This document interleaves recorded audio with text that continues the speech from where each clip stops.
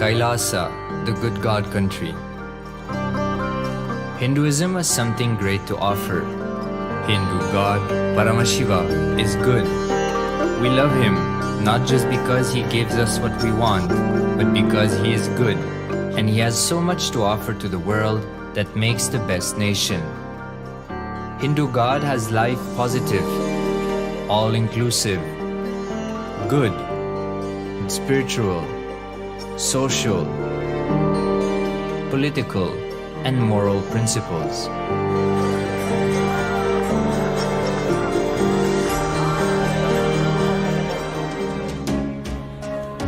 Hindu principles are guaranteed solutions for all the major problems of humanity: resettlement, violence and lawfare, impoverishment, inequality, environmental footprint, pandemic and biowar, disputes, feminist movement, women's rights, child rights, minority rights, linguistic rights, human rights.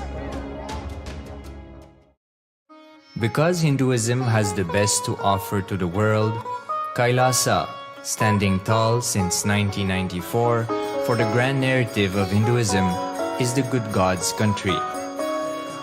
Founder of KAILASA, Paramashiva, and his 1008th incarnation, the Supreme Pontiff of Hinduism, Jagadguru Mahasannidhanam, His Divine Holiness, Bhagwan Nithyananda Paramashivam, is the reviver of KAILASA, the enlightened civilization, the greatest Hindu nation.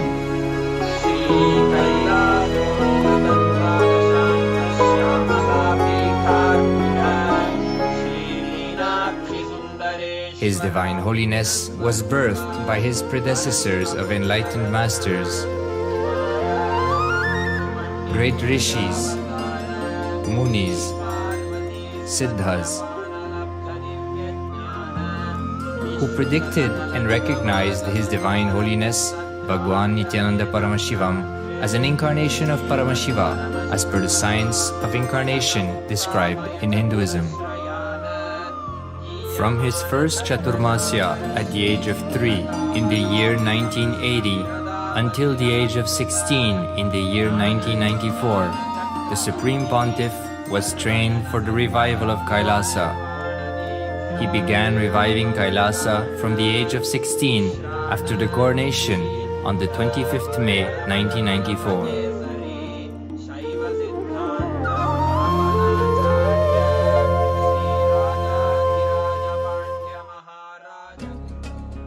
KAILASA that we see today is 26 years of sincere hard work of the reviver and Hindu diaspora all over the world.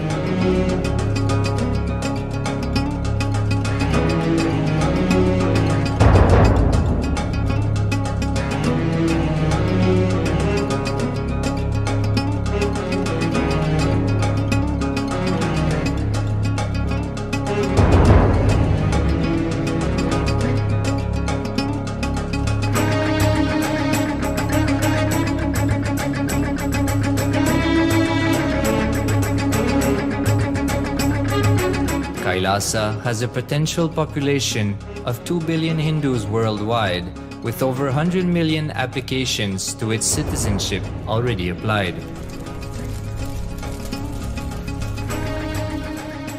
Hinduism has stood over 10,000 years as an enlightened civilization, has been a global beacon of spiritual and timeless wisdom,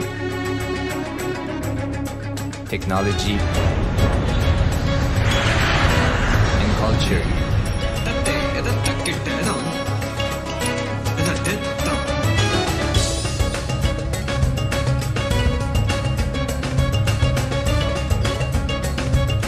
He's wearing a grey jacket.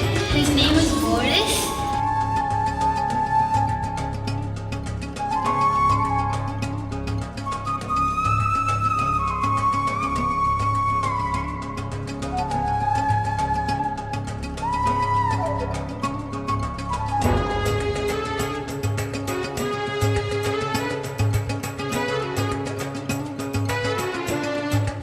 The world's ancient civilization produced more than 40% of the world's GDP.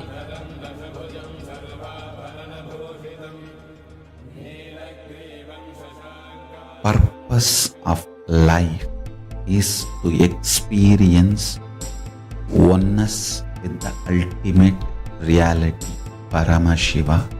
Life exists on the planet Earth for last 40 billion years, and 5 times life faced complete extinction on the planet Earth. But somewhere one DNA, one cell, living organism is thrown out of planet Earth, preserved inside a volcano rock. After millions of years comes back to Earth due to gravity or whatever reason, gets into the ocean and starts the life again. Sanatana Hindu Dharma is the conscious science to give breakthrough to your DNA through natural selection process and to your consciousness through the conscious decision process.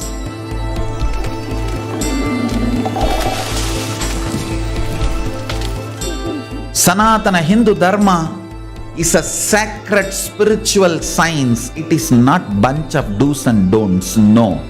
Please understand, it is the revelations of sacred truths, cosmic truths, powerful cognition. It is still alive, that science is available, time-tested, foolproof.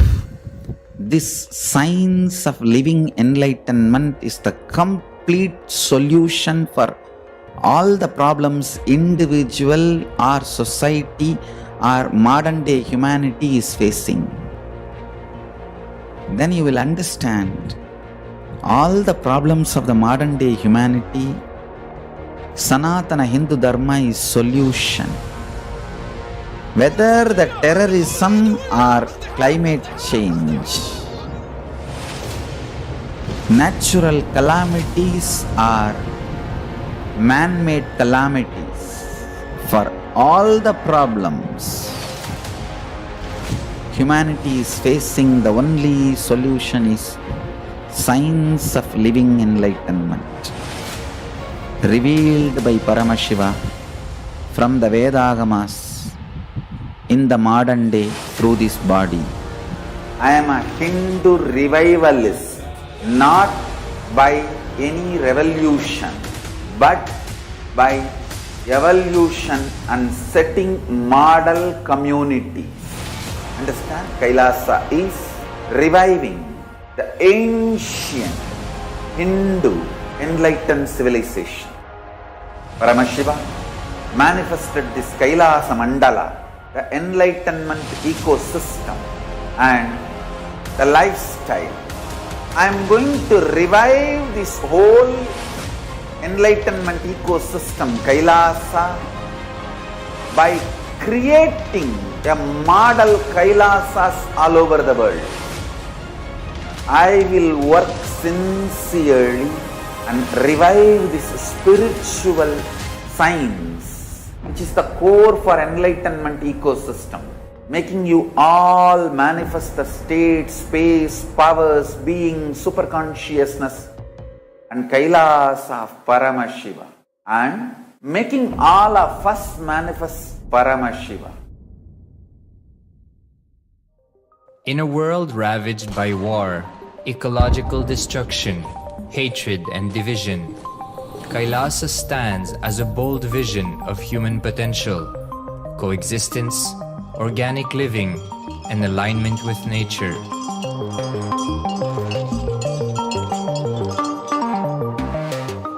Over the past 50 years, the world has seen the creation of dozens of new countries, and so if anything, it would be odd not to see a new country formed in the 21st century.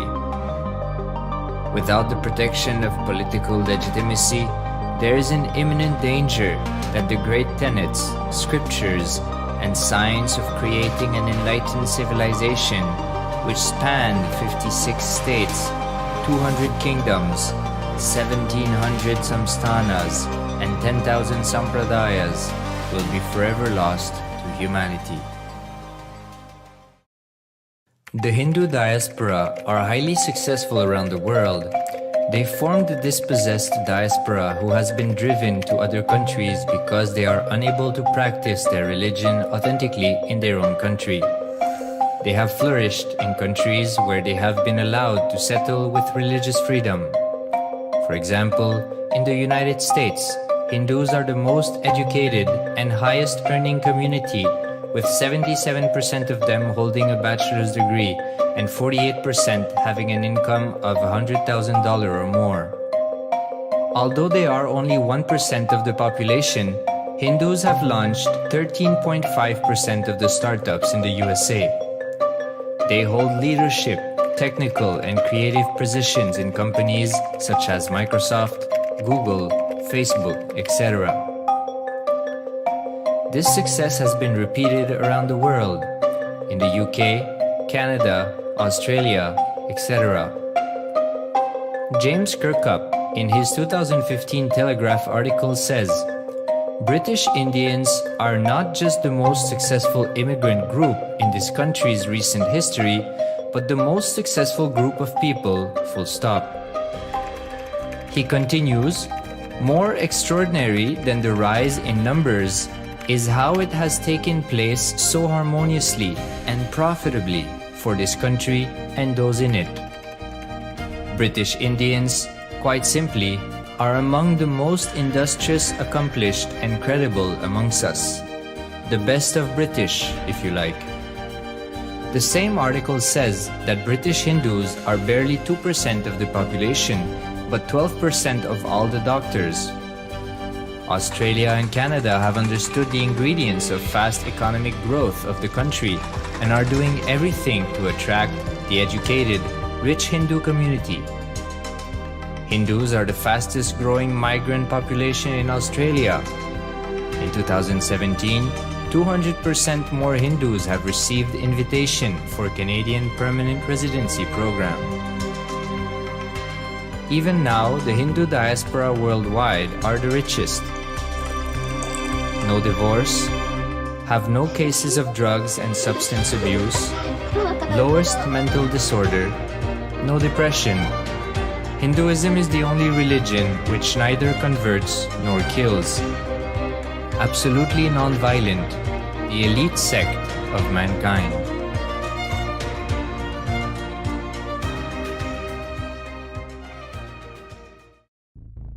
Because the Hindu diaspora worldwide and the Supreme Pontiff are successful in spreading their spiritual Hindu message of openness and inclusiveness against the forces of hatred and exclusivity, they have become the victims of relentless attacks by multi-armed apparatus of state power.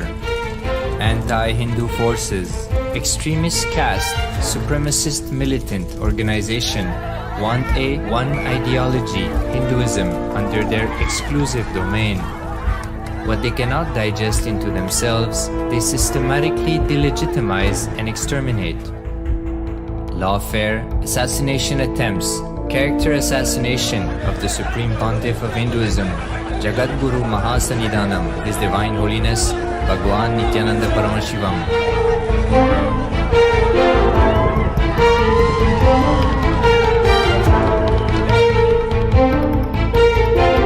Attempted assassination and assassinated Kailasians.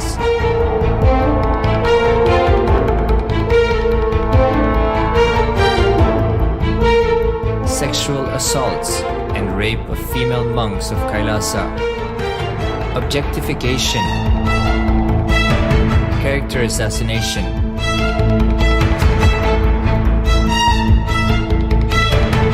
State-funded child abuse and sexual abuse on the children of Kailasa. Then I told I don't want to see a picture. Then I told I don't want to see a picture. Then they showed me a picture. State-operated embezzlement of funds, properties and assets donated by the Hindu diaspora worldwide for the purpose of the revival of Kailasa.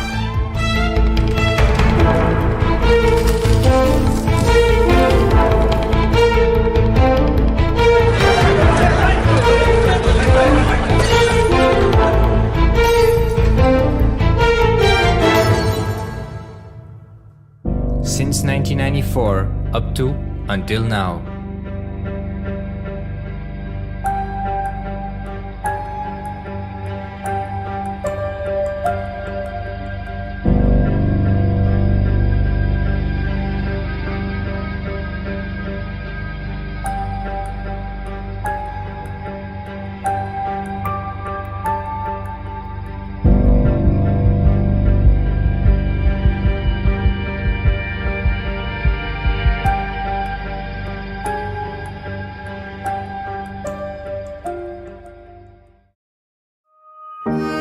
Building a nation is not a project accomplished overnight or by virtue of hope. KAILASA is the manifestation of 26 years of sincere hard work, sacrifices, integrity of the Supreme Pontiff of Hinduism, Jagadguru Mahasannidhanam, His Divine Holiness Bhagwan Nithyananda Paramashivam, and the Hindu diaspora worldwide for the past 26 years for the enlightenment of humanity.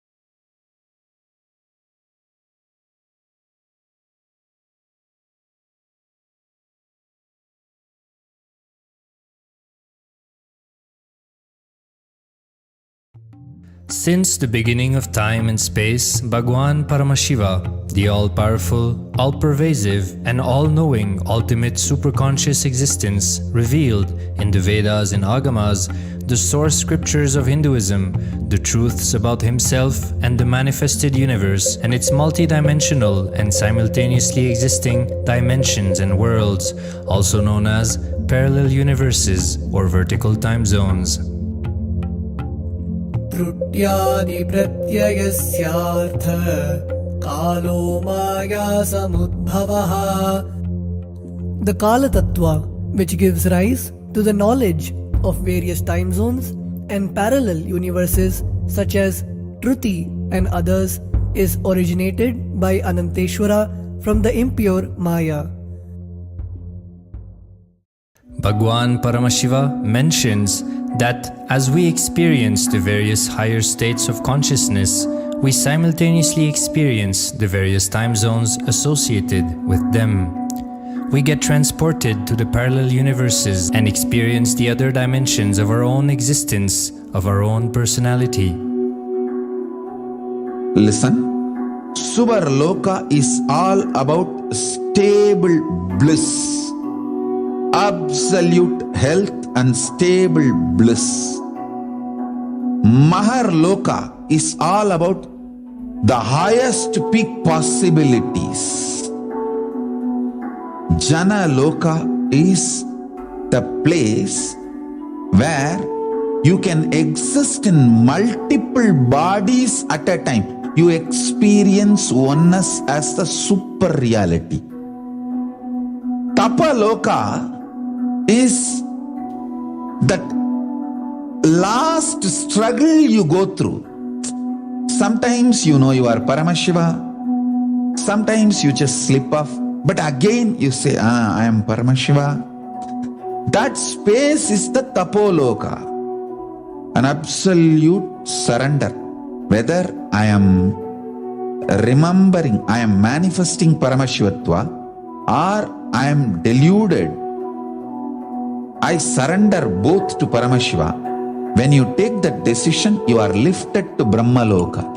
You move to the Brahmaloka. The deep surrender lifts you to Brahmaloka. Then from there you move to Parandama, Vaikunta, and Kailasa, then Mahakailasa itself. The key to unlock these parallel universes is hidden in the spine of the human body.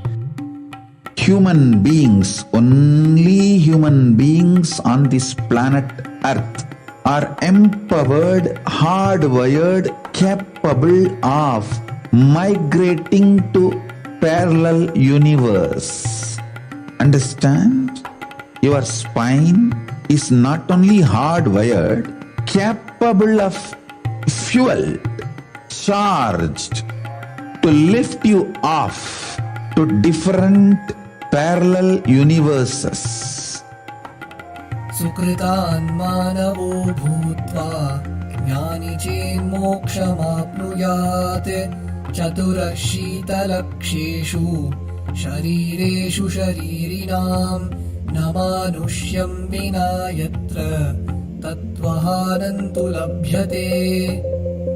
Of the 8.4 million bodily forms, the human body is the most important, for it is this form in which one gets knowledge of the essence. This knowledge of essence cannot be attained in any other form other than human. The possibility you have need to be told to you. Understand? Even though animals have spine, because the majority of the time they spend horizontally, the spine is not capable of getting fuel with a subtle fuel called ojas. The ojas need to be filled in your spine, and the kundalini need to be ignited for you to reach parallel universe and different vertical time zone spaces.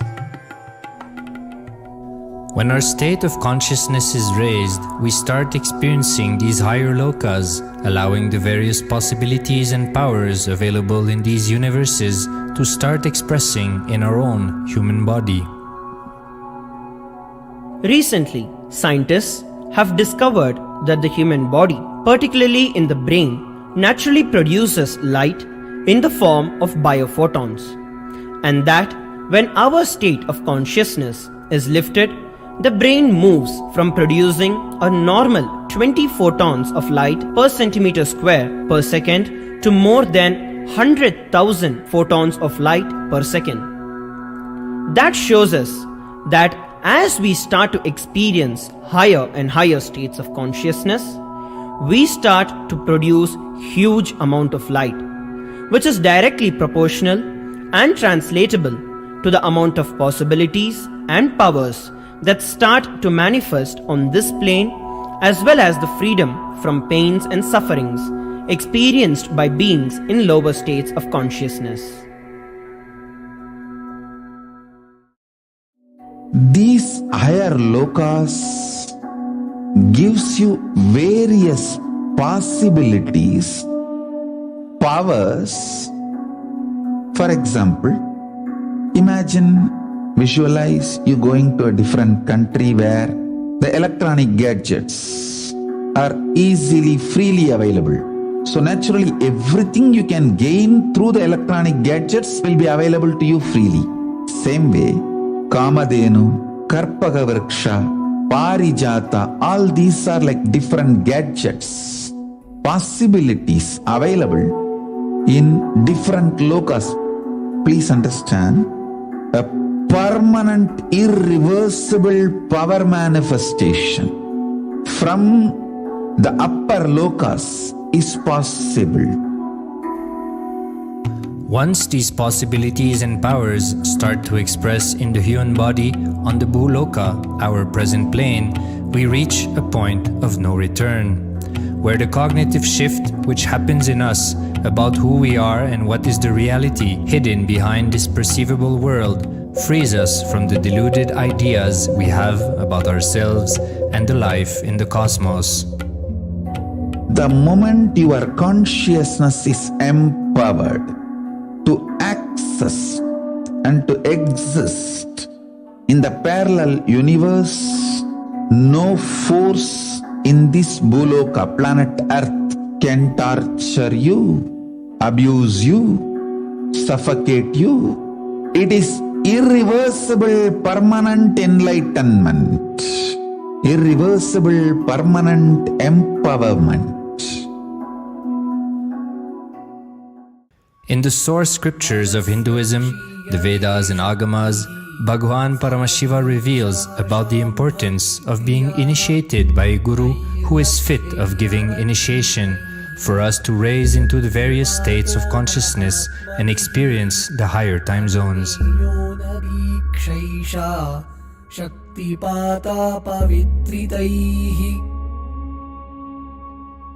The potency of Anavamala, which veils the innate and essential nature of the soul, is set into the decaying phase by this specific activity. Such specific activity is characteristically called Diksha. The intimate communion between the Blessed One and the Blessing One is very rare and difficult to occur.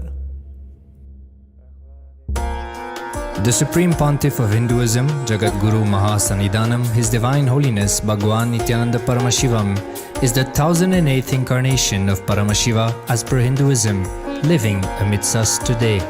Starting out at a young age and enduring years of intense penance, he persevered with the single-pointed vision of experiencing the ultimate oneness with Paramashiva, known as Paramadvaita.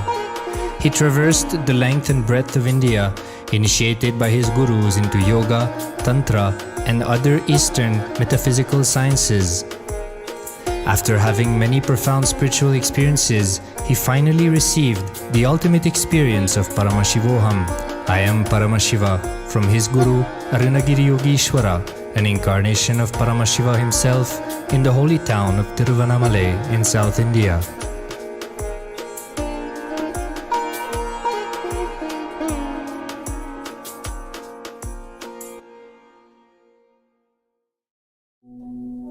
The brain is the body's most complex organ, containing more than 100 billion neurons, each of them in chemical and electrical conversation with up to 10,000 other neurons. Its sheer capacity to process the various happenings of life is astonishing. The scientific studies on the Supreme Pontiff of Hinduism's brain remarkably shows that the complexity presents no difficulty for the Supreme Pontiff of Hinduism in managing his brain's activity. The Supreme Pontiff of Hinduism's capacity to control his brain is very fluid. He can easily shift his brain function and alter his brain waves, allowing the travel into various time zones possible and effortless. The results from the scientific studies conducted on the Supreme Pontiff of Hinduism showed that the human body and brain is able to choose to alter the body and to travel to other dimensions at will. The possibility for people to experience the healing capabilities as well as the higher states of consciousness is an event of immense benefit for humankind.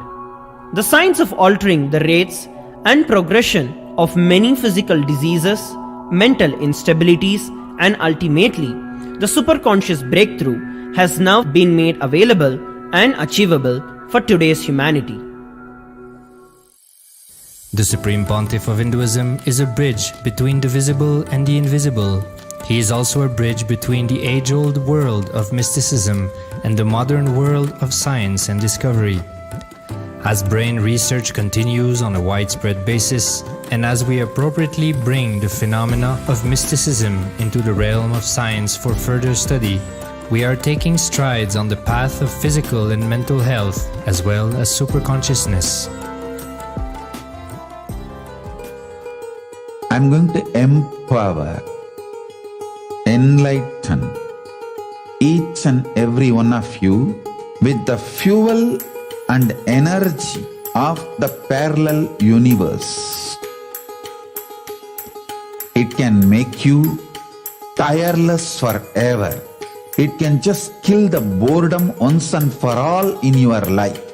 It can just make you manifest third eye power right now. You may experience intense levitation right now.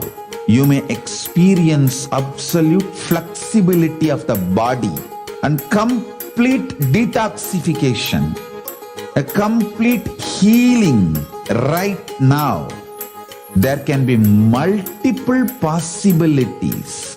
I'll infuse this intense supernal effulgence DNA, Tejas, Ojas, Kundalini Shakti into your spine to consciously lift you to KAILASA.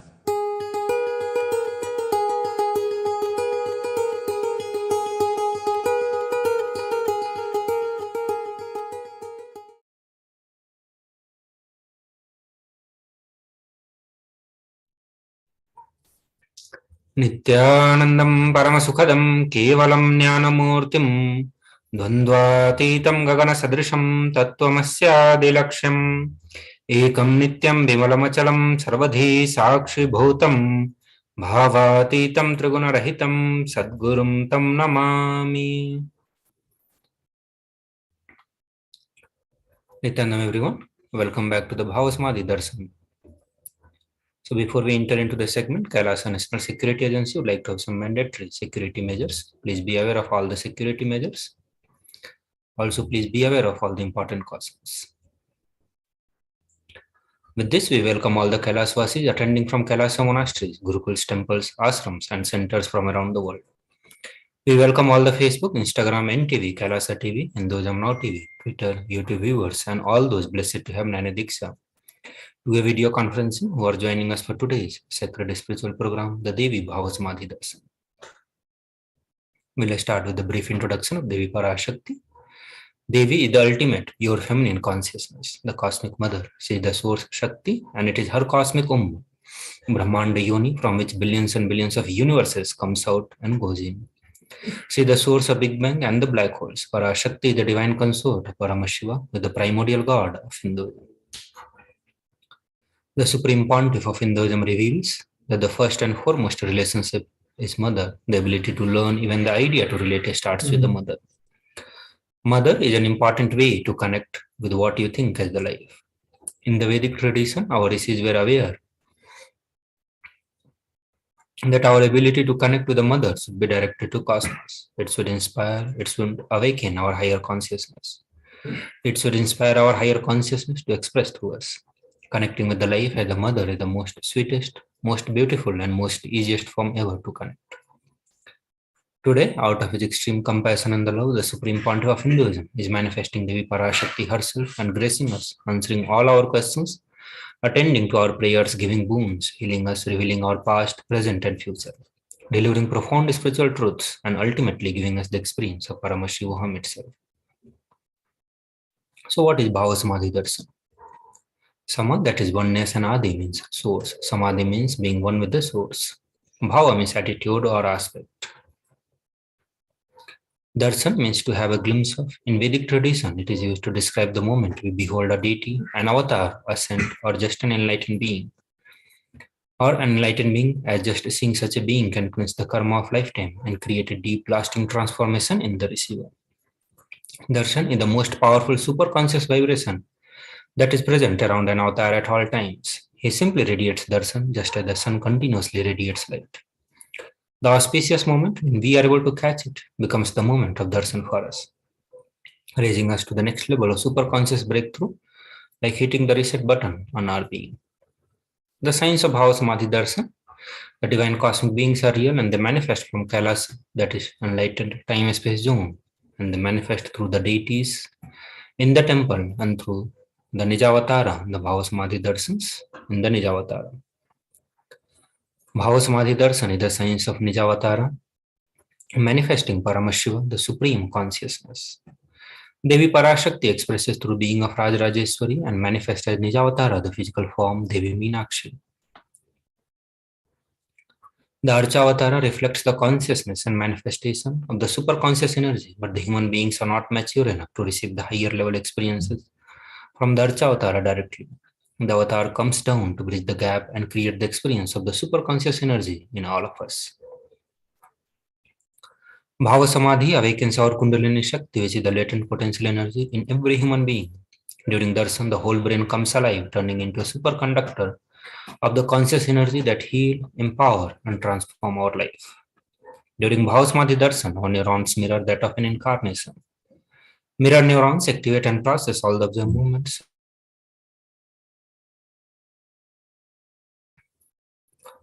Now looking into the Akashic readings, these are the readings from the Cosmic Archive. Akashic readings are not predictions, it is the reading from the Cosmic Archive. Beyond time, creation and destructions happen simultaneously. In the dimension of time starts the past, present, and future. Because Akashic records are stored in Akash, the space dimension, there is no past, no present, no future. That is why what we call as happened, happening, yet to happen, are clearly already recorded. Now look into the brief introduction of the Supreme Pontiff of Hinduism. The Supreme Pontiff of Hinduism, Jagadguru Mahasannidhanam, His Divine Holiness, Bhagavan Nithyananda Paramashivam, is the reviver of KAILASA, a macrocosmic, ancient, enlightened Hindu civilizational nation. Supreme Pontiff of Hinduism is the 1008th incarnation of Paramashiva, as per Hinduism, recognized by his predecessors who are enlightened masters and adepts. Supreme Pontiff of Hinduism has made the science of power manifestation, yoga, and temple-based universities a lifestyle for humanity. So now we'll be looking into the various coronation ceremony of Supreme Pontiff of Hinduism. Before the year of 1981, he was identified as the 1008th incarnation of Paramashiva by spiritual adepts and the enlightened masters of Hinduism. In the year 1981, he was initiated into Bala Sannyas and Chaturmasya at the age of 3. And in the year 88, he was coronated as the future Guru Mahasannidhanam of Tundi Mandaladinam, the oldest monastic university. And in the year 94, he was appointed as the successor of Arunachala Sravanyapitham by Guru Parampara. In the year 99, he founded the mission Nithyananda Sangha to revive KAILASA internationally. And in the same year, he was also coronated as the successor of Kashi Sravanyapitham. These are the pictures from the Guru Parampara of Arunachala Sravanyapitham.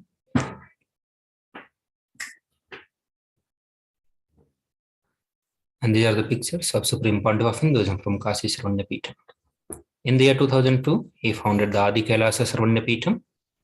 And in the year 2004, he was declared as the successor of Bhagyanagara Siripura Sarvanyapeetham. And the same year, he was also declared as the incumbent emperor of Suryavamsa Surangi Samarajya of Suryavamsa lineage. These are the pictures from the coronation ceremony of Supreme Pontiff of Hinduism as the successor of Bhagyanagara Siripura Sarvanyapeetham. These are the pictures of previous kings of the Suryavamsa Surangi Samarajya. In the year 2007, he was declared as the Guru Mahasannidhanam of Adi Pallava Sarvanyapeetham and also declared as the Mahamandaleswar of Mahanirvani Akhara. In the year 2012, he was coronated as the 293rd Guru Mahasannidhanam of Madurai Shyamala Peetha Sarvanyapeetham, which is the oldest Hindu papal estate and the monastic kingdom.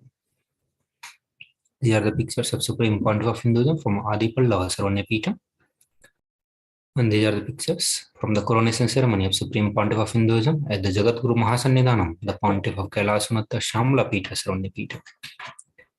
In the year 13, he was officially coronated as the Mahamandaleswar of Mahanirvani Akhara, which is the largest apex monastic order, and at that time Supreme Pontiff of Hinduism was the youngest Mahamandaleswar.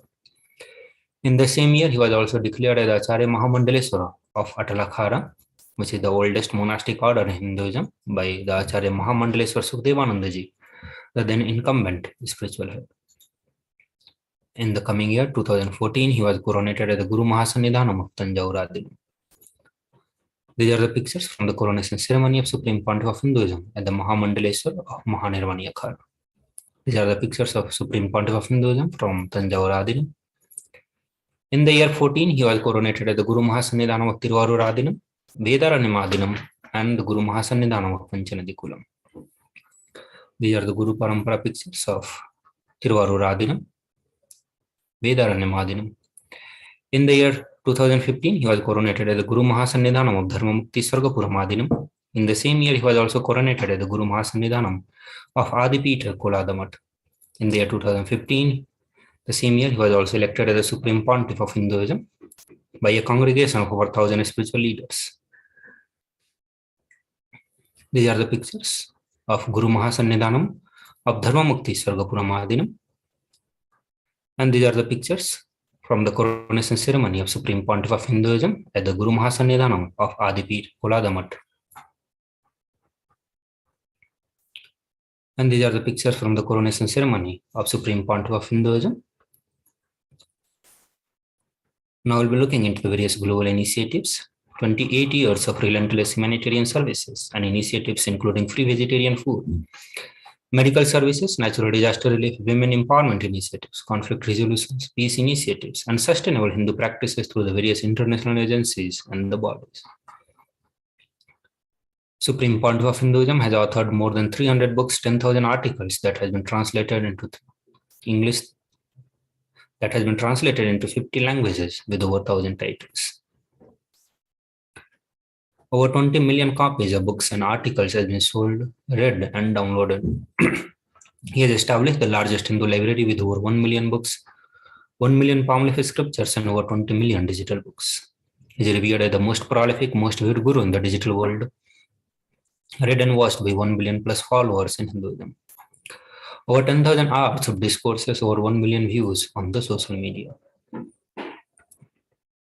Supreme Pontiff of Hinduism is respected as the commentator of all the sacred scriptures such as Upanishads, Bhagavad Gita, Shiva Sutras, Yoga Sutras, Ashtavakra Gita, Jaina Sutras, Patanjali Yoga Sutras, and various other scriptures of Hinduism. He is honored as the leader of Hinduism, the most awarded, internationally recognized Hindu leader. He is also acclaimed as one of the top 100 spiritually influencing living personality by What Can Mind Body Spirit magazine. The Sovereign Order of KAILASA, led by the Supreme Pontiff of Hinduism, Bhagavan Nithyananda Paramashivam, and Nithyananda Order of monks, nuns, and Hindu diaspora are working for global peace and to give superconscious breakthrough to humanity. He is also the establisher of largest Hindu university in the world with a satellite campuses in 150 countries.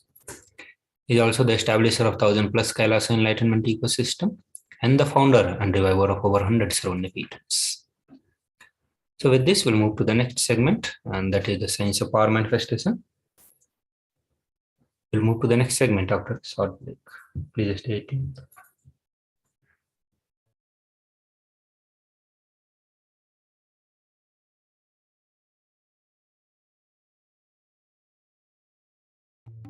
Since the beginning of time and space, Bhagwan Paramashiva, the all-powerful, all-pervasive, and all-knowing ultimate superconscious existence, revealed in the Vedas and Agamas, the source scriptures of Hinduism, the truths about himself and the manifested universe and its multidimensional and simultaneously existing dimensions and worlds, also known as parallel universes or vertical time zones.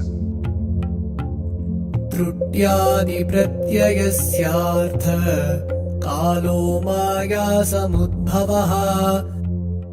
The Kala Tattva, which gives rise to the knowledge of various time zones and parallel universes such as Truti and others, is originated by Ananteshwara from the impure Maya.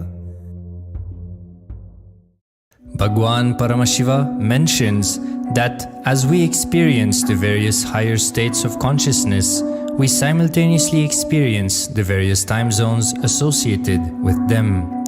We get transported to the parallel universes and experience the other dimensions of our own existence, of our own personality. Listen, Subarloka is all about stable bliss, absolute health and stable bliss. Maharloka is all about the highest peak possibilities. Jana Loka is the place where you can exist in multiple bodies at a time. You experience oneness as the super reality. Tapa Loka is that last struggle you go through. Sometimes you know you are Paramashiva, sometimes you just slip off, but again you say, I am Paramashiva. That space is the Tapoloka, an absolute surrender. Whether I am remembering, I am manifesting Paramashivatva, or I am deluded, I surrender both to Paramashiva. When you take that decision, you are lifted to Brahmaloka. You move to the Brahmaloka. The deep surrender lifts you to Brahmaloka. Then from there you move to Parandama, Vaikunta, and Kailasa, then Mahakailasa itself. The key to unlock these parallel universes is hidden in the spine of the human body. Human beings, only human beings on this planet Earth are empowered, hardwired, capable of migrating to parallel universe. Understand? Your spine is not only hardwired, capable of fuel, charged to lift you off to different parallel universes. Sukritan manavo bhutva jnani chen mokshamapnuyat chaturashita-laksheshu sharireshu sharirinam namanusyam vina yatra tatvahanantu labhyate. Of the 8.4 million bodily forms, the human body is the most important, for it is this form in which one gets knowledge of the essence. This knowledge of essence cannot be attained in any other form other than human. The possibility you have need to be told to you. Understand? Even though animals have spine, because the majority of the time they spend horizontally, the spine is not capable of getting fuel with a subtle fuel called ojas. The ojas need to be filled in your spine, and the kundalini need to be ignited for you to reach parallel universe and different vertical time zone spaces. When our state of consciousness is raised, we start experiencing these higher lokas, allowing the various possibilities and powers available in these universes to start expressing in our own human body. Recently, scientists have discovered that the human body, particularly in the brain, naturally produces light in the form of biophotons, and that when our state of consciousness is lifted, the brain moves from producing a normal 20 photons of light per centimeter square per second to more than 100. Nithyananda, everyone, welcome back to Bhavasmadhi Darshan. So now we're looking into the science of power manifestation. The Balasans, the Nithyananda yogis, the initiated disciples of Supreme Pontiff of Hinduism, will now be demonstrating the powers of third eye and sharing with all the experiences and result of the extraordinary manifestation of the divine powers awakened in us through Diksha. In today's Bhavasamadhi Darshan, all of us will be receiving the initiation into third eye awakening and the various other powers with the blessings and the grace of Supreme Pontiff of Hinduism. We'll be manifesting the following powers: the power of third eye, which is seeing with eyes blindfolded. Third eye, which is the cosmic browsing center located between the brows, which upon initiation one can effortlessly express powers and see through the third eye, just as you do with the two eyes. So what are the Shaktis? In the Vedagama, the source scriptures of Hinduism, Paramashiva reveals in elaborate detail that every human being is hardwired to be able to manifest more than 463 powers. Manifesting powers are described as a system, method, and the science for human beings to explore the various possibility, powers, and have access to the various states of consciousness. The Shakti is manifest from the fundamental cognition that you are divine and you need to manifest divine, and not that you are a man and you need to reach divine. Now looking into the fundamental differences between the Shaktis and Siddhis. The Shakti is expressed from the space of enlightenment as a side effect of feeling connection with the divine and high integrity with the Guru. Siddhis are the power that manifest from the tapas or penance for enlightenment. Shaktis are the source of enlightenment, whereas Siddhis are on the path of enlightenment. The Shaktis of Paramashiva manifest through ordinary human being in an extraordinary way after initiation from the avatar. Siddhis are not permanent and they may divert you from enlightenment, whereas Shaktis are permanent. Paramashiva, who is the source of all the Shaktis, is the primordial divinity in Hinduism, the ultimate reality and cause, which is self-effulgent, Swayam Prakasha, all-pervading, unchanging, beyond time, space, form, and causality. At the fundamental base of Avyakta, the unmanifest and Vyakta, the manifest existence, he performs the Panchakritya, or the 5 cosmic acts of Srishti, Sthiti, Samhara, Tirobhava, and Anugraha. The Supreme Pontiff of Hinduism, Jagat Guru Mahasannidhanam, His Divine Holiness Bhagavan Nithyananda Paramashivam, as the 1008th living incarnation and representative of Paramashiva, the reviver of KAILASA, the ancient enlightened Hindu civilizational nation, and the great cosmic borderless Hindu nation. Ever since the beginning of civilization, the Sanatana Hindu Dharma has been cradle of enlightened beings and highly advanced sciences. It was where the science of enlightenment was lived and taught as the lifestyle. For the first time in the modern day, Supreme Pontiff of Hinduism is reviving these yogic sciences and transmitting it to the world at a record-breaking, never accomplished before. The knowledge and the science of manifesting these Shaktis are passed down from one generation to the next generation through Diksha initiations by the enlightened Gurus. Supreme Pontiff of Hinduism, being recognized as an incarnation at a very young age, was trained and taught these sciences to revive the initiations and the knowledge repositories for the billions to manifest the science of power manifestation. From the discipline of Vedanta, Tantra, Sri Vidya, Yoga, Yogic powers, Mantra Shastra, Siddha Vidya, the science of Aushadha, Advaita, Bhakti Yoga, Paramashiva Jnana, and the Paramashiva Vijnana. So how do we awaken these divine Shaktis in us? Every ultimate truth, when mapped into our consciousness, it manifests as possibility and power of every being. Diksha is the direct transfer of spiritual energy by an enlightened being. through look, word, or touch. The traditional Vedic book Navaratneshwara states, Sarvasamapi dikshanam muktihi phalamakhanditam avirodhat bhavantyeva prasangyastu bhuktayah. The main benefit of all initiations is moksha, enlightenment. As a side effect, health, wealth, leadership, and well-being happen. And in Rudrayamala Tantra, Shiva says, Devi diksha vihinasya na siddhihi na cha sadgatihi tasmat sarva prayatnena guruna dikshito bhavet. The one who is not initiated does not attain liberation nor a better future.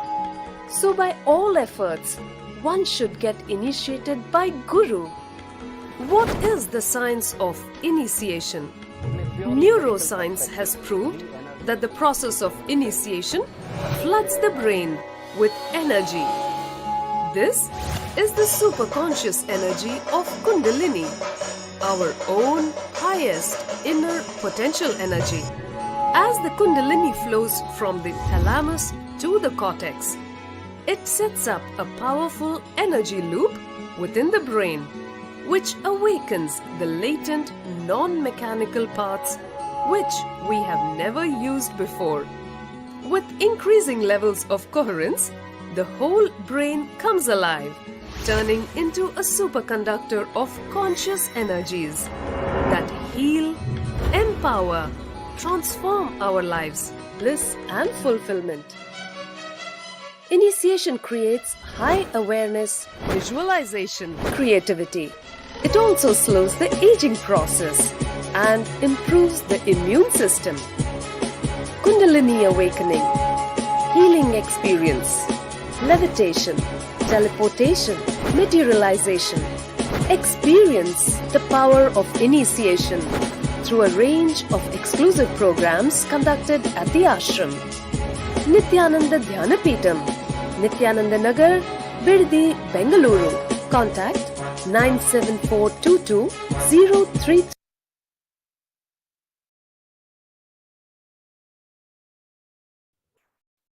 So now we'll look into the 4 different aspects of evidences or pramana that is used to authenticate the science of power manifestation.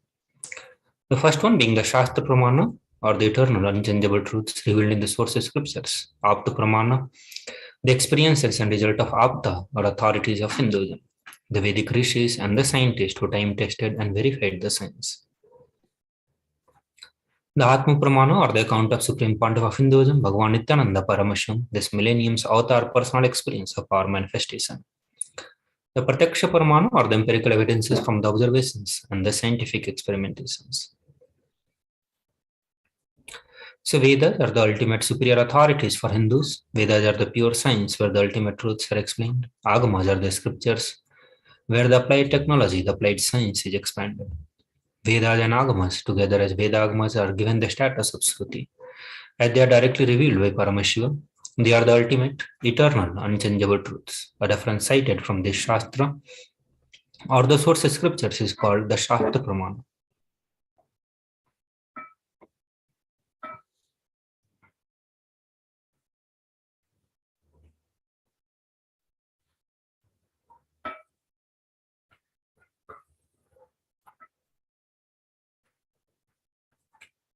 So now we'll be looking into the Shastra Pramana, Apta Pramana, Atma Pramana, and Sakshi Pramana for the power of body scanning. In this power of body scanning, one awakens to the ability to scan the illnesses, disease, and medically diagnosed issues and provide solutions through the awakened third eye. The Shastra Pramana, and this is from Vijnana Bhairava Tantra, where Bhagavan Paramashiva says, cognize deeply that from subtle to subtlest, constitutive principle of your whole body or of the whole universe simultaneously consist of essential reality. They are being absorbed in their source cause. By the experience of such restful awareness, one becomes complete from all the thoughts, and the ultimate universal divine power, Devi, is revealed, and the supreme power manifestation happens.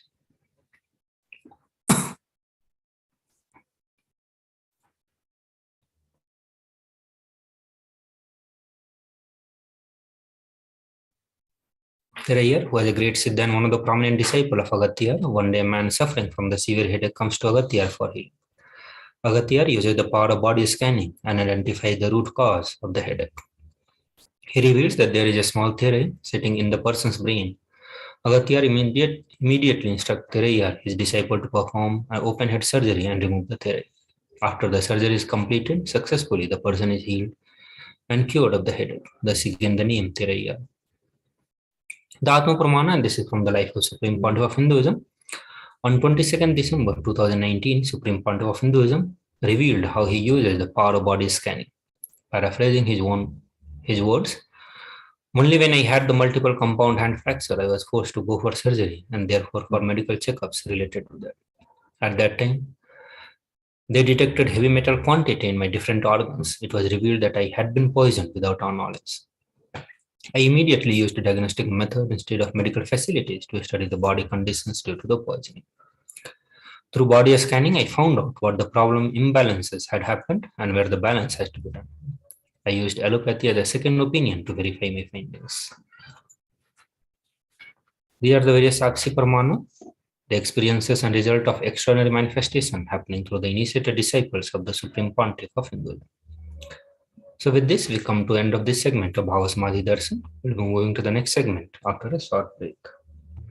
Since the beginning of time and space, Bhagwan Paramashiva, the all-powerful, all-pervasive, and all-knowing ultimate superconscious existence, revealed in the Vedas and Agamas, the source scriptures of Hinduism, the truths about himself and the manifested universe and its multidimensional and simultaneously existing dimensions and worlds, also known as parallel universes or vertical time zones. त्रुट्यादि प्रत्ययस्यार्थ कालो माया समुद्भवः. The Kala Tattva, which gives rise to the knowledge of various time zones and parallel universes such as Truti and others, is originated by Ananteshwara from the impure Maya.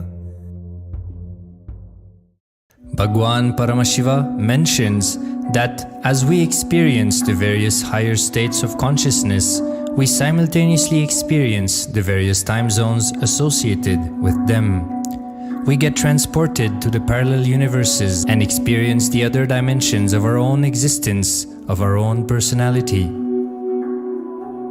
Listen, Subarloka is all about stable bliss, absolute health and stable bliss.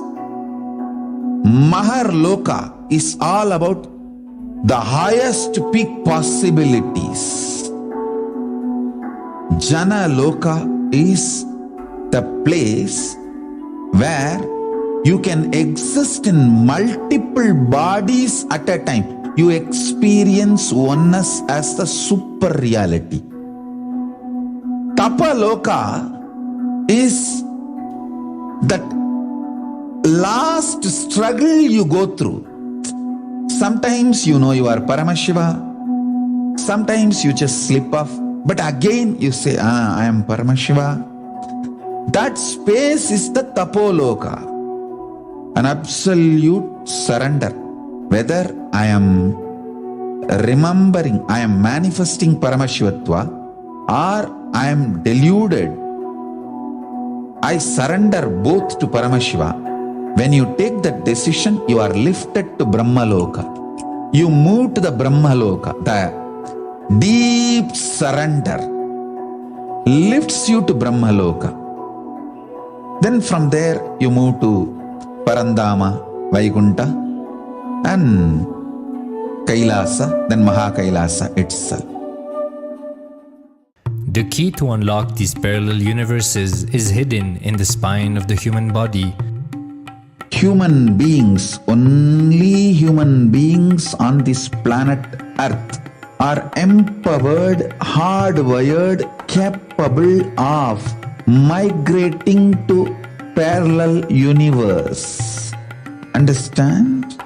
Your spine is not only hardwired, capable of fueled, charged to lift you off to different parallel universes.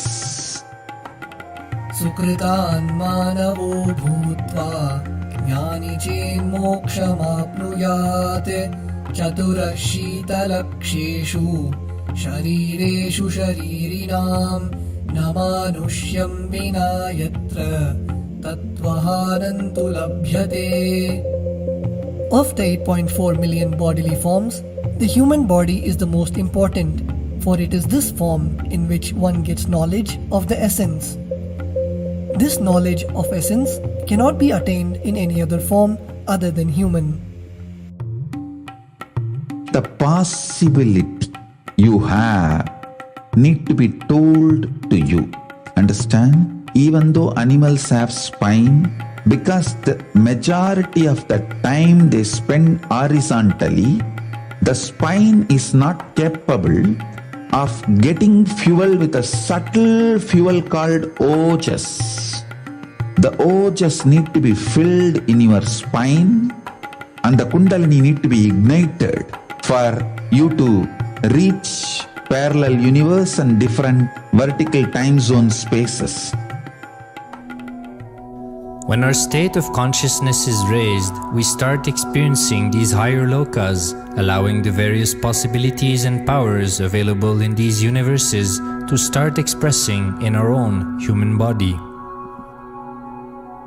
Recently, scientists have discovered that the human body, particularly in the brain, naturally produces light in the form of biophotons, and that when our state of consciousness is lifted, the brain moves from producing a normal 20 photons of light per centimeter square per second to more than 100,000 photons of light per second. That shows us that as we start to experience higher and higher states of consciousness, we start to produce huge amount of light, which is directly proportional and translatable to the amount of possibilities and powers that start to manifest on this plane, as well as the freedom from pains and sufferings experienced by beings in lower states of consciousness. These higher lokas gives you various possibilities, powers. For example, imagine, visualize you going to a different country where the electronic gadgets are easily, freely available. So naturally, everything you can gain through the electronic gadgets will be available to you freely. Same way, Kamadhenu, Karpagavriksha, Parijata, all these are like different gadgets, possibilities available in different lokas. Please understand, a permanent, irreversible power manifestation from the upper lokas is possible. Once these possibilities and powers start to express in the human body on the Bhuloka, our present plane, we reach a point of no return, where the cognitive shift which happens in us about who we are and what is the reality hidden behind this perceivable world frees us from the deluded ideas we have about ourselves and the life in the cosmos. The moment your consciousness is empowered to access and to exist in the parallel universe, no force in this Bhuloka, planet Earth, can torture you, abuse you, suffocate you. It is irreversible, permanent enlightenment, irreversible, permanent empowerment. In the source scriptures of Hinduism, the Vedas and Agamas, Bhagwan Paramashiva reveals about the importance of being initiated by a guru who is fit of giving initiation for us to raise into the various states of consciousness and experience the higher time zones.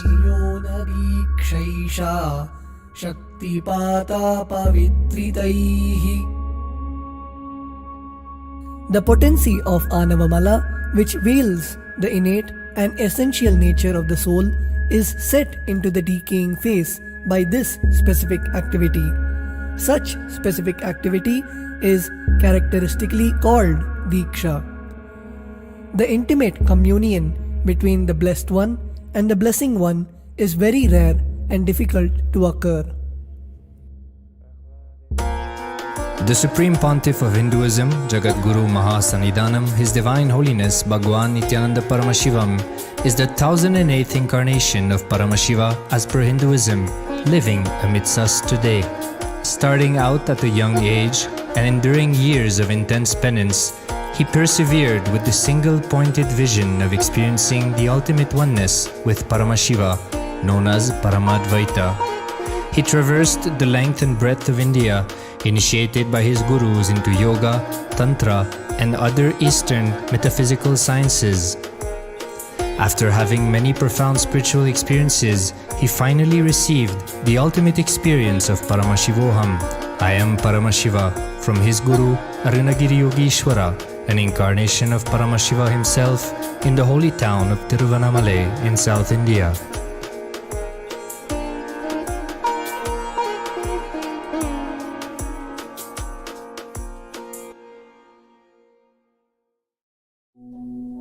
The brain is the body's most complex organ, containing more than 100 billion neurons, each of them in chemical and electrical conversation with up to 10,000 other neurons. Its sheer capacity to process the various happenings of life is astonishing. The scientific studies on the Supreme Pontiff of Hinduism's brain remarkably shows that the complexity presents no difficulty for the Supreme Pontiff of Hinduism in managing his brain's activity. The Supreme Pontiff of Hinduism's capacity to control his brain is very fluid. He can easily shift his brain function and alter his brain waves, allowing the travel into various time zones possible and effortless. The results from the scientific studies conducted on the Supreme Pontiff of Hinduism show that the human body and brain is able to choose to alter the body and to travel to other dimensions at will. The possibility for people to experience the healing capabilities as well as the higher states of consciousness is an event of immense benefit for humankind. The science of altering the rates and progression of many physical diseases, mental instabilities, and ultimately the superconscious breakthrough has now been made available and achievable for today's humanity. The Supreme Pontiff of Hinduism is a bridge between the visible and the invisible. He is also a bridge between the age-old world of mysticism and the modern world of science and discovery. As brain research continues on a widespread basis, and as we appropriately bring the phenomena of mysticism into the realm of science for further study, we are taking strides on the path of physical and mental health as well as superconsciousness. I'm going to empower, enlighten each and every one of you with the fuel and energy of the parallel universe. It can make you tireless forever. It can just kill the boredom once and for all in your life. It can just make you manifest third eye power right now. You may experience intense levitation right now. You may experience absolute flexibility of the body and complete detoxification, a complete healing right now. There can be multiple possibilities. I'll infuse this intense supernal effulgence DNA, Tejas, Ojas, Kundalini Shakti into your spine to consciously lift you to KAILASA.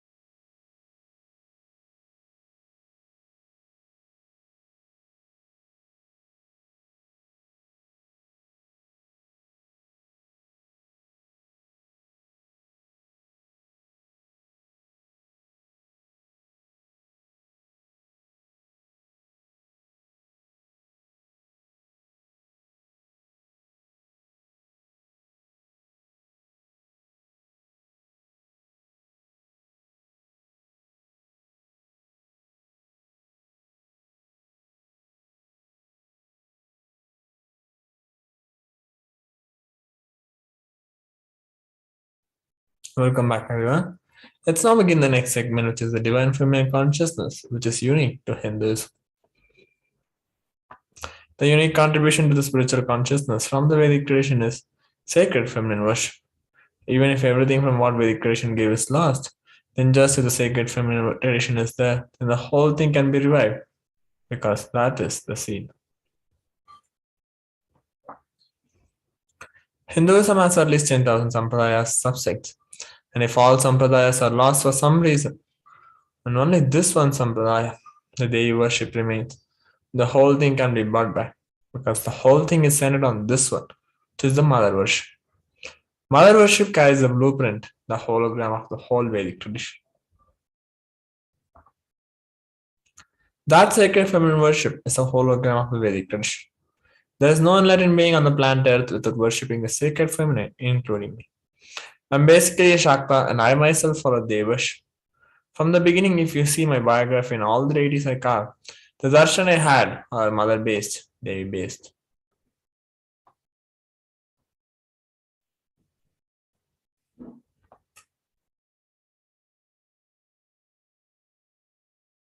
Hinduism is the most feministic religion, I tell you.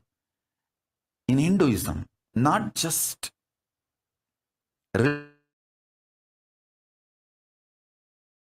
everything is feminist.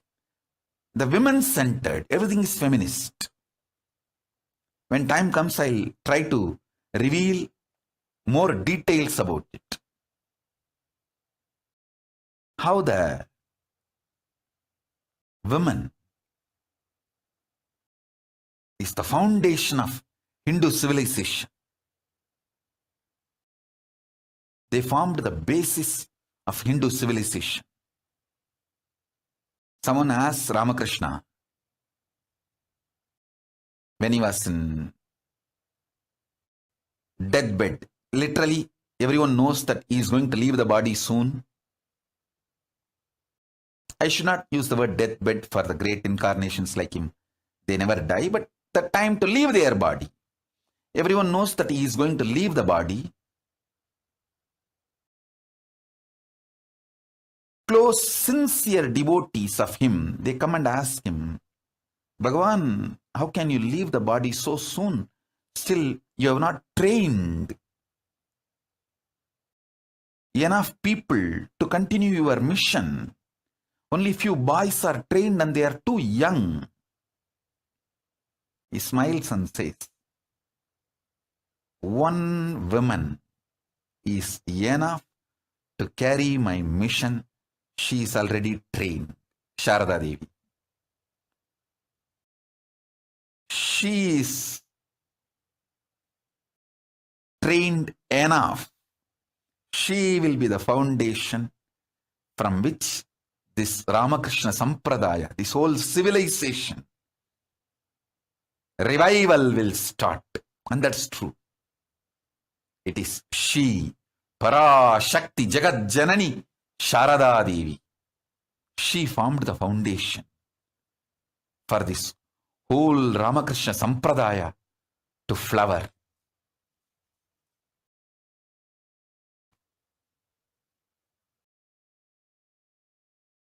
In Hindu civilization, spirituality, religion, Hindu economy, everything is centered on mother, on women.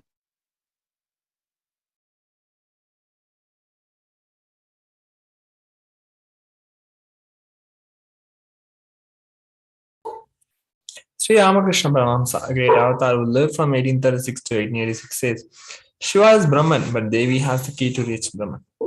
Unless she opens, nobody can reach. Very beautifully, he describes a housing. Even the husband is the owner, the key to the house will be on the hip of the mother. Either you have to follow the feet of the mother, or these small sons of the mother, only they can touch that place and remove the key. Nobody else can touch, so either surrender to mother, or people who are closer to mother to reach. There's a beautiful verse from Devi Upanishad which tells. Devi replied saying, I am essentially Brahman.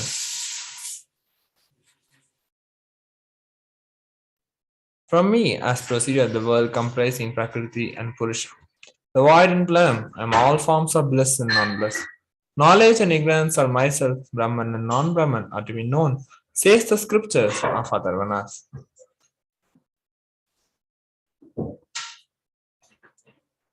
Verse 3 from the Devi Upanishad, which tells, I am the five elements, is also what is different from them. I am the entire world, I am the Veda, as well as what is different from it. I am the unborn and the born, below and above and around.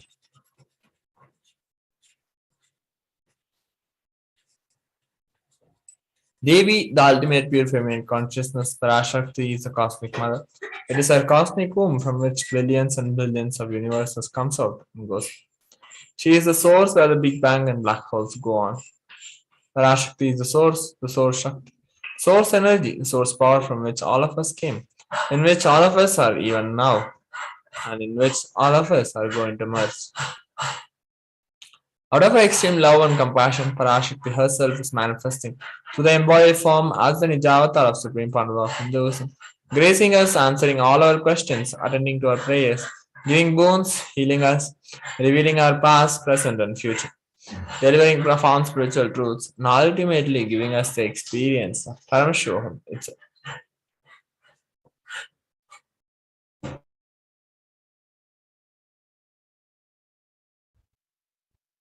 Om, Om, Om. Om, Om, Om. ஓம் எனும் ஓங்காரத்து உட்பொருளாய் மலர்ந்து உயிர்த்தெழுந்து இறையனார் இடப்பாகத்திருந்து குமரிக்கண்டம் ஆளும் மீனாட்சி மலர்ந்தேன் இங்கு நல்லருள் செய்திடவும் நல்வாக்கு தந்திடவும் ஆனந்தம் ஞானத்தொடு பூரண அன்பு ஏகம் அநேகமாய் ஆகிய இப்புவுலகிற்கு பரமசிவன் ஞானம் தர வந்தேன் பராசக்தி மீனாட்சி அருளாட்சி அரசாட்சி பொருளாட்சியோடு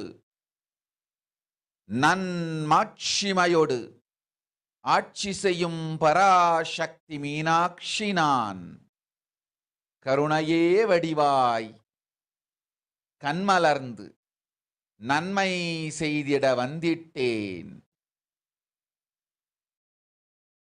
மாந்தர்கள்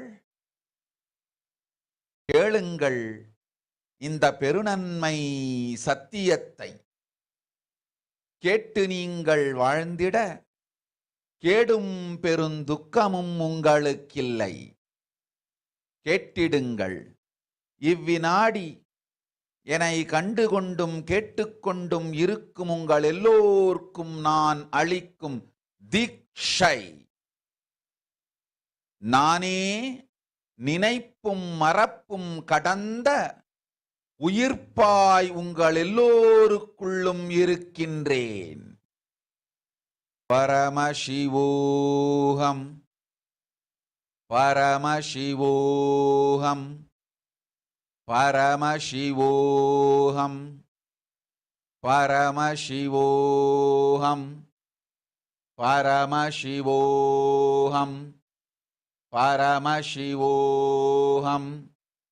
பரமசிவோஹம். இதை தீட்சையாய் ஏற்று இதே உணர்வோடு அமர்ந்திருங்கள். உங்கள் எல்லோருக்கும் எல்லா நன்மையும் வரமும் ஞானமும் அருளும் அளிக்கின்றேன். ஓங்காரத்தின் உட்பொருளாய் வேதமொடு ஆகமம் மெய்யாய் வெளிப்பட்டு உபவேதங்கள் உபாகமங்கள் அனைத்துமாய் உயர்ந்து நின்று தத்துவங்கள் ஆராய் உண்மையை செப்பி ஜகம் முழுவதும் ஞானம் அளிக்கும் பாரதி பராசக்தி மீனாட்சி நான். ஆய கலைகள் 64 உடலும் மனமும் உயர்வை அடைந்திடும். பரமசிவ சக்திகளை உங்களுக்குள் மலர்த்தவே வந்திருக்கின்றேன். அஷ்ட சித்திகளும் அஷ்ட கன்மமும் ஆதி சக்தி பரமேஸ்வரியாய் மலர்ந்து உங்கள் அத்துணை பேருக்கும் ஆனந்தம் அளிக்கின்றேன். அஞ்சாதீர், ஆனந்தத்தோடிருப்பீர். ஓம் ஓம் ஓம் ஓம் ஓம் ஹ்ரீம் ஓம் ஹ்ரீம் ஓம் ஹ்ரீம் ஓம் ஹ்ரீம் ஓம் ஹ்ரீம் ஓம் ஹ்ரீம் ஓம் ஹ்ரீம் ஓம் ஹ்ரீம் ஓம் ஹ்ரீம் ஓம் ஹ்ரீம்.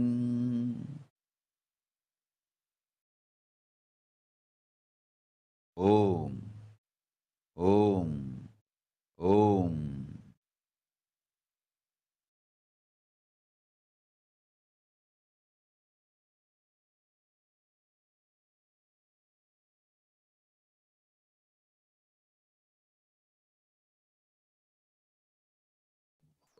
Raising as Omkara, expressing as Vedas and Agamas, blossomed as Srimkara, filled as Parashakthi, living in 5 triangles, the KAILASA Swamini, who's in KAILASA, Sri Purachintamani, Parashakthi, sitting as part of Paramashva, Parameshwari, who rules the world, Paramashakhti Manonmani, Meenakshi as Nithyananda.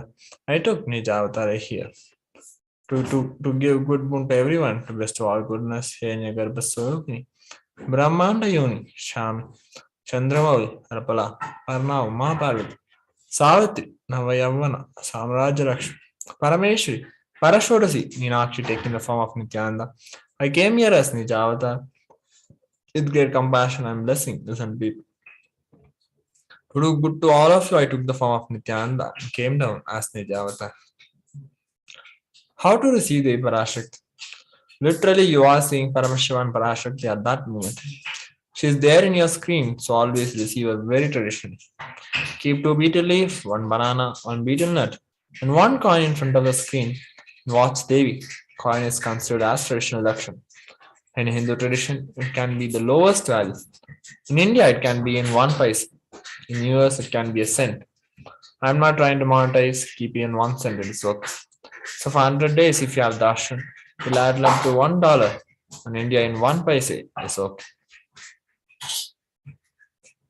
Offer that to Devi, and after darshan is over, do namaskar and eat the banana, betel leaf, and betel nut.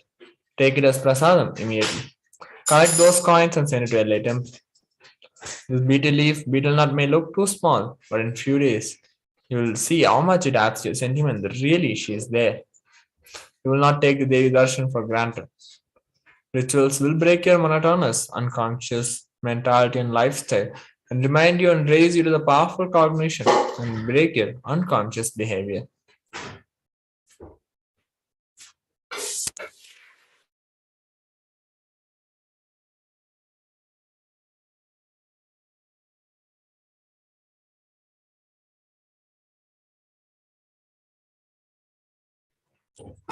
So before learning about the revelations given by Devi Parashakthi, let's have a short break and continue.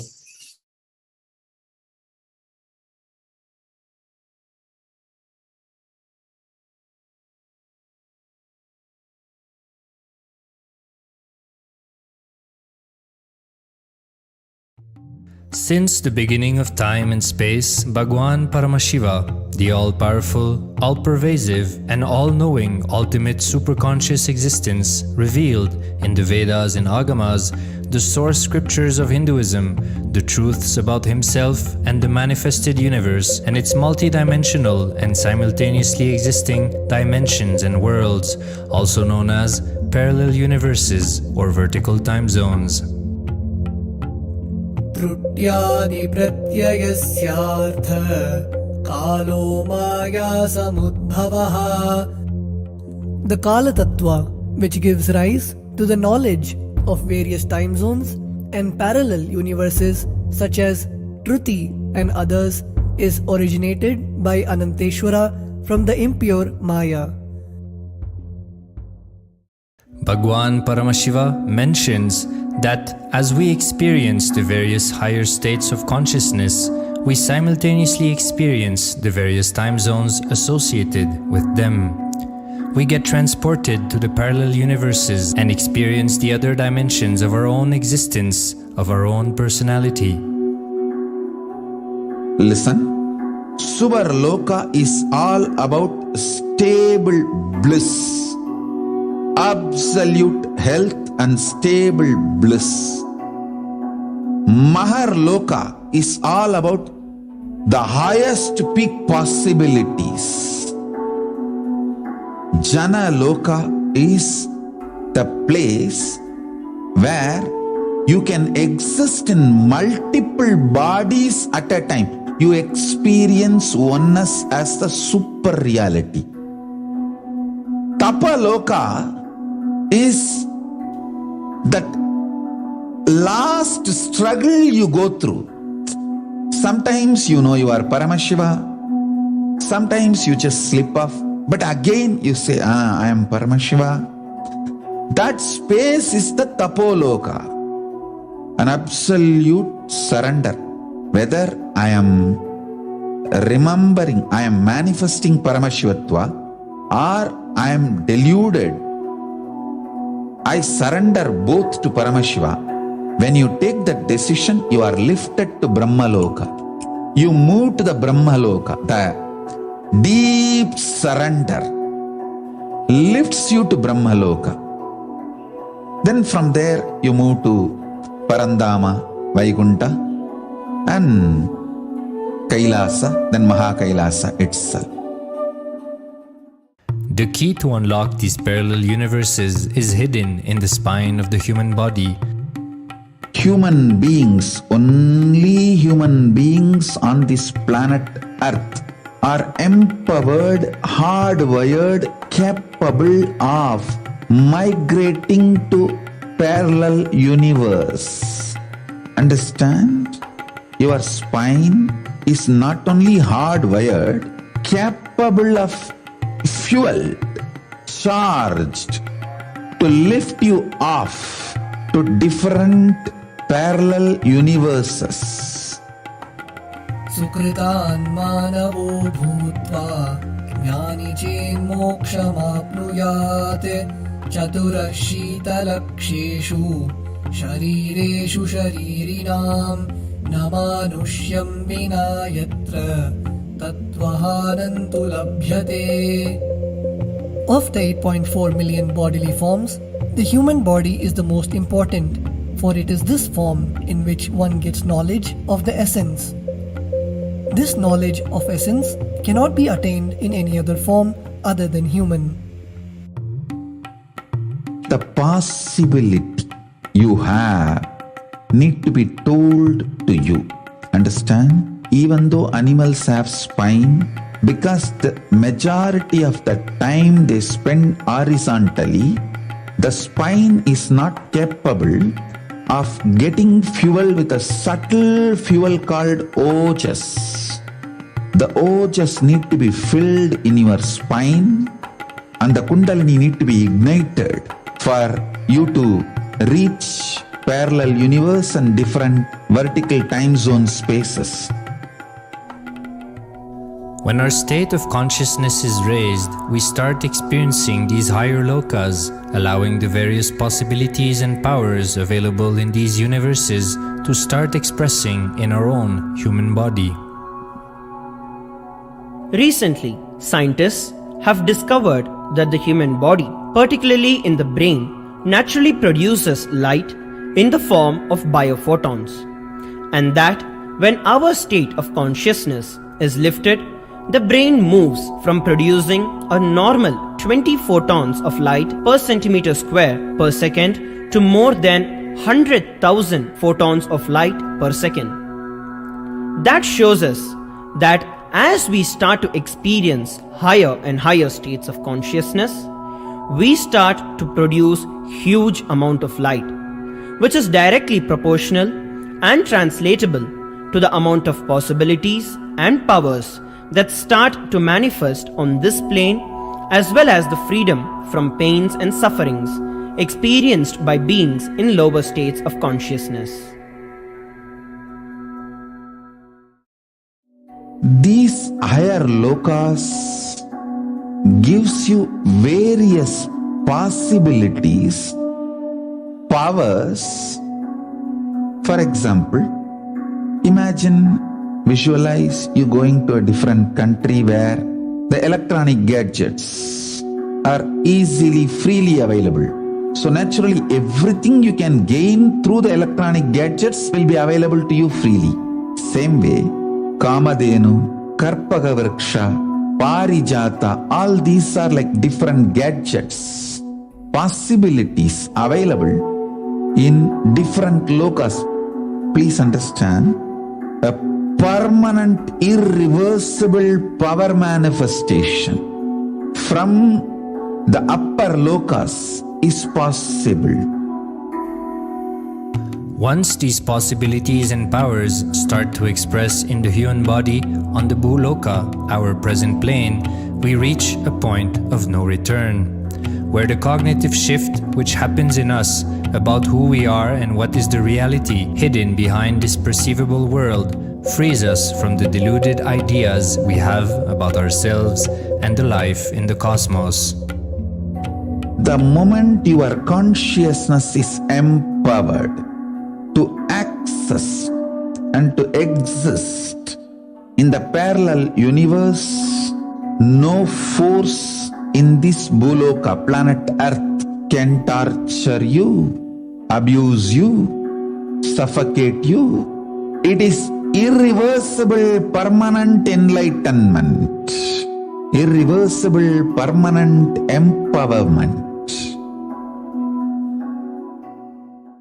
In the source scriptures of Hinduism, the Vedas and Agamas, Bhagwan Paramashiva reveals about the importance of being initiated by a guru who is fit of giving initiation for us to raise into the various states of consciousness and experience the higher time zones.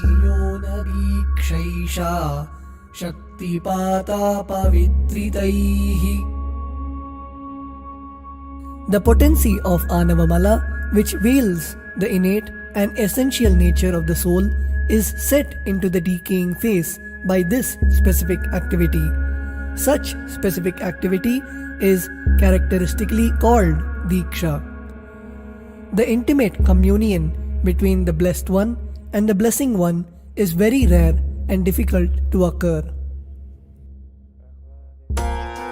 The Supreme Pontiff of Hinduism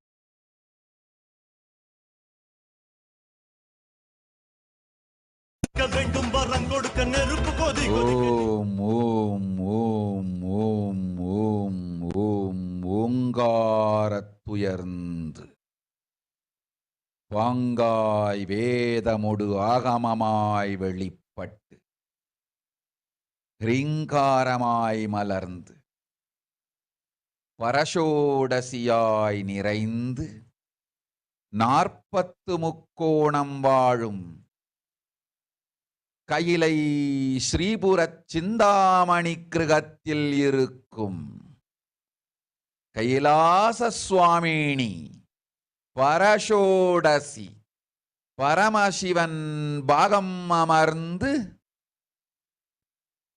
பாராளும் Parameswari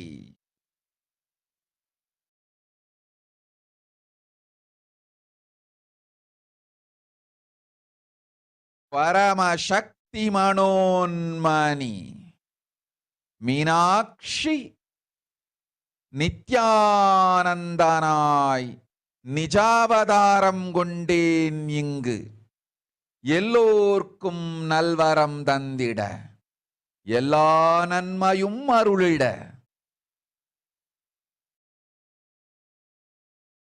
Hiranyagarbha Swarupini பிரம்மாண்டயோனி Shambhavi Chandramouli ரபலா Aparna Uma Parvati Savitri நவயவனா சாம்ராஜ்யலக்ஷ்மி Parameswari பரஷோடசி Meenakshi நித்யானந்தனாய் உருக்கொண்டு இங்கு நிஜாவதாரமாய் வந்தேன். அருட்பெருங்கருணையினால் அருளுகின்றேன் கேளுங்கள். மக்களே, உங்கள் எல்லோருக்கும் நன்மை செய்யவே நாம் இங்கு நித்யானந்தன் வடிவு கொண்டு நிஜாவதாரமாய் இறங்கி வந்தோம். இந்திய நாட்டு மக்களே, கேட்டுக்கொள்ளுங்கள், நன்றாய் கேளுங்கள். காலம் காலமாய் அவதார புருஷர்கள் வந்து மலர்ந்து உலகிற்கு நன்மை செய்யும் மிக பெரும் ஞான பூமி பாரதம். இருக்கின்ற ஒரு பாரதத்தை இழக்க இயலாது மக்களே. ஞான கர்ப்பத்தை மலடாக்க இயலாது.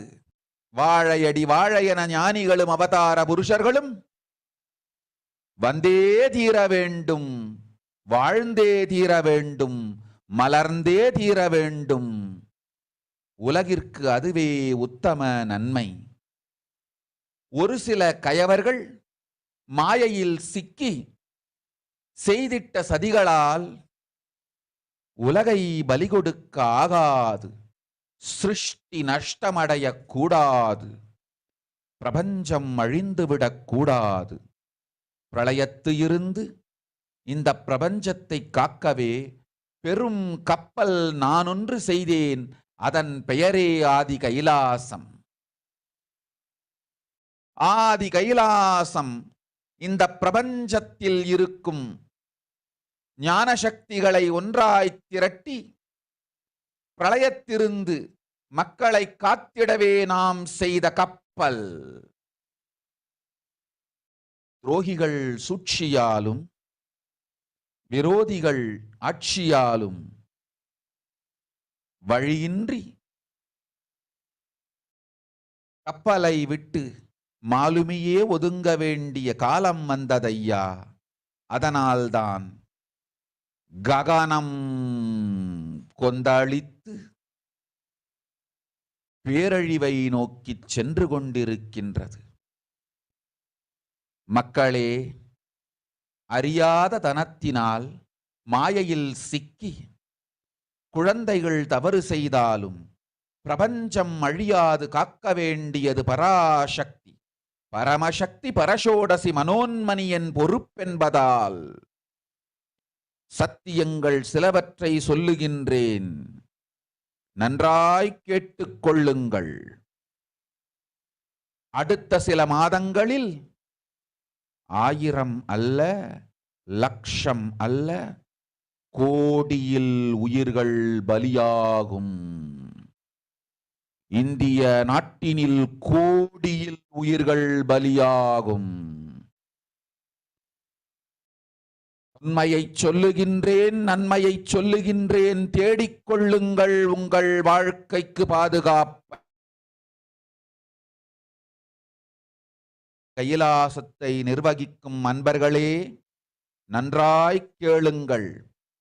12 ஆண்டுகளுக்கு முன்பாக வரப்போகும் இந்த மாபெரும் பிரளயத்தை தெரிந்து கொண்டு உலகில் இருக்கும் எல்லா ஔஷத சக்திகளையும் ஒன்றாய் திரட்டி நவபாஷாணத்து நிறுத்தி ஆனந்த லிங்கமாய் வைத்திய சரோவரத்தில் ஸ்தாபித்து வைத்தேன். வருகின்ற குரு பூர்ணிமையோடு 12 ஆண்டுகள் அந்த ஞான ரசவாதம் பழுத்து முதிர்ந்து முழுமையான நவபாஷாண லிங்கமாய் மலர்ந்து விடுகின்றது. வருகின்ற குரு பௌர்ணமியில் இருந்து வருகின்ற எல்லோரும் அங்கு வந்து நவபாஷான தீர்த்தத்தில் தீர்த்தமாடிச் செல்ல அனுமதியுங்கள். அதற்கு வகை செய்யும் விதத்திலே நல்ல முறையிலே எல்லா நன்மையும் செய்து வையுங்கள். இந்த தீர்த்தத்தில் தீர்த்தமாடியோர்க்கும் அந்த தீர்த்தத்தை அருந்தியோர்க்கும் கொரோனா கொடுந்தொற்று வராது, மரணம் இல்லை, துக்கம் இல்லை. இது அறிவியல் பூர்வமாய் அனுபவபூர்வமாய் நிரூபிக்கப்படும். அதனால் கோடிக்கணக்கில் மக்கள் வரிசையில் நின்று தினந்தோறும் வந்து நவபாஷாணத்தாலான ஆனந்த லிங்கத்தில் நித்யானந்த லிங்கத்தில் நீராடி வணங்கி நன்மை பெற்றுச் செல்வார்கள். நன்றாய் கேளுங்கள் மக்களே. ஆதி கைலாசத்து நிர்வாகிகளே, இந்த ஒரு சேவையை உலகத்திற்கு செய்யுங்கள். நீங்கள் செய்த எல்லா கர்மங்களுக்கும் பிராயஷ்சித்தமாகும். நல் அமைதியும் ஞானமும் யோகமும் உங்களுக்கும் கிட்டும், உலகத்திற்கும் கிட்டும். 12 ஆண்டுகள் முன்பாக பராசக்தி நான் செய்து வைத்த நவபாஷாணம் சித்தித்து புளித்து பழுத்து முதிர்ந்து ரசவாத யோகத்தில் சித்தியாகி இன்று நிறைந்த நவபாஷாண நித்யானந்த லிங்கமாய் வைத்திய சரோவரத்தில் மலர்ந்திருக்கின்றது. இதை செய்த காரணம் வரப்போகும் பிரபஞ்சத்தின் பிரளயத்திலிருந்து மக்களை காத்திடவே. எல்லோரும் கேளுங்கள். ஆதி கைலாசத்து நேரடியாய் மறைமுகமாய் உதவி செய்து உடன் இருந்த எல்லோரும் கேளுங்கள். உங்கள் எல்லோரையும் நம்பியே இந்த படகை நாம் உருவாக்கினோம். இந்த பெரும் சேவையில் எல்லோரும் வந்து பாகமாயிருந்து கொரோனா வராதவர், வந்தவர், வந்து நீங்கியோர் இவர்கள் எல்லோருக்கும் மாபெரும் மருந்து நவபாஷாண நித்யானந்த லிங்கத்து தீர்த்த விருந்து. எல்லோரும் வந்து நல் நீராடி தற்காப்பும் பெற்று நோய் கண்டவர் நோயும் தீர்ந்து நன்மையெல்லாம் அடைந்திட இந்திய நாட்டு மக்களே, உங்களால் இயன்றதை செய்திடுங்கள். உங்கள் எல்லோர்க்கும் நல் பாதுகாப்பும் உண்டு, நல்லதும் உண்டு. என்னை இழந்தாலும்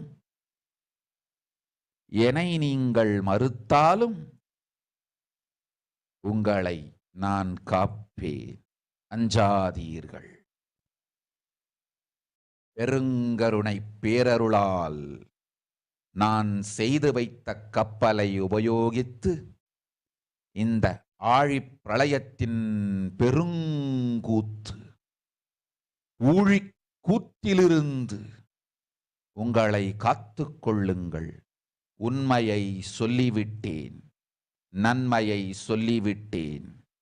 பிராயஷ்சித்தம் வேண்டுமென்றும் காப்பாற்ற வேண்டுமென்றும் கதறிய பக்தர்கள் எல்லோருக்கும் பெருங்கருணையினால் தீர்வை தந்து விட்டேன். அன்பர்களே, பக்தர்களே, சீடர்களே, என் சொல் கேட்கும்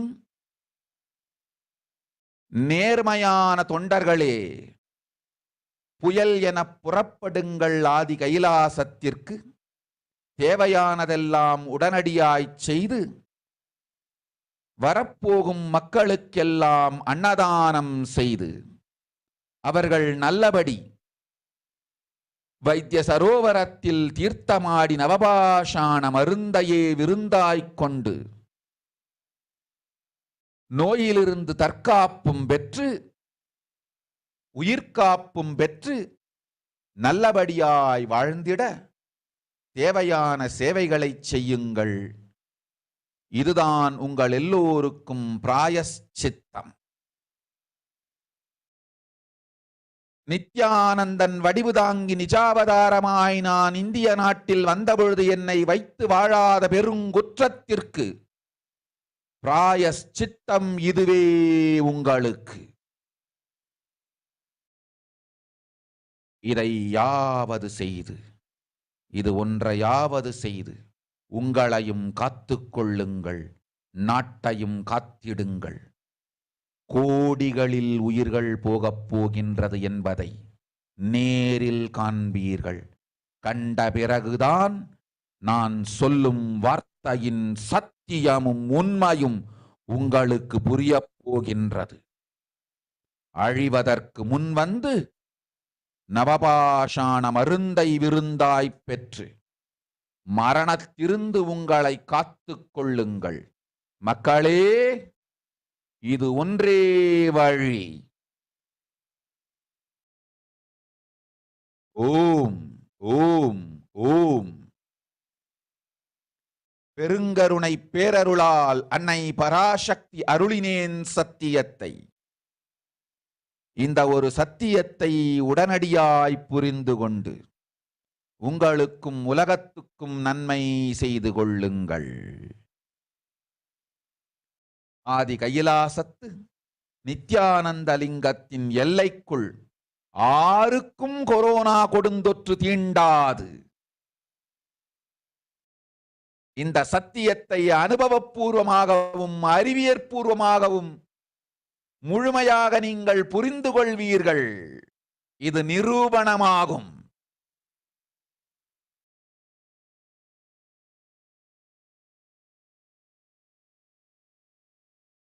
அன்னை பராசக்தி 12 ஆண்டுகளுக்கு முன்பாக உள்ள ஞான ஔஷத சக்திகள் அனைத்தையும் பிரம்மாண்ட யோனி ஹிரண்ய கர்ப்பத்திலிருந்து கொண்டு வந்து உருவாக்கி வைத்த நவபாஷாண லிங்கம் இன்று பிரளயத்திலிருந்து காக்கும் பெரும் கப்பலாய் உங்களுக்கு ஊதாவும். என இழந்தாலும் நான் செய்து வைத்த இந்த ரசவாத ஞானத்தின் துணை இழக்காமல் உங்களை நீங்களே காத்துக் கொள்ளுங்கள். இது ஒன்றே வழி. மக்களே, இது ஒன்றே வழி. ஓம் ஓம் ஓம் ஓம் ஓம்.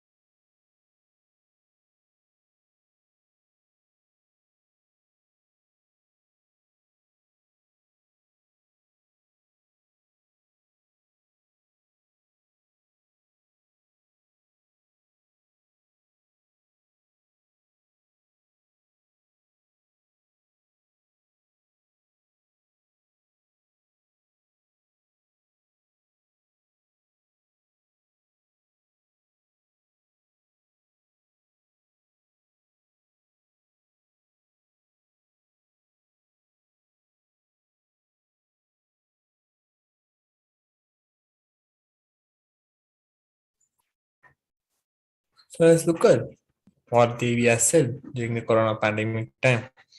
World cannot be sacrificed for the sake of conspiracies done by some ignorant thieves who got stuck in Maya. Srishti should not have loss, cosmos should not have destruction. And to save the cosmos from Pralaya, I made a huge ship. Its name is Adi Kailasa. And Adi Kailasa is the ship that will gather all the enlightened powers of this cosmos. And to save the people from Pralaya to the tricks of traitors, rule out the enemies, without any other way out, time came for a sailor itself to leave. That is why the sky is boiling and moving towards huge destruction. People, even if children do mistakes in ignorance, by getting stuck in Maya, as it is Parashakthi, Paramashakti, Parashodasi, Manonmani. My responsibility to save the cosmos from destruction. I'm telling some of the truths, listen properly. The next few months, not in thousands or lakhs, lives will be lost in crores. Crores of lives will be lost in India. I'm telling you the truth. I'm telling you the good. Search for protection for your life.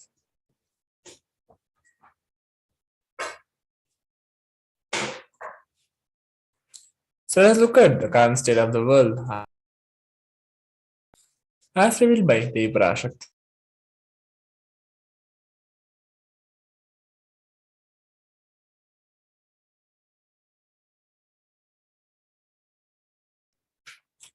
Authorities in 223 countries and territories have reported about 5 crore confirmed cases and over 6 lakh deaths since China reported its first cases to the World Health Organization. Taiwan saw over 60,000 daily COVID-19 cases for the fourth straight day on Sunday, as it reported over 68,000 new cases and 19 deaths from the disease. And according to the Central Epidemic Command Center, the new cases consisted of 68,000 domestically transmitted infections and 37 cases that were contracted abroad.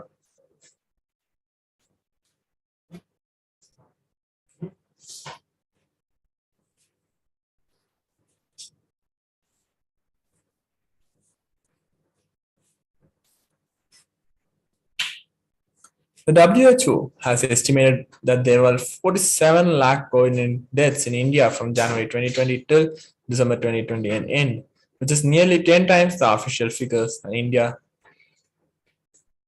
Despite India rejected the estimates by calling data collection methodology questionable and said, despite India's objection to the process, methodology, and outcome of this modeling exercise, WHO released the excess mortality estimates.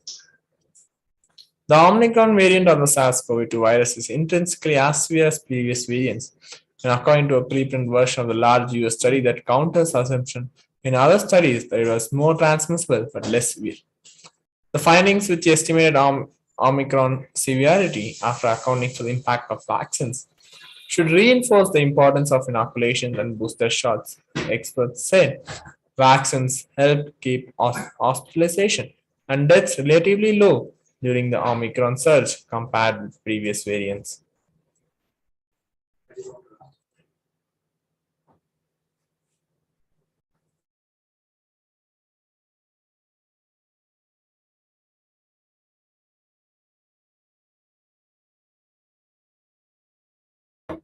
The World Health Organization, WHO, has said that the South African scientists who identified Omicron variant of COVID-19 late last year have now reported 2 more Omicron subvariants, BA.4 and BA.5. This is another sign that the COVID pandemic is not done with us, and there are some clear takeaways. WHO's chief Tedros Adhanom said on Wednesday.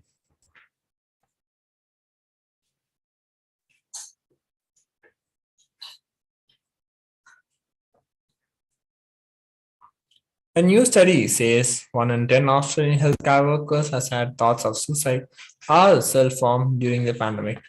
Healthcare workers in Somalia suffer from high rates of anxiety, depression, stress because of their work with COVID-19 cases. Initial findings recorded a high prevalence of anxiety in the workforce at 69.3 and 46.5 for depression and 15.2% for stress. According to the youth researchers, if digital platforms are the only medium for making contact for a period of long time, this can lead to restriction in personal development for such a long period of time. A I can't smell the other person. I can't touch them. I can't notice their aura, how they move. This impoverishment of impulses, then, in the case of real contact in the physical presence, means that the young people do not even know how to behave, how to comfort themselves, how to look others in the eye.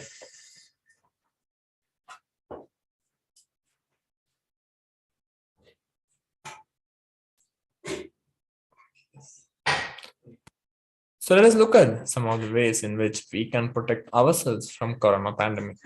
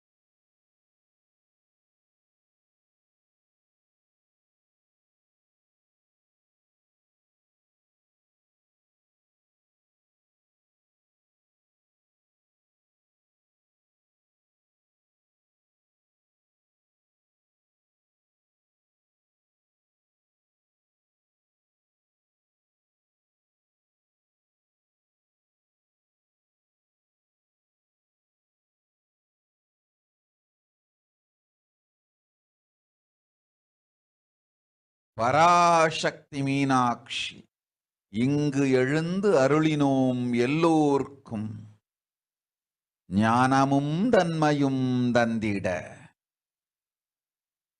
நன்மையெல்லாம் அளித்திட நாமே வந்தோம் இங்கு. கைலா சுவாமினியாய் பரமசிவன் கிரகத்திருந்து நம் அனுக்கிரகத்தினால் நித்யானந்தன் விக்கிரகமாய் மலர்ந்தோம். உங்கள் எல்லோருக்கும் நல்லதை செய்திட, நன்மையை சொல்லிட, தர்மார்த்த காம மோக்ஷம் எனும் புருஷார்த்தங்கள் நாளும் பொங்கி மலர்ந்திட வந்தேன் இங்கு. மாந்தர்கள் கொடுந்தொற்று கொரோனா கண்டு அஞ்ச வேண்டாம். 8 வழியின் மூலமாகவும் எண்ணத்தில் தியானித்து என்னை பிரார்த்தித்தல் 1, சமூக வலைதளங்கள் மூலமாய் என்னை சரணடைதல் 2, எங்கெல்லாம் என்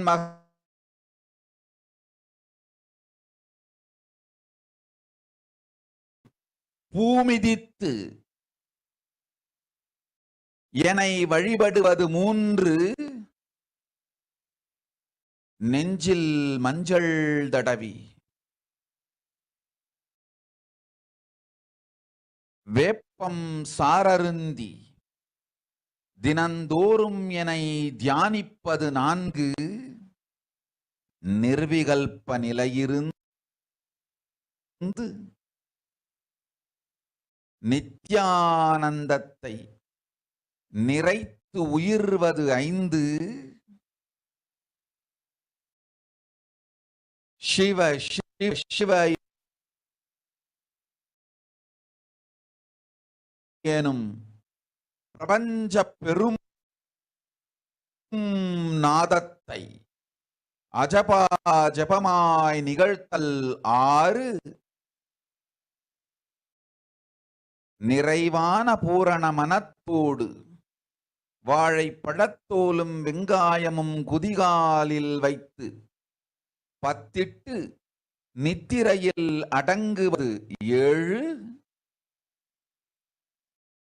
பூரணமாய் பரிபூரணமாய் அருணாச்சல ஸ்மரணையில் நினைப்பும் மறப்பும் அருந்த உணர்வு ஸ்மரணையில் அகம் அகம் என ஸ்புரிக்கும் அருணாச்சல ஸ்மரணையில் ஆனந்த ஸ்புரணத்தில் இருப்பது 8 எனும் 8 முறையிலும் என எண்ணியோர் அத்துணை பேருக்கும் இல்லை கொரோனா கொடுந்தொற்றின் தாக்கமும் கொரோனா கொடுந்தொற்றின் பயமும் கொரோனா கொடுந்தொற்றின் மயக்கமும் வாழ்வீர்கள் வளத்தொடு நல் ஞானம் யோகத்தொடு நாமே நிம்மோடு நானே நீயாய் நீயே நானாய் நல்வாழ்வு வாழ்வீர்கள். எட்டில் ஒன்று செய்தாலும் கொரோனா உங்களை எட்டவிடாது காப்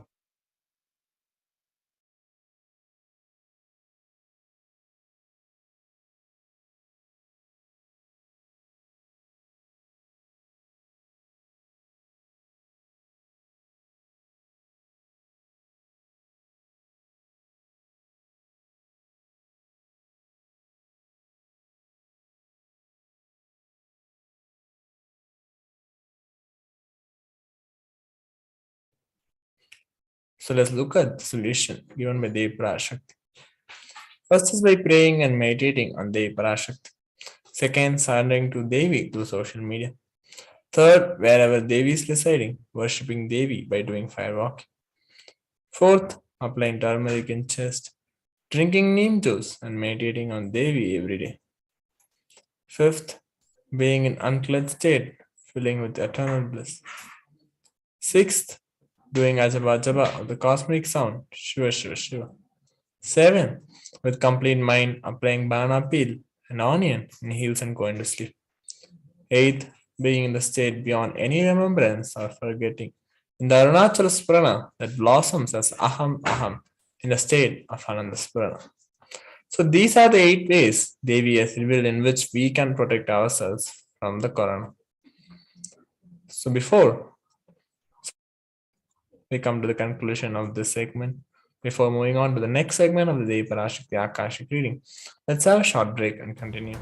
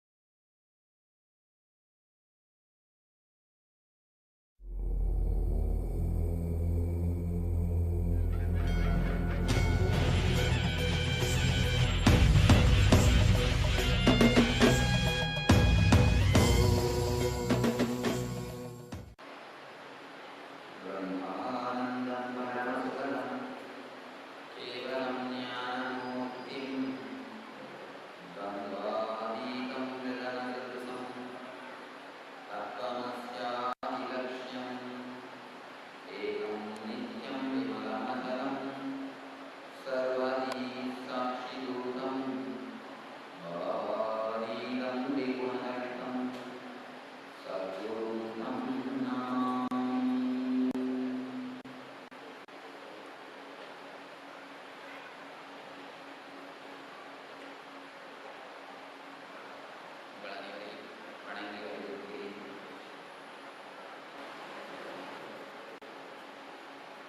ஞானயோகம்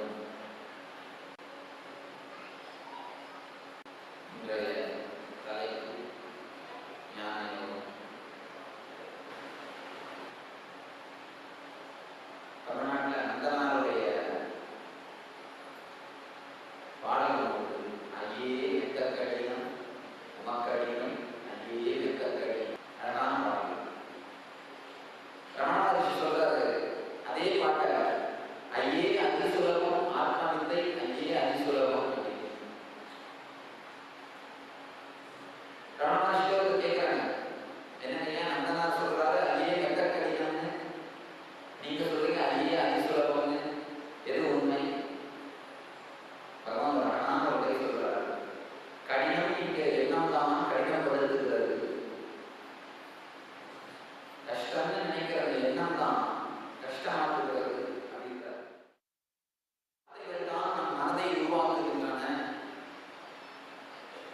உபனிஷத்துல ஒரு ஸ்லோகம், ஆகார சுத்தியினால் மனசுத்தியும், மனசுத்தியினால் புத்தி சுத்தியும், புத்தி சுத்தியினால் ஞானம் அடையப்படுகிறது அப்படின்னு சொல்லுது. இந்த ஆகார சுத்தின்ற வார்த்தைக்கு சங்கரர் ஒரு அற்புதமான விளக்கம் கொடுக்கிறார். அது உணவு மட்டுமல்ல, நமக்குள் செல்லும் எல்லா விஷயங்களுமே ஆகாரம் தான் சொல்றாரு. மீண்டும் மீண்டும் நீங்கள் கேட்கிற வார்த்தைகள் கூட ஆகாரம் தான். என்னென்ன விதமான வார்த்தைகள் மீண்டும் மீண்டும் உங்களுக்குள் செலுத்தப்படுகிறதோ அந்த வார்த்தைகள் தான் உங்கள் மனதை உருவாக்குகின்றன. மீண்டும் மீண்டும் மீண்டும் ஆன்மீக விஷயங்களை கேட்டீர்களானால் உங்களை அறியாமலேயே உங்களுக்குள் ஆன்மீகம் பற்றி துளித்து விட ஆரம்பிக்கும்.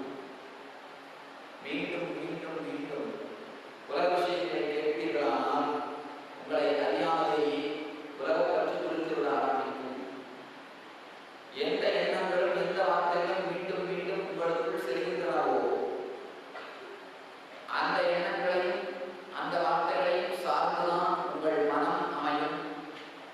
ஏனென்றால் உங்கள் மனம் நீங்கள் உபயோகிக்கும் வார்த்தைகளை தவிர வேறொன்றும் இல்லை. வாழ்க்கை போது பிரவருத்தி நிவர்த்தி பல பொருட்கள் இந்த வார்த்தைக்கு சொல்வார்கள். சாமியுடைய விளக்கம் என்னன்னா, பிரவருத்தி அப்படின்னா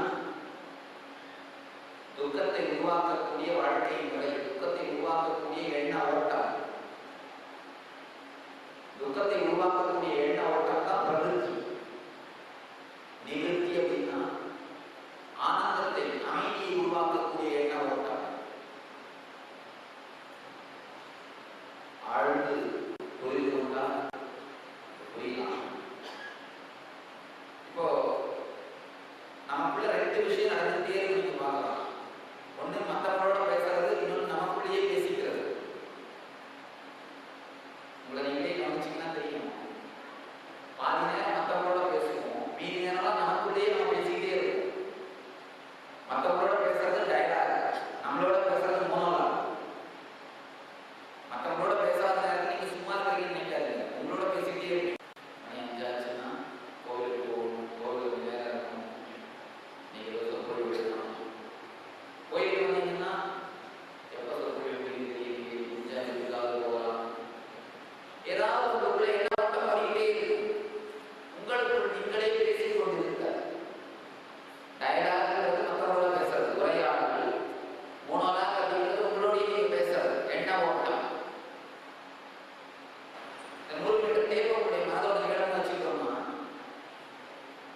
இதுல ரெண்டு விதமான எண்ணங்கள் தான் இருக்க முடியும். ஒண்ணு உங்களை துக்கத்திலும் துயரத்திலும் ஆழ்த்துகிற எண்ண ஓட்டம், அதுதான் பிரவருத்தின்னு சொல்றது. இன்னொன்னு உங்களை மேலெடுத்து வருகிற ஆனந்தத்திற்கு உள்ளாக்குகிற உங்களுக்கு நல்வழி காட்டுகிற எண்ண ஓட்டம், அதுதான் நிவர்த்தி. ஒரு குறிப்பிட்ட அளவு பிரவருத்தியாக, ஒரு குறிப்பிட்ட அளவு நிவர்த்தியாக. இதுல எதனுடைய அளவு அதிகமாக இருக்கிறது? 100 மீட்டர் நிவர்த்தியாகவும் 20 மீட்டர் பிரவருத்தியாகவும் தான் சாதாரணமா நம்முடைய மன அமைப்பு எப்படி இருக்குன்னா, தனியா உட்கார்ந்துருந்தீங்கன்னா என்ன விதமான எண்ணங்கள் இருக்குன்னு போகலாம். உங்களை துக்கத்தில் ஆழ்த்திக் கொள்கிற வார்த்தைகள் தான் அளவுக்கு அதிகமாக வரும். உங்களை நீங்களே கண்டித்து தாழ்த்திக் கொள்கிற தாழ்வு ரீதியான தாழ்வுடைய வார்த்தைகள் தான் நமக்குள்ள பொதுவாக அதிகமாக வரும். அதனால்தான் நம்முடைய வாழ்க்கையில் துக்கத்தின் விதை விதைக்கப்பட்டு கொண்டே இருக்கிறது. துக்கத்தின் விதை உண்மையே நமக்கு நாமே பேசுகிற வார்த்தைகள் தான், நமக்கு நாமே பேசுகிற வார்த்தைகள் தான் விதை. அந்த வார்த்தைகள் தான் மரமாக வைத்து நம்முடைய வாழ்க்கையில் துக்கத்தை பரப்புகிறது.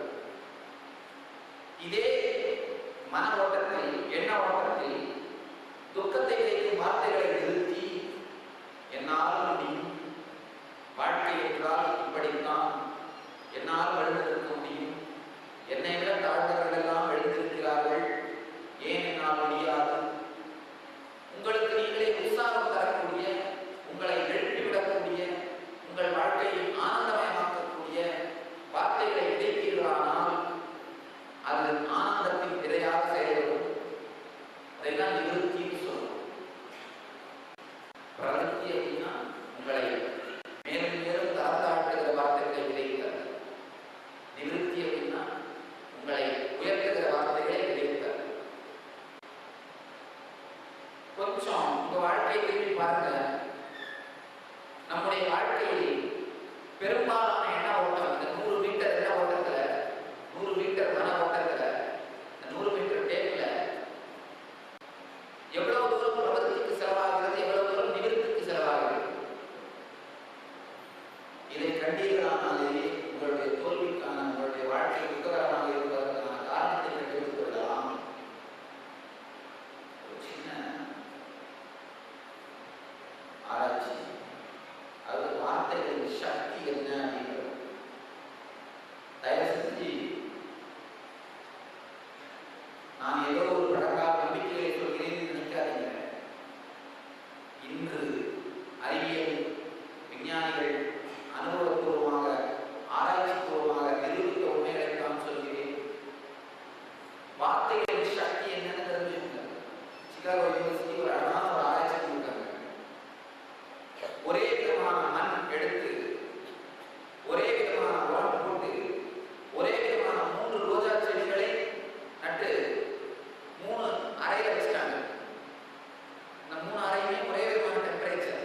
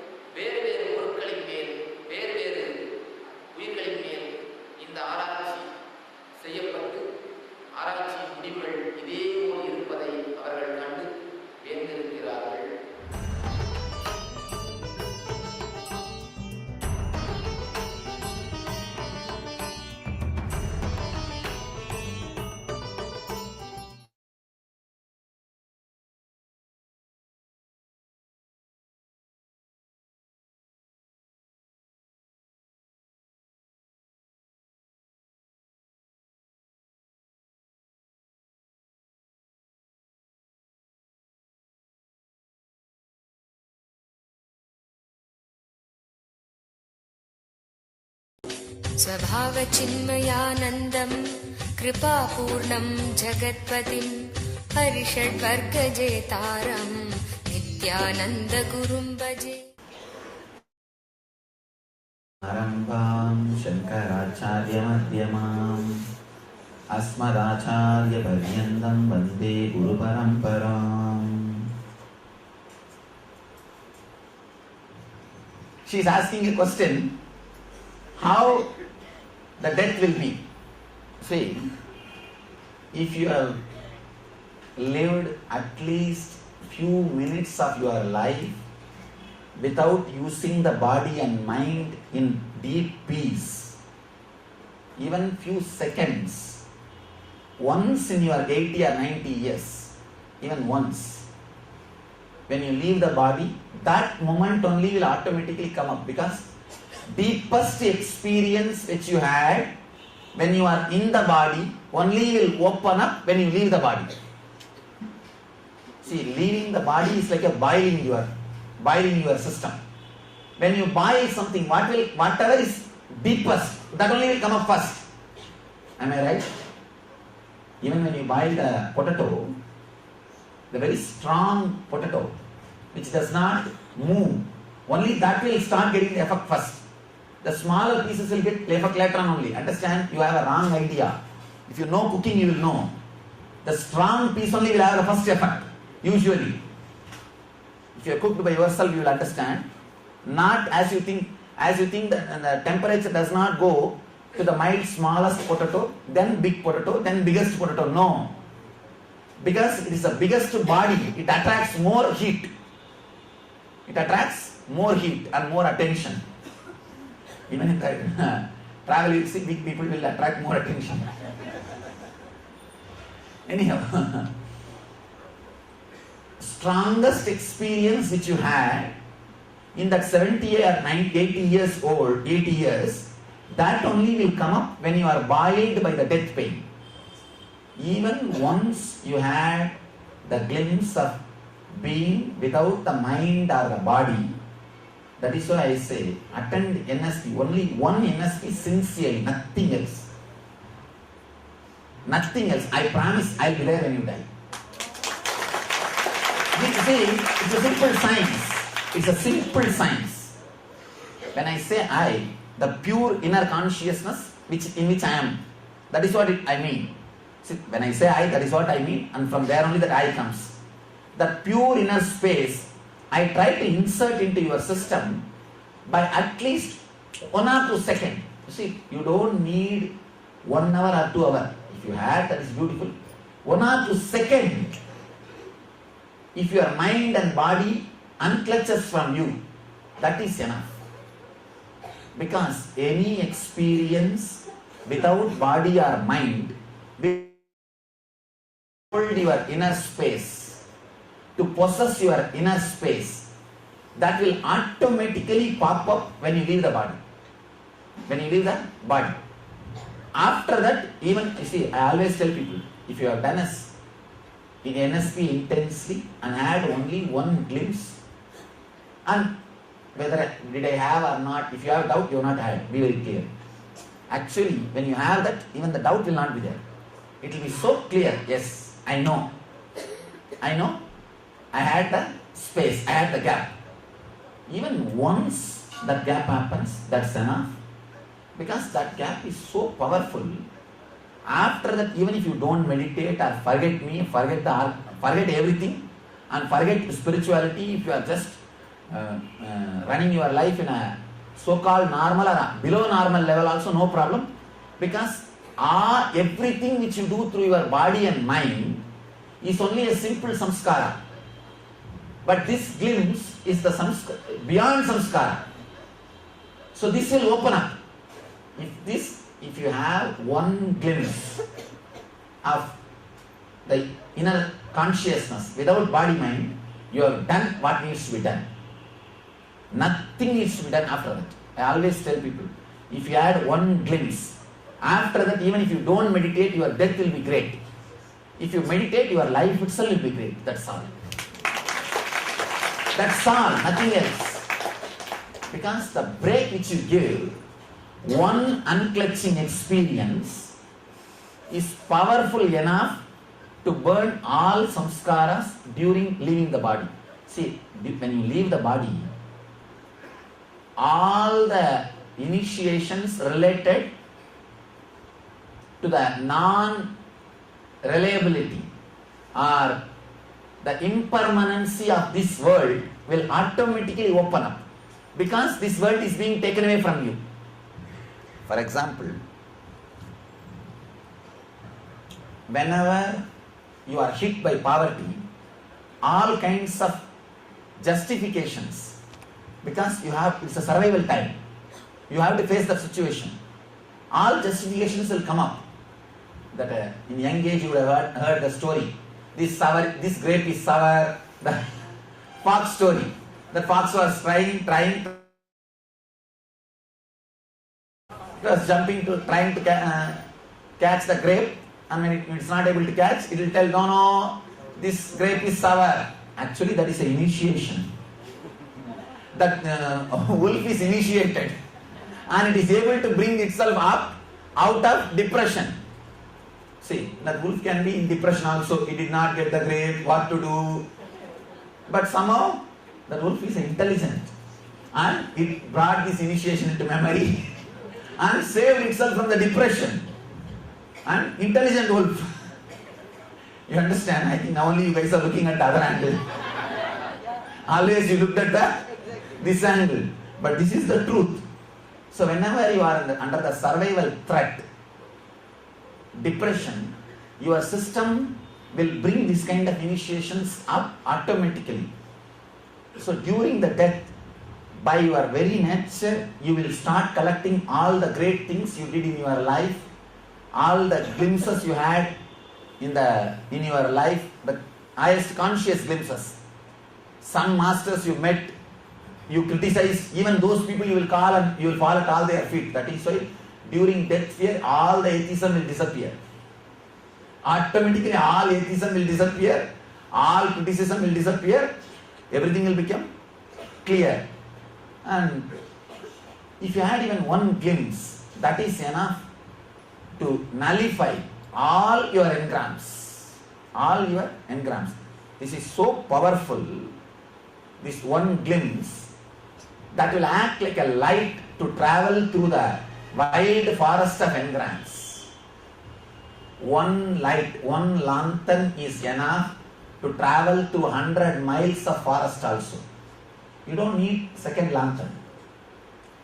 And this is a one glimpse. It's more than enough to travel throughout the journey. Because engrams at that point will be only in black and white. This whole world is engram, samskara. This whole world will be only black and white. Only this glimpse, tejas, will be in multicolor. Sourceless light. One glimpse which you had, the unclutching experience, or the experience beyond body and mind, that only will be multicolor. Simply your attention will be attracted to it, and you will go behind it. You will go behind it.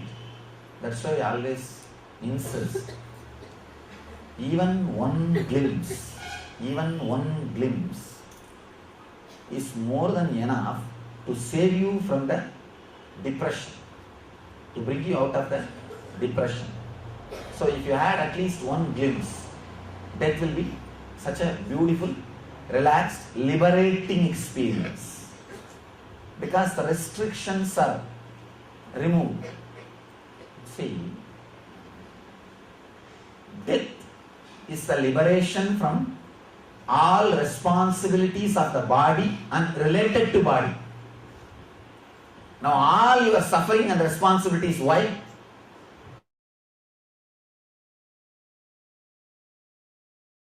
It will become a great freedom from all these responsibilities of body and related to body.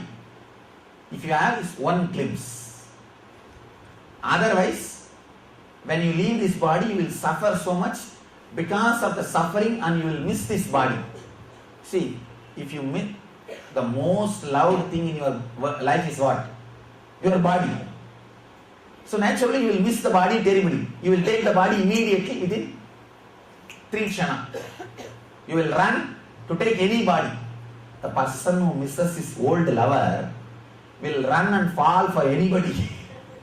Because he is missing so much, he does not see the qualification.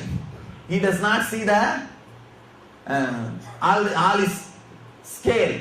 The second time he decides, no, I need somebody too lonely. And he falls for anybody, anything. That is the way the problem will be there. If you are missing your body and mind during the death, it will be too shocking. You will not be able to handle, and you will run and catch somebody.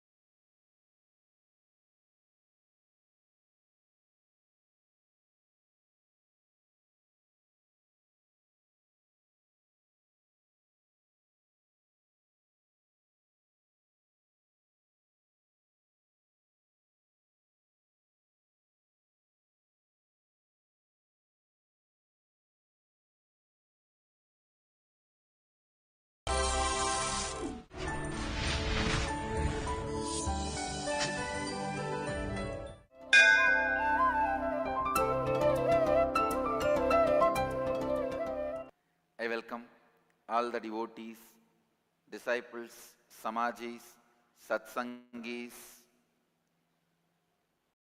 I welcome all of you on this occasion of Guru Purnima. इस समय हमारे साथ उपस्थित सभी दर्शकों और भक्तों का मैं प्रेम एवं आशीर्वाद सहित स्वागत करता हूँ। गुरु पूर्णिमा के इस पावन में और शुभ अवसर पर मैं आप सबको आशीर्वाद देता हूँ।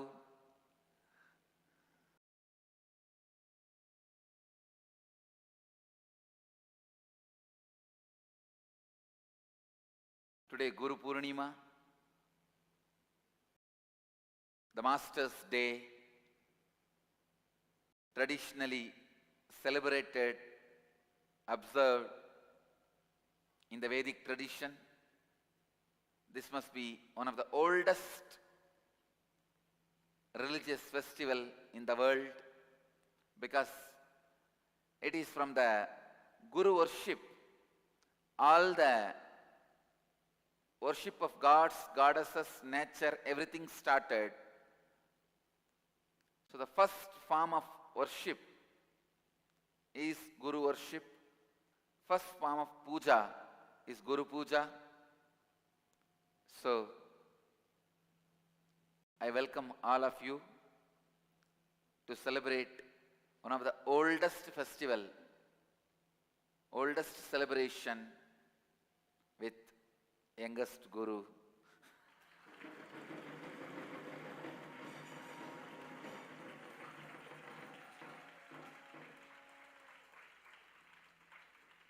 And my Guru Purnima message Few minutes suspense. Purnatva.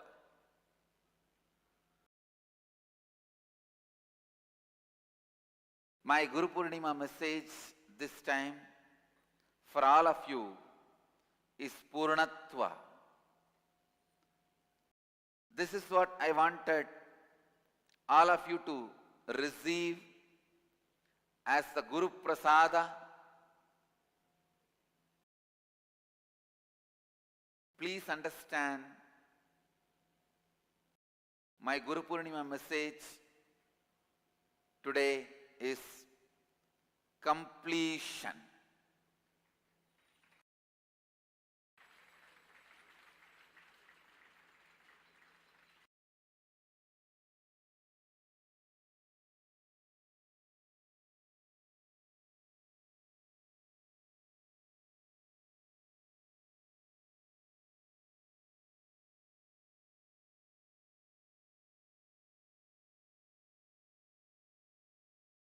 इस वर्ष के गुरु पूर्णिमा का मेरा आप सबको संदेश है पूर्णत्व.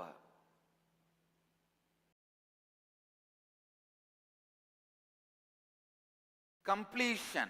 Understand the word. I am defining this word.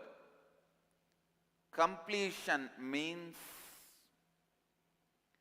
completing with all the incomplete, inadequate patterns, experiences, cognitions you created for yourself, and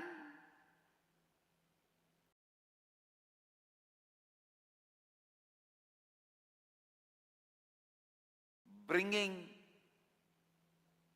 cognizing, experiencing most powerful space for you, and experiencing completion with yourself and others is what I call completion. Please come to the space of listening. Completion can make you experience Advaita, the ultimate space of consciousness, immediately. Completion can make you experience the powerful space. Without completion, when you are in incompletion, constantly you feel powerless. Anything you do comes out of powerlessness. Listen, anything done out of incompletion leads to more and more incompletion.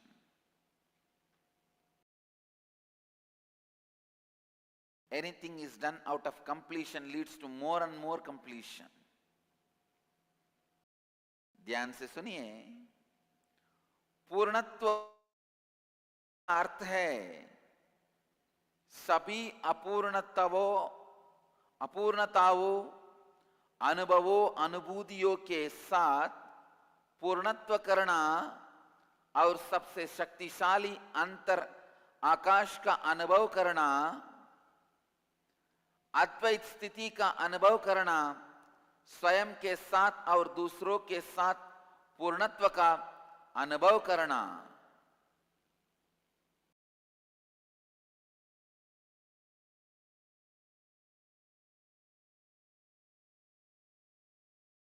Listen.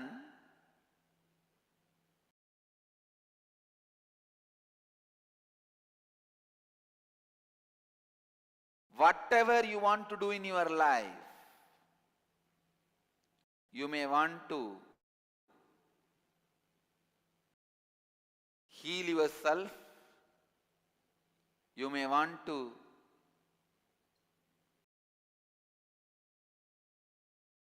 build good relationships in your life, you may want to repair all the broken relationships in your life, you may want to have wealth in your life.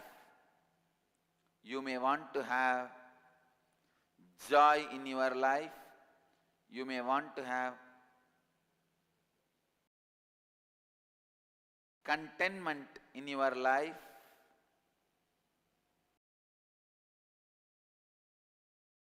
Whatever you may want to have,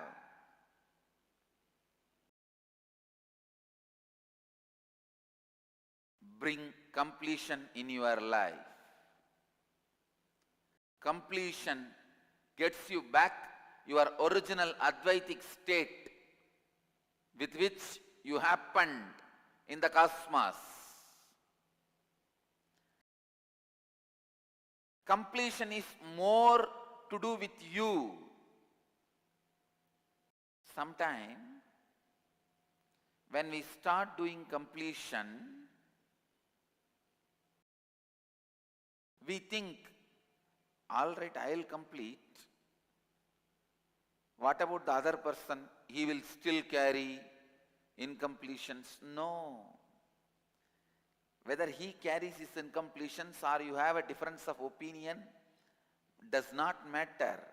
Completion is you are complete and established in the space of Advaita. That's all is completion.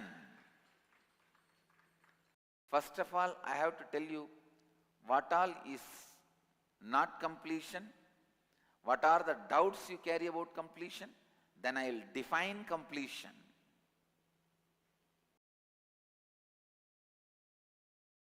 जब आप अपूर्ण है, जो भी आप करते हैं वो आपको और अधिक अपूर्णता ये उत्पन्न करता है. चाहे आप जीवन में जो भी करना चाहे, शायद आप अपना स्वास्थ्य बढ़ाना चाहते हैं या फिर आप धन चाहते हैं या फिर आनंद का अनुभव करना चाहते हैं या अच्छे संबंध बना चाहे हैं, आप जीवन में जो भी चाहे सबसे पहले पूर्णत्व कीजिए. I tell you, the incompletions embedded in you, incompletions sitting in you, goes on creating more and more incompletions. So first, find the root of incompletions, the root pattern. Let me define root pattern. Root pattern means first time in your life when your cognitions was imbalanced, disturbed by some external force, and your terrorized being started defining yourself with a disempowering word and defining the world in that disempowering, powerless state, and to compensate from this death of disempowering inner identity, inner image, you create a pseudo alternative compensating cognition, outer image. This is what I call root pattern. Please listen.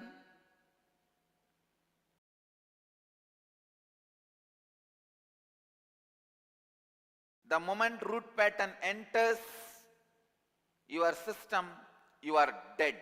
After that, only root pattern lives through you. You don't live. Your life is over. Your body may be functioning, but your life is over.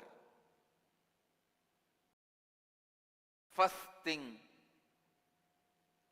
any human being should do is learn the science of discovering the root pattern.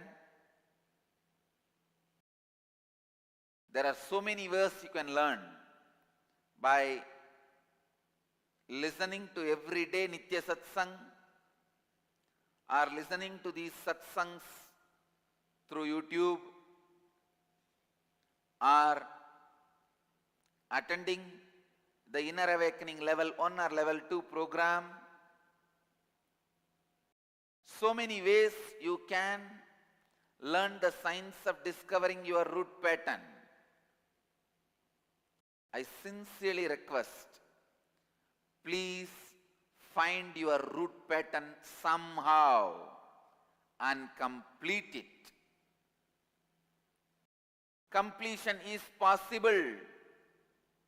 Easy. It is possible and it is easy. Completion with the root pattern gets your life back to you. I can never describe verbally the benefits you can have by completing your root patterns. I can say literally you get your life back.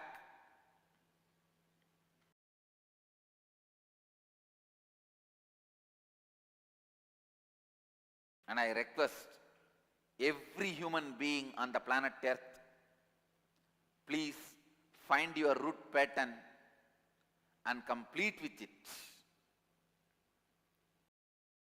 Find your root pattern and complete with it.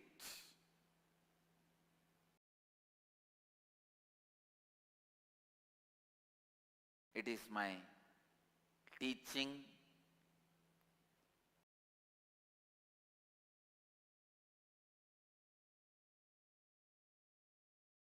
For my disciples and devotees, it is my command. For the visitors, viewers, it is my teaching. For an onlooker, it is my request. For all human beings, it is my humble request. I am ready to touch anyone's feet, giving this as my request. Discover your root pattern. Find your root pattern and complete it. You will not you can't even imagine the amount of good will happen to you and to the people around you. You will do so much good to you and to others. And go on completing with every pattern which brings powerlessness in you, every incident which brings powerlessness in you, every memory which brings powerlessness in you, every thought which brings powerlessness in you. Go on completing. Sometime you may complete with root pattern. When you are again reliving, the root pattern will not have any impact over you. But the after effects of root pattern will be sitting in you. The root pattern which got created at the age of 3, you will complete with it.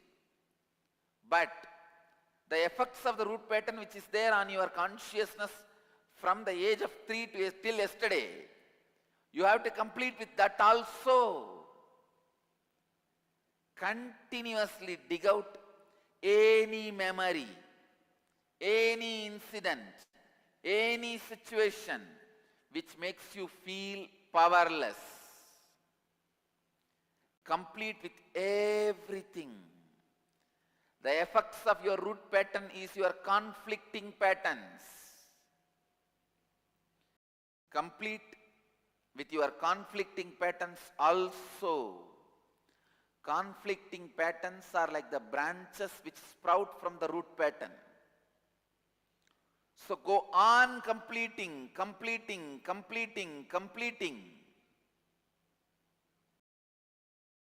Once you complete with the root pattern, the root of the tree is dead. It won't sprout again. But the branches which has already grown are there. You have to burn that. You have to burn it away. You have to complete with it. So any conflict you experience in your life is connected to some root pattern. Please listen. It is connected to some root pattern. So, my sincere request,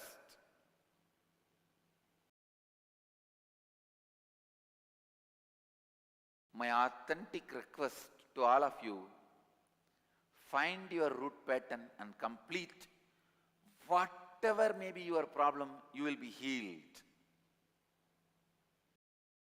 I tell you, once you complete your root patterns and conflicting patterns, you become the favorite inheritor of the cosmos. I commit with you my integrity and authenticity. I am responsible for what I am uttering. Complete with your root pattern. Complete with your conflicting pattern. You will be able to achieve millions of things in your life. You will just live a divine life. Literally. Please understand.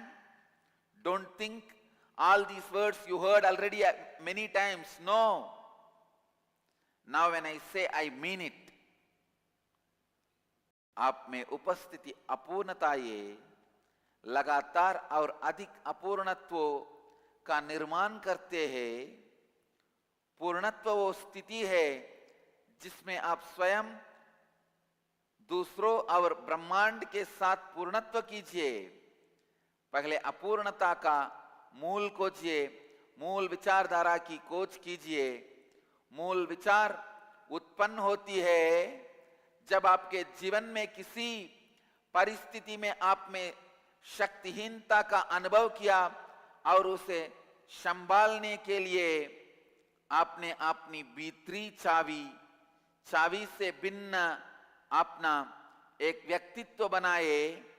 मूल विचारधारा जब पैदा होती है उसके बाद आप जीवित नहीं है, केवल मूल विचारधारा ही जीवित रहती है. पहले मूल विचारधारा से पूर्णत्व कीजिए, तभी आपका जीवन पुनः पाते हैं.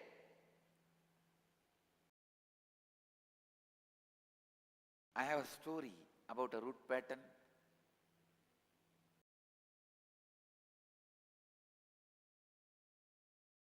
A taxi passenger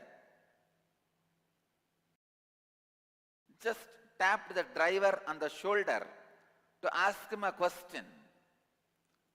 The driver suddenly started screaming, lost control of the car, nearly hit a bus, went up to the footpath and stopped just centimeters from a shop window. For a second, everything was completely collapsed. After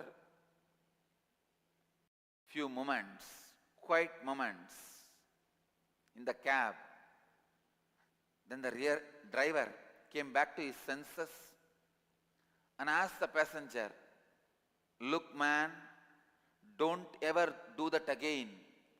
You scared the daylights out of me. You scared the hell out of me. You terrorized me." The passenger apologized and said, "I did not realize that little tap would scare you so much."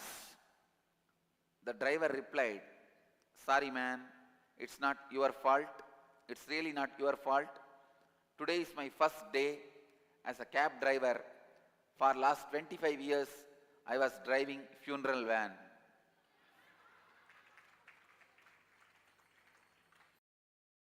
Root pattern is like the driver.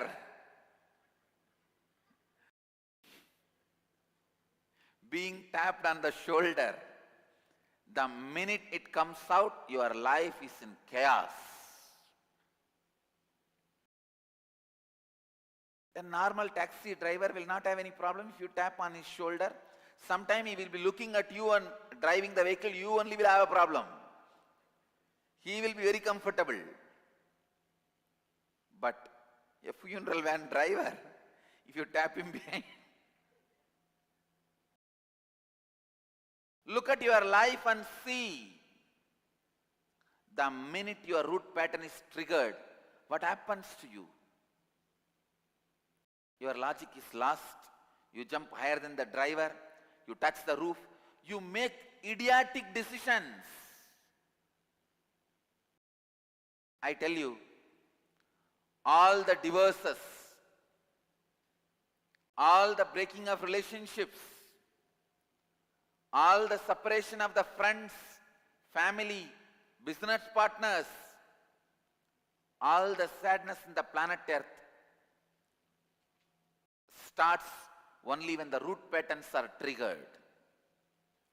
All the wars between the countries, it is nothing but triggering the collective root pattern of that society.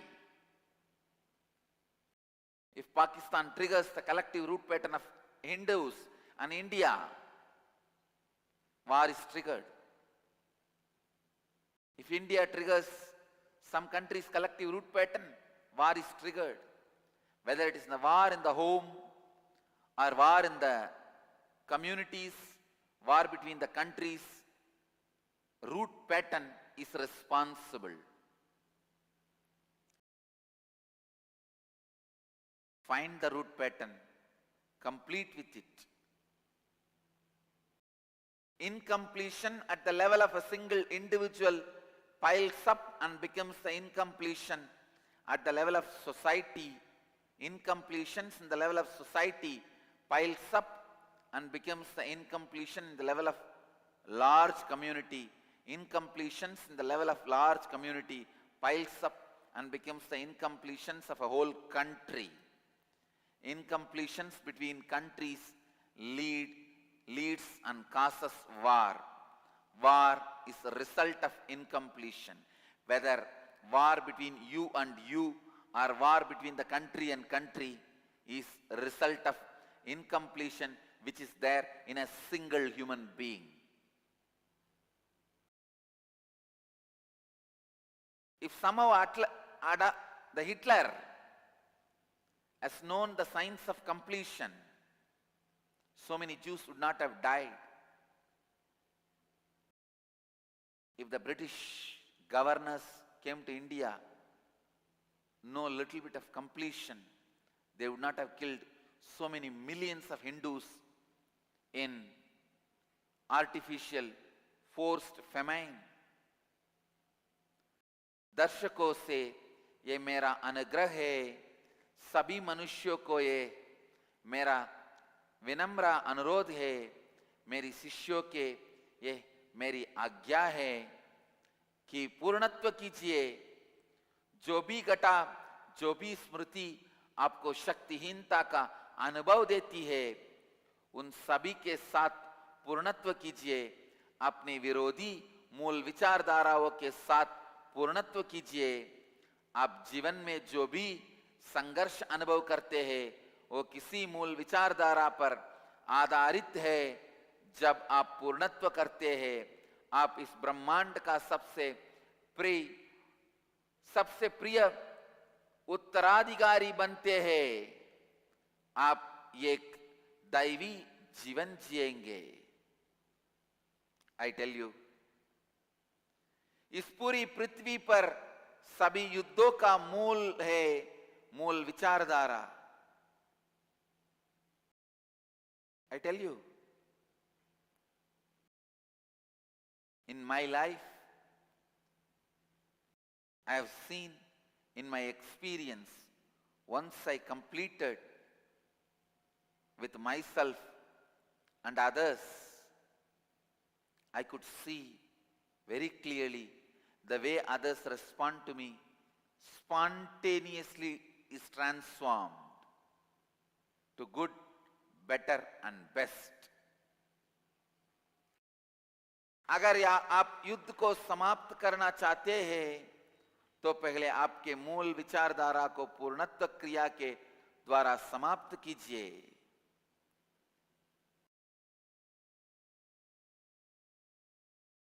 The science of पूर्णत्व science of completion is the most sacred secret, the most powerful Raja Vidya, Raja Guhya,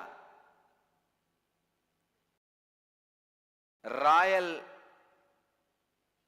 sacred knowledge and royal sacred secret. I tell you, find your root pattern and complete it. When you do completion, creation will simply happen. Enriching will be just your lifestyle. When you do completion, simply you will create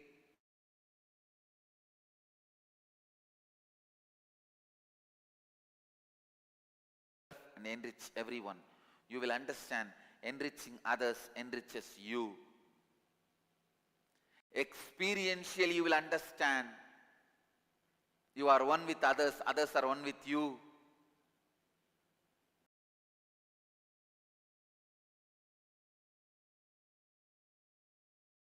I wanted all of you to know,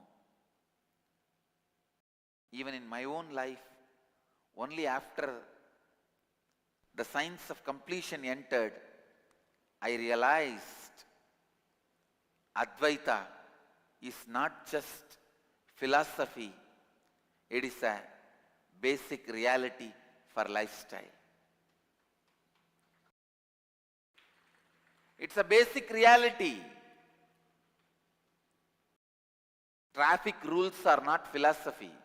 It's a basic day-to-day reality for you to run your life.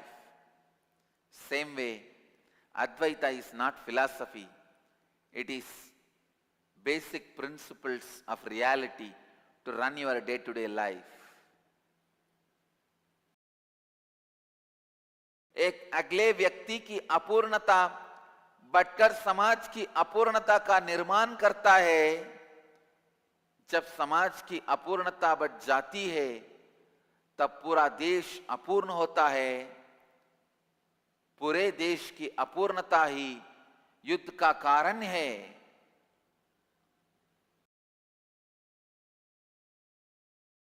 Understand?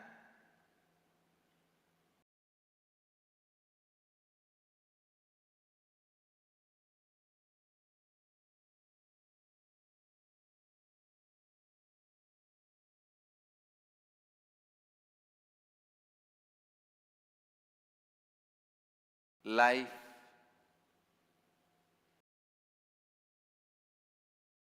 starts only when you complete, when you are established in completion, in the completion. केवल पूर्णत्व से भी आपके जीवन आरंभ होता है. Complete, complete, complete with all the root patterns. Above all, complete with your self-doubting patterns. I tell you, you bring all the suffering, worst things in your life just because of your self-doubting pattern. If somebody can complete with their self-doubting pattern, they start living Jivan Mukti. Complete with your self-doubting pattern. When you have a very disempowering, powerless mamakara idea about you, just to compensate it for survival's sake, you project a powerful ahankara towards others, powerful image to others. That gap creates self-doubt in you. With the self-doubting pattern, you don't do anything good. You don't do anything higher. I tell you, somehow complete with self-doubting pattern. Only when you complete with your root pattern, you will be able to complete with self-doubting pattern. Whoever completes with a self-doubting pattern lives as a leader, lives as a hero, lives as Jivan Mukta.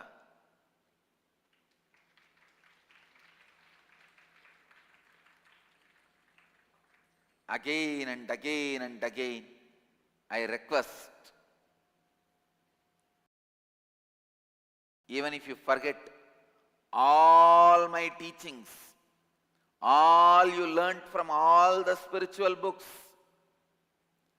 all the spiritual satsangs, and all the spiritual knowledge you acquired, even if you forget everything, just remember this completion with yourself and others.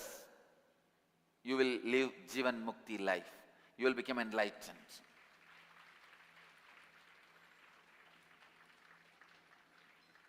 When you complete with yourself, the completion with others starts. When you complete with others, completion with yourself completes. Complete with the cosmos.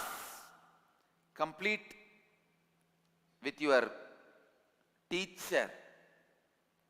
Complete with your master.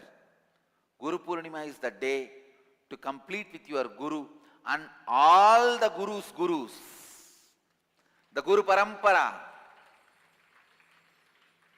Just yesterday, I was talking to some of our organizers.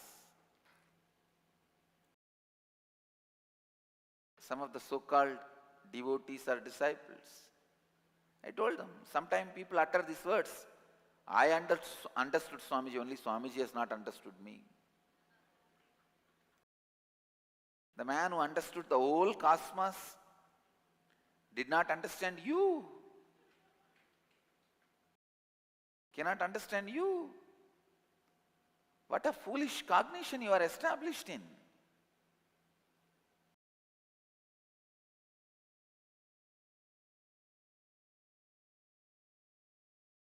If you are thinking, how did it reach Swamiji? Be very clear, you are the one who said it.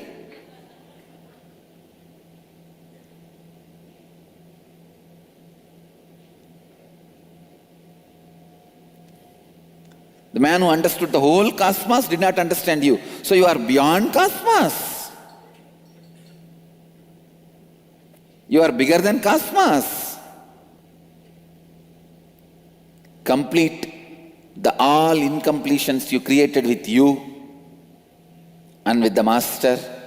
I tell you, when you complete with your boss, when you complete with your wife, your married life will be happy and successful.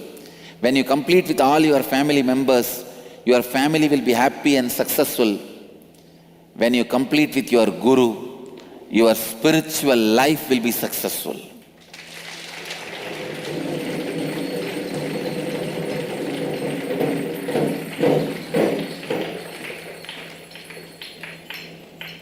Guru Purnima is the day to complete with the Master. Complete with the Guru Parampara. Completing with the cosmos itself. Complete with life. Complete with cosmos. Complete with your fears. Complete with your self-doubts. Now I am going to define completion. Listen. After introducing enough about the need of completion, I am introducing the science of completion. Listen. Completion means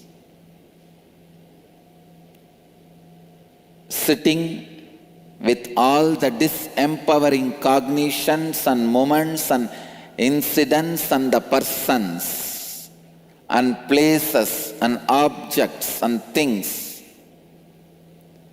and with the declaration of completion reliving and relieving the whole incident or the pattern or the cognition or the situation or the memory, reliving and relieving it again and again and again till you stop feeling powerlessness, till you are established in powerful cognition eternally, till you feel time always, till the powerlessness leaves you.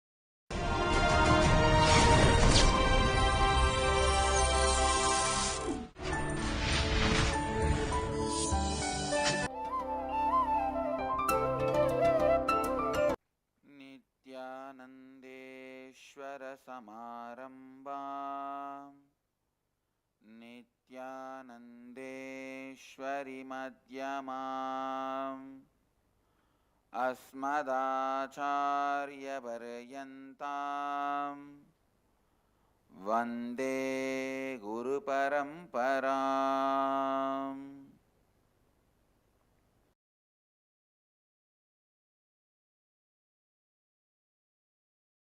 I welcome all the devotees, disciples, Samajis, Satsangis, Srimahans, Mahants, Kotaris, Tanedars, who are sitting with us all over the world through Nithyananda TV, Sadhana TV, and two-way video conferencing, having Nayanadiksha all over the world.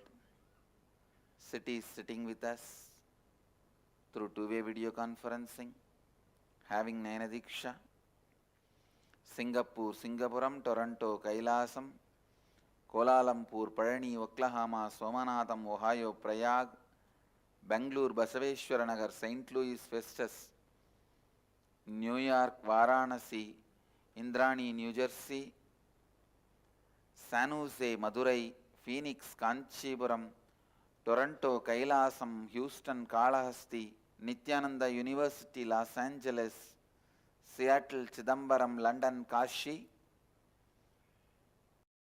Muktananda, Seattle, Nithyananda Nagara, Bididi,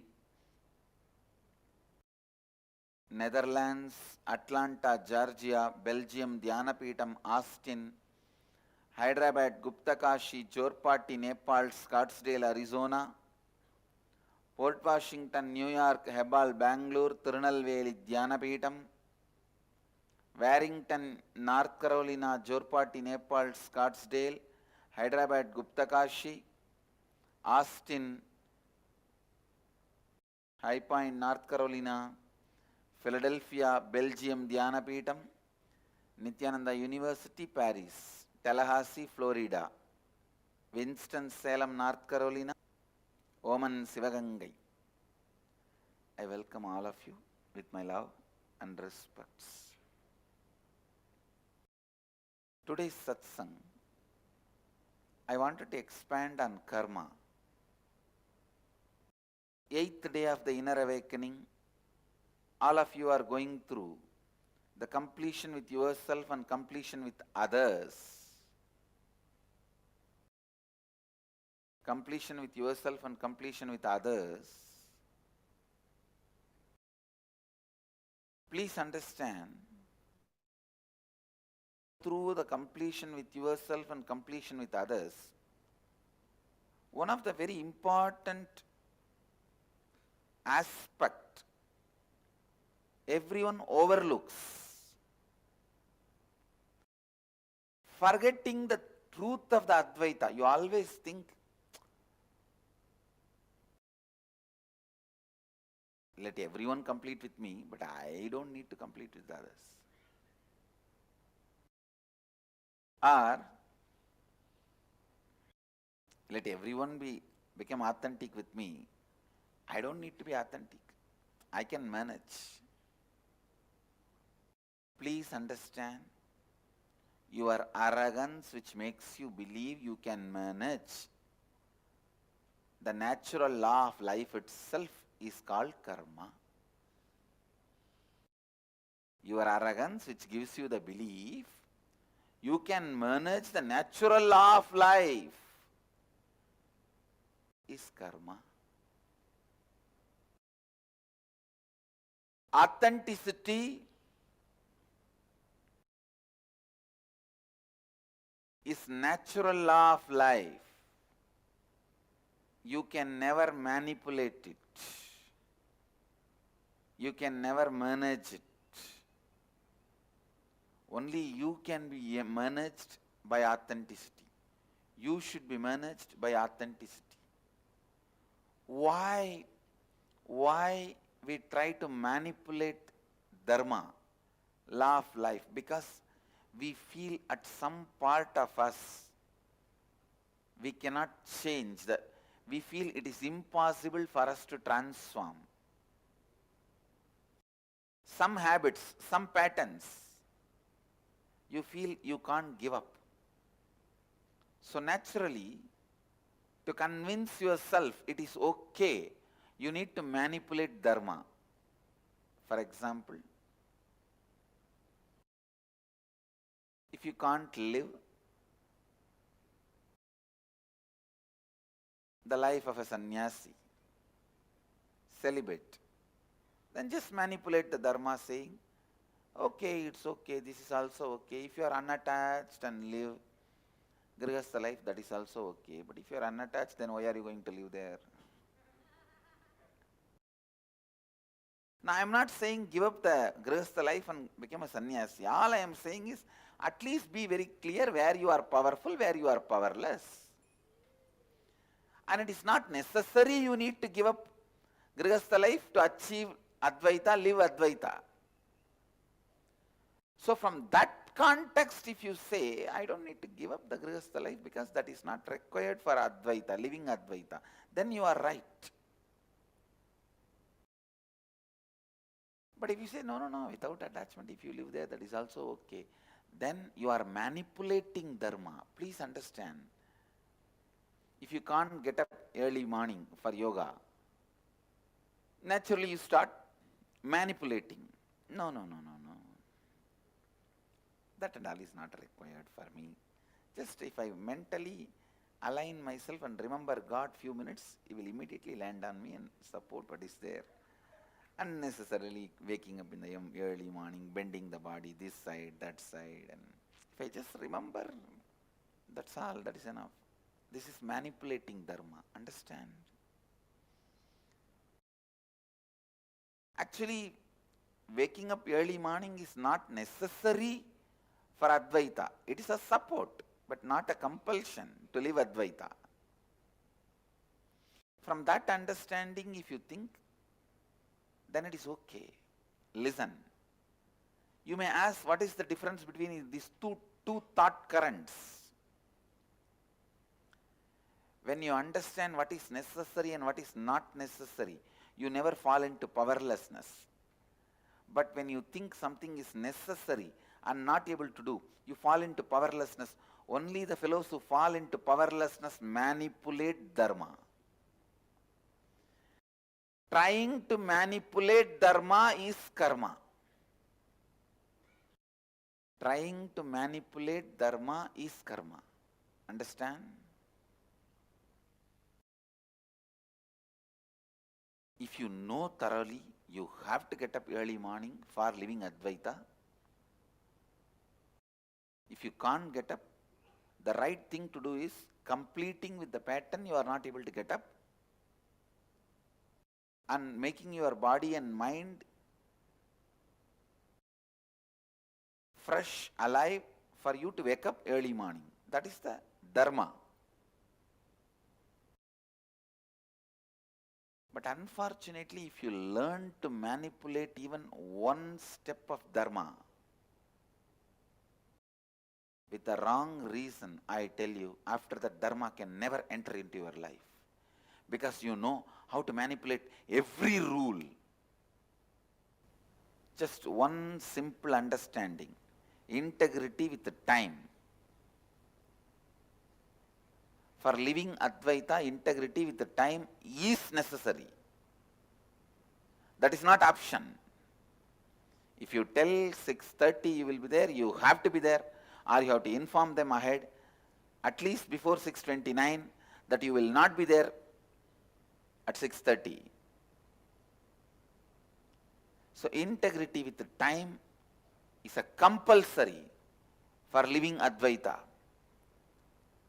But when you can't maintain this integrity with the time, and you start manipulating within you and without you, means inside you and outside you, both.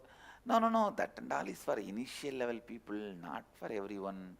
That is not required. It's okay. Once you manipulate yourself, convince yourself that integrity with the time is not required, the moment you convince yourself, be very clear, you entered into the pattern of karma. After that, within 3-4 months, you will convince yourself with all types of manipulation, authenticity is not required for you. You will convince yourself non-violence and cruelty-free lifestyle is not required for you. The ability to manipulate dharma, the mental setup of manipulating dharma, I tell you, that is the most dangerous pit a human being can fall. That's the most dangerous drainage a human being can fall. I tell you, I have to look at the stark reality.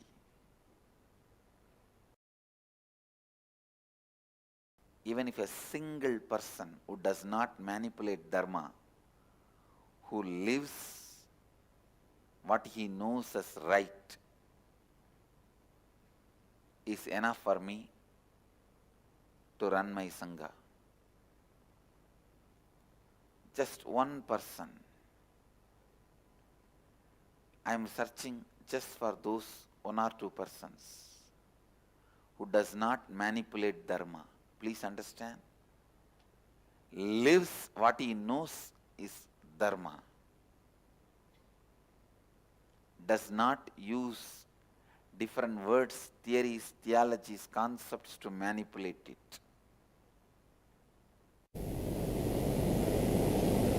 I am searching just for those 1 or 2 diamonds. Of course, I wanted to make millions of people. I wanted to make is different, but still I have not got even one is the truth.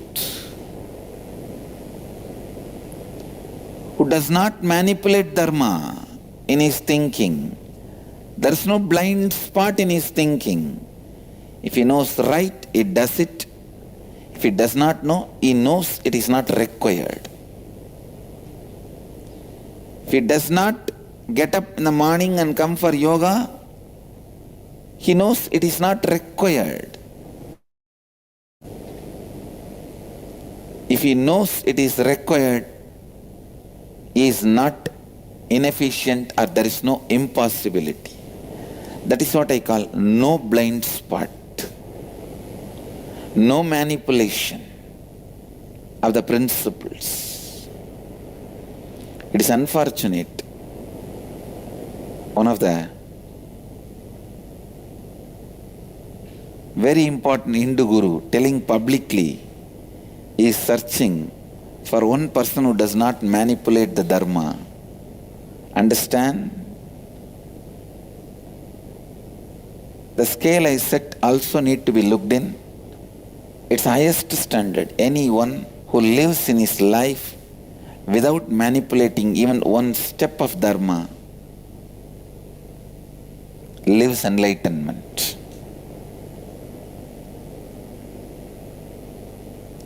The whole effort in my Gurukul I am doing is create at least few thousand beings who don't manipulate dharma.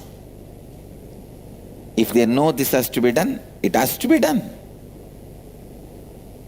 If something is not done, we should know very clearly it is not required to be done. But if we are sure it is required, no question of manipulation or compromising. You know it is required and you manipulate, compromise. That is what I call karma, blind spot. The pattern of manipulating and compromising with the life of Advaita is karma. The pattern of coherently vibrating with the Advaitic thinking, being in sync, synergetic with Advaitic thinking is what I call dharma. Who knows the dharma and do not compromise, do not manipulate it, lives enlightenment. Even if there is some simple manipulation, you are a Mahant and your Tanidar is supposed to come for a meeting and you missed integrity. You came 2 minutes late and you thinking, oh, he's after all my Tanidar, why should I need to complete with him? Be very clear, that is manipulation. Manipulation using your position. You forget your position as a Mahant itself came to you only because of your integrity, authenticity, responsibility and enriching. But after you sit in that position, not living the dharma, manipulating and compromising is what I call karma. I gave you one example. Even if you are in your office, you are a CEO and in a meeting, your junior most staffs, everyone has to come around 10 o'clock. You came 10 to, they were all waiting and you don't care about 2 minutes. Why should I apologize to them? Why should I complete with them? After all, they are my junior most staff and I pay them. Understand, you may be paying them, but you have no right to manipulate the law of life, the words you gave and your integrity. Integrity, authenticity, responsibility and enriching. These four are dharma which can never be manipulated or compromised. Any manipulation or compromise done in these four principles is karma. Please listen. If you are inefficient, if you are incompetent,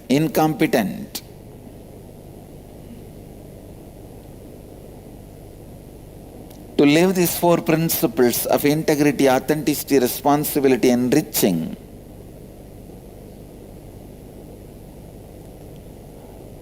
work on completion and make yourself competent. Work on bringing more and more understanding, make yourself awakened. But don't learn the mental setup of manipulation and compromising. I tell you, once you learn not to complete with your Tanedars and miss your integrity with your Tanedars, It won't take too much time for you to cheat the Sangha, do Sangha Droha, or Dharma Droha, or Guru Droha itself, or destroying your own self. It won't take much time. Degradation happens in the speed of snowballing. Spiritual growth happens in the speed of trekking on Mount Everest. Understand? Spiritual growth, following of Dharma, happens in the speed of trekking in Mount Everest. Degradation happens in the speed of snowballing. The moment you start learning, compromising, adjusting, to manipulate your dharma, compromise on your integrity and authenticity, that pattern is what I call karma, and it is most dangerous. Please understand. A person who comes late 2 minutes to a meeting and does not complete with the whole group,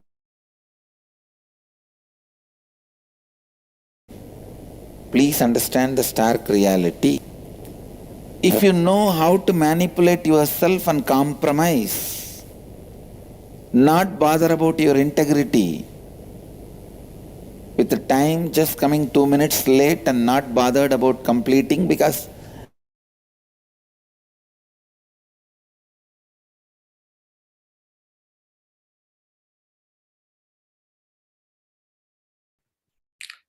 Let's now get ready to receive the darshan of Devi Parashakthi.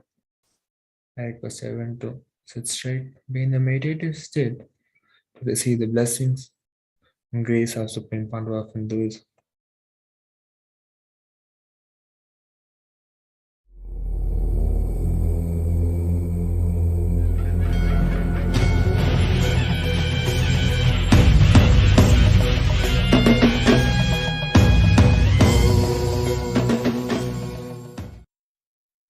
the auspicious program, the KAILASA Dharma Jyoti Religion and Worship Award Ceremony in celebration of the Global Conclave World Interfaith Harmony Week. I welcome all of you for this wonderful program. Today, we are recognizing the great services, contribution in the field of interfaith harmony of 10 prominent personalities, dignitaries from various religions from around the globe, from various religions, various faiths, traditions. 10 people are getting awarded. I congratulate all 10 of them for their great contribution in the field of interfaith harmony. We start with Grandmaster Fabio Venzi from Italy. Thank you for what you are doing, and thank you for who you are.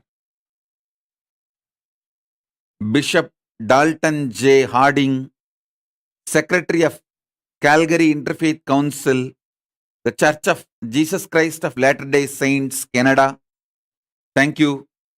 We sincerely thank you for who you are and what you are doing. Thank you, sir. Thank you for being who you are. Sister Uma Devanath, Brahmakumari's World Spiritual Organization, Trinidad Tobago.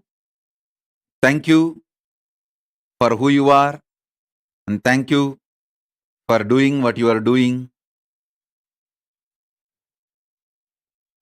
Father Brian McWeeny, Director of ecumenical and interreligious affairs for the Roman Catholic Archdiocese of New York, Catholic, United States. Thank you, sir.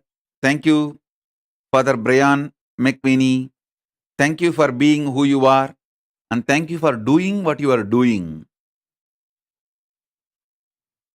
Reverend Hapin Im, President and founder of Faith and Community Empowerment, Catholic, United States. Thank you, Reverend, for who you are and what you are doing. And Pandit Sunil Seetal Maharaj, head and the spiritual leader of Ganeshotsava Foundation, Hindu, Trinidad Tobago. Thank you, Pandit Sunil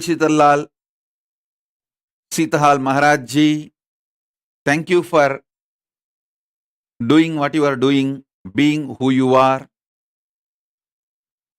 Reverend Jambo Mullah A, Bishop of Christ Church, Nakasongolo, South Sudan. Thank you again for what you are doing and who you are. Dr. Murali Krishna Bhuvanagiri Sharma ji, founder and head priest of Sankaramatam Vedic Academy, North Carolina, United States. Thank you, Dr. Murali Bhuvanagiri Samraj Sharma ji, for being who you are and doing what you are doing. When Datuk K. Sri Dhammaratna ji from Malaysia, from Buddhist tradition. Thank you, Venerable Datuk K. Sri Dhammaratna ji. Thank you for being who you are and thank you for doing what you are doing. Sri Raksh Joshi, Chairman for Jagran Society of Calgary, Alberta, Chairman for the Hindu Society of Beaumont, Alberta, Canada. Sri Raksh Joshi, thank you for being who you are and doing what you are doing. I sincerely thank all of you for who you are and what you are doing. And I sincerely thank you all for accepting this Kailasa Dharma Jyoti Religion and Worship Award. Thank you, every one of you, for what you are doing to humanity and for interfaith harmony. Thank you for being who you are and thank you for doing what you are doing. Paramashiva's message.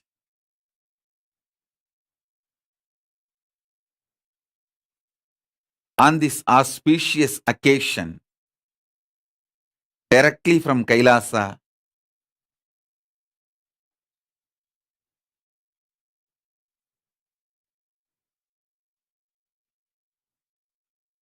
religion is the science of consciousness and cosmos. It has two components, the pure science part and applied science part. All religions have pure science, like universal values, universal truths, time tested, foolproof, universal truths. Pure science part and applied science. How we apply that pure science in our lives.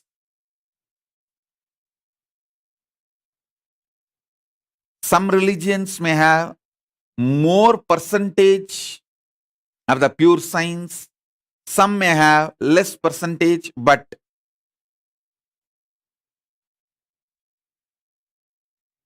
all religions will have naturally the pure science, universal truths as their foundation, fundamental existence, their core component. If we all, religious leaders, spiritual leaders, if we all decide to focus more on the universal truths, pure science, and not have deep states influence in our applied science, not influence the deep state through our applied science, we will all transform the world in no time. We all religious leaders, leaders of faith organizations, religious organizations, religious influencers, spiritual leaders, if we all decide our applied science part, our organization, our faith infrastructure should neither influence the deep state nor get influenced by the deep state. And if we stop using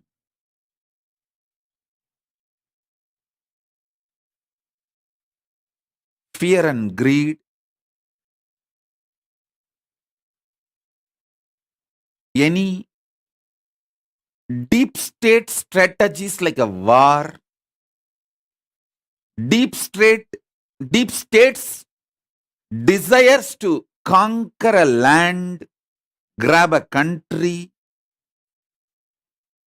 being used as a tool for political advantage, if we all decide to keep ourselves away from it and focus on the pure science, we will transform the world in no time, I tell you.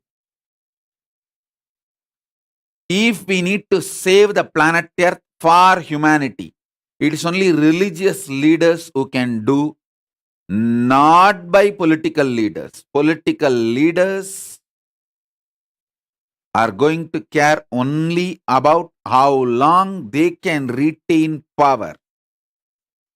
Political leaders will not bother about the world getting destroyed next day they get down from the power. That will be their agenda. Because only if the society and their nation collapses after they lose the power, they are going to go down in the history as the great leaders. See, after that great leader, the whole country collapsed. Every leader expects this statement to be written in the history, that after they stepped down, after they stopped ruling, the nation collapsed. So that the history will remember them as the great leaders. We should know it's only religious leaders who are going to feel for the humanity and planet Earth. It is we who care for the next generation. It is we who care for the world. If we all decide, even if it is little difficult, if we all come to the conclusion, it is time we won't allow the deep state's influence into our organization, and we will not allow our organization to influence the deep state. We will all transform the world in no time. And I tell you, we are all in a spot, in a situation where the religious harmony is not luxury, it's a survival need. It's a survival need. If we all just stick to our publicly declared agenda without letting the deep state to put their agendas into our organization, and we not putting our hidden agendas into the deep state, that's more than enough. I feel that's a solution. Not only we will be able to keep the interfaith harmony, we can keep the planet Earth safe and alive. We religious leaders, we people of faith, we people of book and God, we people who look up to the higher forces for our existence and the planet Earth's existence. It's we all care for the continuity of the humanity. Continuity of the humanity exists on planet Earth. Political leaders will focus only on their branding in the history.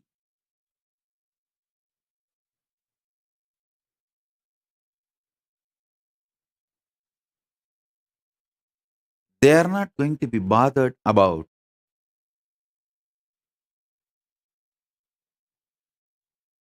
the safety of the planet Earth or the safety of the humanity.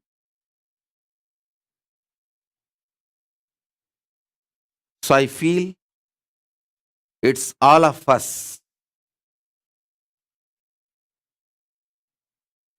need to be responsible, that we don't allow politicians' undeclared deep state agendas penetrating into our organizations. Some of our organizations' deep state agendas not influencing, using the deep state of the nations. All nations have deep state. Let's agree to this truth. Let's not hide. Let's not be in denial. All nations have their deep state. Means the undeclared agendas of the politicians executed by few influencers who are ready to do any illegal, dirty work. All countries have the network of deep state, which does undeclared, non-transparent activities. If we religious leaders all come together and decide, let's keep deep state away from us, neither we will benefit by the deep state agendas, nor we will allow the deep state to benefit using our organizations. That's all. I think 90% of the problem among the religions, among the faiths will be solved if we just keep deep state people away. All of us religious people, by our very core, by our very nature, we love peace. All of us who are here, all of us want our library books to be straight. Some of us may not even want to change the location of the book. We all want, after our breakfast, we should be able to pick up the book which we want from our book library cupboard and spend time with our books. contemplate, meditate, do our personal spiritual practice, support our congregation to strengthen their conscious being. We all want this. Fundamentally, we are all peace lovers. That is why we chose religion. We chose faith as our lifestyle, as our full-time life. Not just career, as our living, as our life. We all chose. So it is we all who need to decide to keep planet Earth alive, peaceful for our next generation. For our next generation.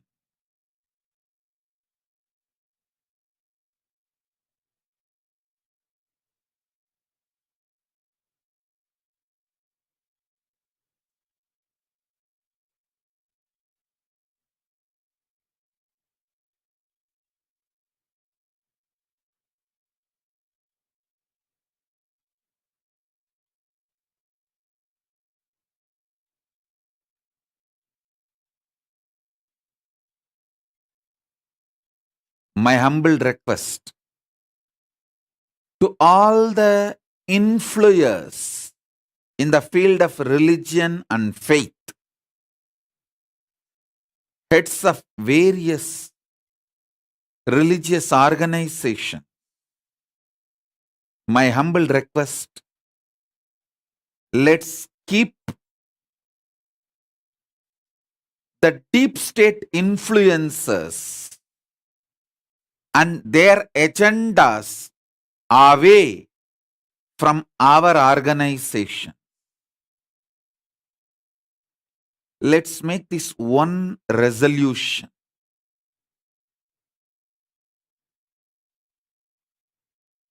Fundamentally, deep state wants to use religion to expand their territories, to consolidate their influence over the common mass, control and manipulate the common mass. Let us not become part of the deep state's agendas. Let's keep ourselves to the pure science, the universal values on which we founded our faiths and traditions, and our declared agendas. No religion.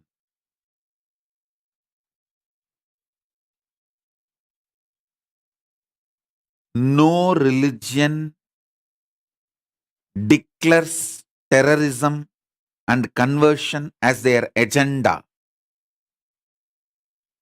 But the deep state influencers use religious leaders and organizations and turn them out in practical ground level life, use them, manipulate them for their agendas. If we religious leaders decide to God, our organizations saying no to all deep state influences and deciding we will not influence deep state. Let deep state want to expand their territory, let them use army, let them not use religion. Let it be a declared open war between one country and the other country. Let them manage their agendas. Let us not be party to the deep state's agendas.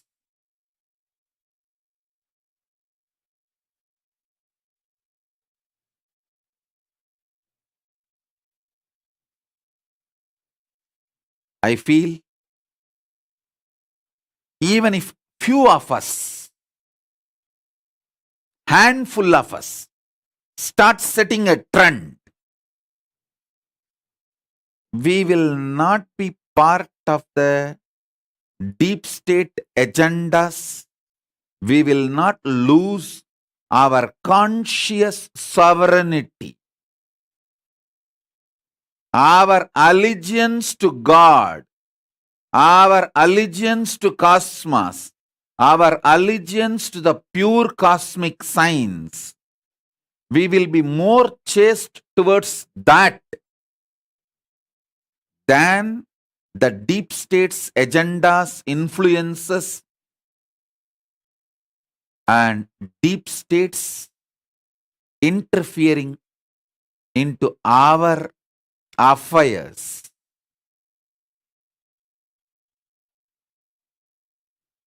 If we stop them and keep them away, not only we will all be peaceful inside our organization, we will all radiate so much peace.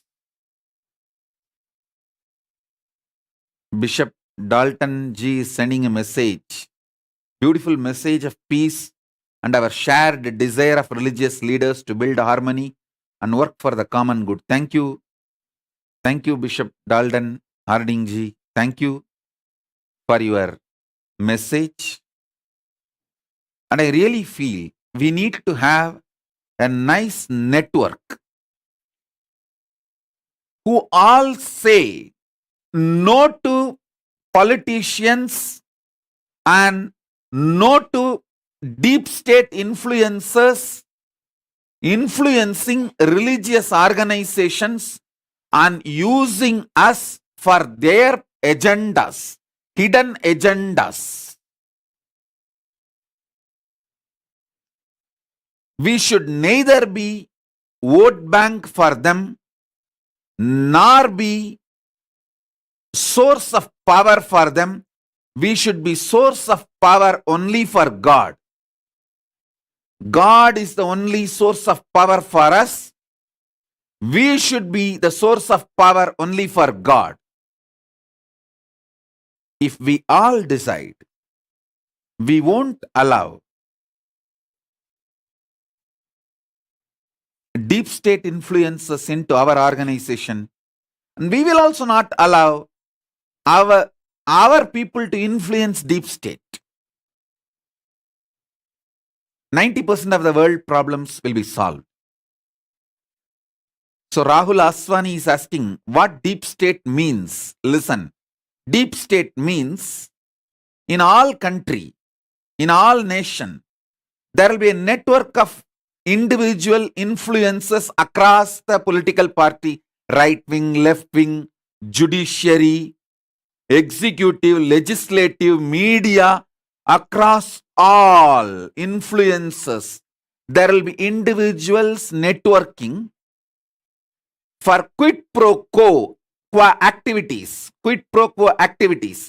which is absolutely illegal, undeclared, sometimes even will be anti-national.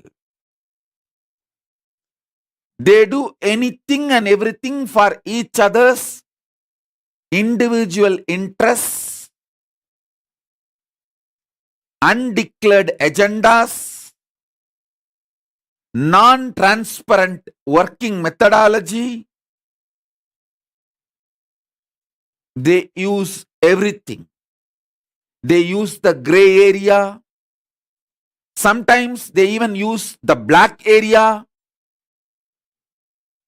They do anything to fulfill their interests and agendas without being bothered about the larger interest of the nation, without being bothered about the cause, the idea for which the nation stands. That gang is what I call deep state. Deep state does not care about humanity. Deep state does not care about constitution. Deep state does not care about jurisprudence. Deep state does not care about law. Deep state does not care about society. Deep state does not care about nation. Deep state is more like a shadow government, and deep state does not even care about each other's interests after they are used.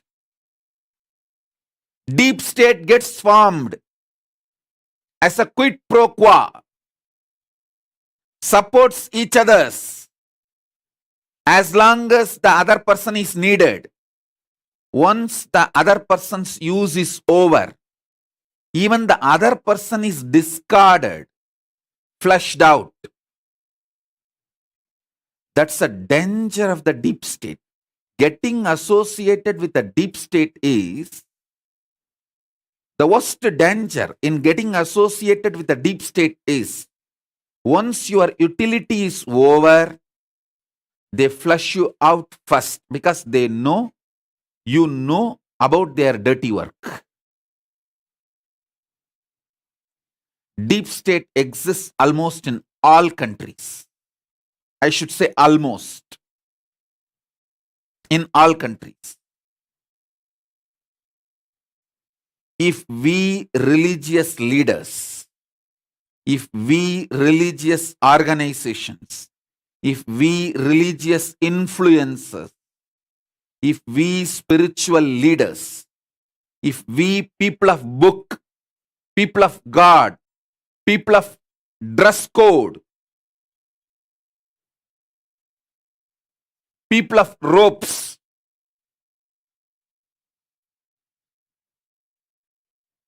if we decide we will not allow deep state people to influence our organization, and we will not allow our organization to influence deep state people, we will bring so much peace, so much love, so much bliss to planet Earth. I also wanted to mention one more important truth. It's a little hard, bitter, but truth. Mass is losing faith on religious leaders because we are not doing what we need to do. We are supposed to maintain our allegiance, our integrity to God, our book, our rope, our declared agendas. But unfortunately, in practical life, when the mass starts seeing the deep state ganging up with the religious leaders and religious leaders allowing the deep state to manipulate religion, the mass is losing faith on the need of the religion and on the need of religious leaders. So we religious leaders need to wake up to this truth, rebuild common mass, common people's trust on us by proving that we are not part of any deep state agenda or any deep state influence.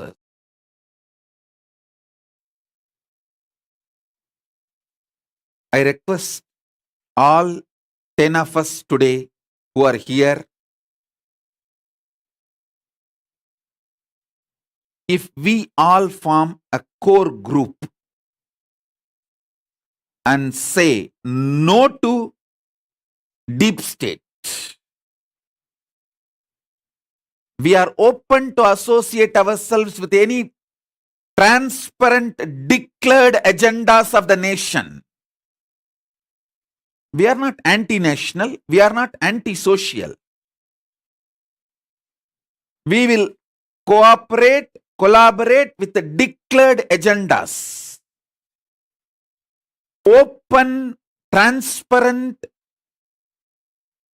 declared agendas of the nation is welcome. But we will not allow deep state influences to penetrate our organizations, and we will not allow our organization to use the deep state influences, because once we expect some favor from the deep state people, they are going to use us. It's going to be quid pro quo. Understand? I faced worst persecution in my life, multiple assassination attempts. My organization's infrastructures, temples were burnt, demolished, attacked.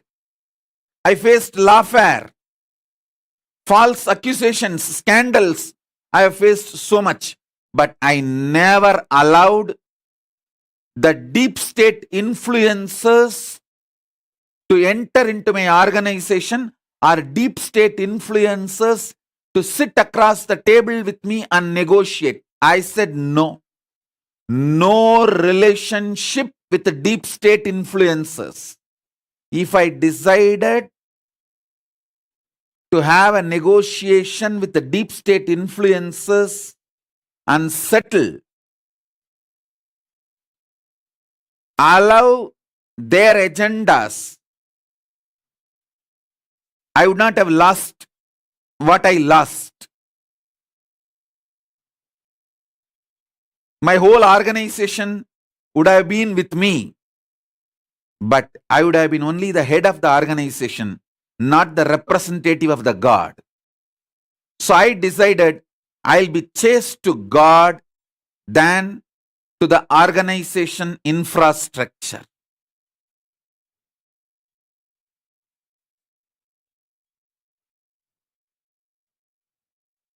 If we religious leaders, religious influencers, if we decide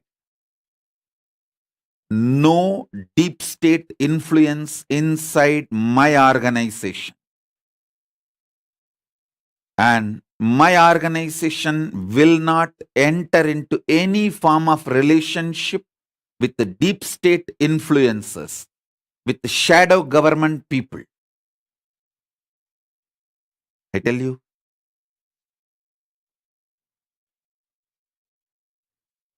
three things will happen if we all decide. One, we will all be peaceful with absolute certainty about ourselves and our life and our future. That's one. Second, we will gain the faith and trust of the youth, the next generation. Next generation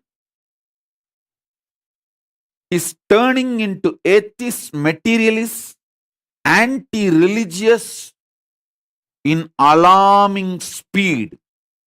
More than the speed of the global warming, human beings turning away from God, religion, cosmic science, spirituality is the biggest threat, and the speed is much more than the speed of the global warming. If we decide to keep deep state away from us, we will regain the trust and faith of the next generation, youngsters, youth. Youth is no more interested in getting exploited.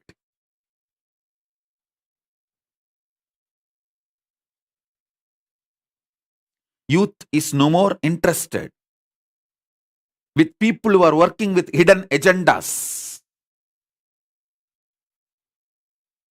we will gain the trust and faith of the next generation who are the future of planet Earth. Third, above all, we will save planet Earth and humanity, the only home human beings have.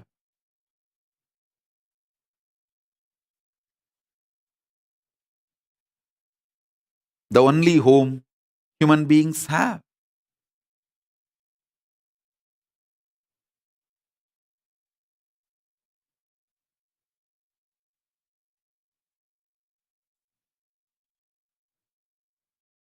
We can't afford the deep state to destroy planet Earth. Actually, it is we religious leaders need to keep the check and balance. We are okay with politicians ruling the planet Earth. After all, they decided to spend their life on it and let them rule. But they have no right to destroy it. They have no right to eliminate it. We can't allow that. We need planet Earth for next generation. It's only we, the people of book, we, the people of God, we, the people of rope, we, the people of faith, can keep planet Earth safe for the next generation.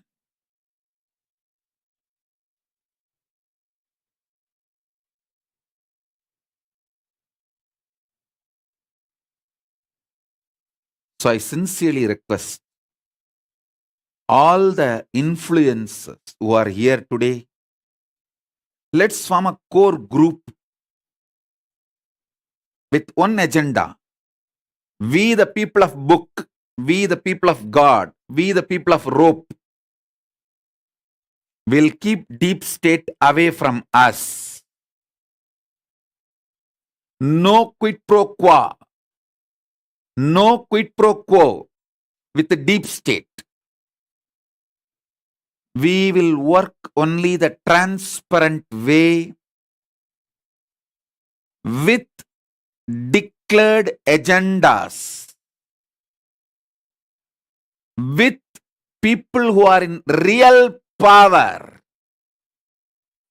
People who are in real power, the real president, real prime minister, who is constitutionally valid, real statesman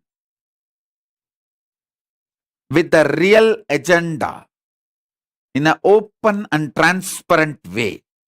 We will work only with real people, real statesmen, real agendas, transparent.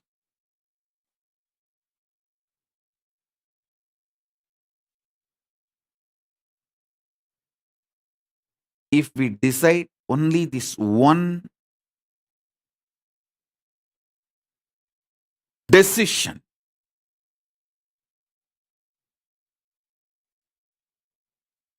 all statesmen will have one layer around them who influence the statesmen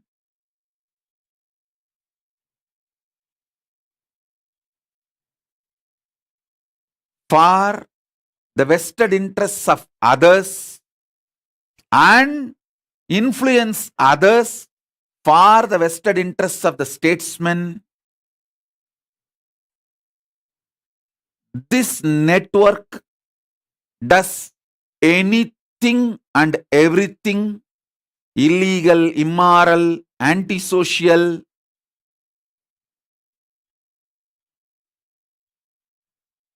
to fulfill their vested interests and agendas.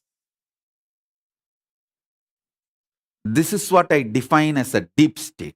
That's all. That's all.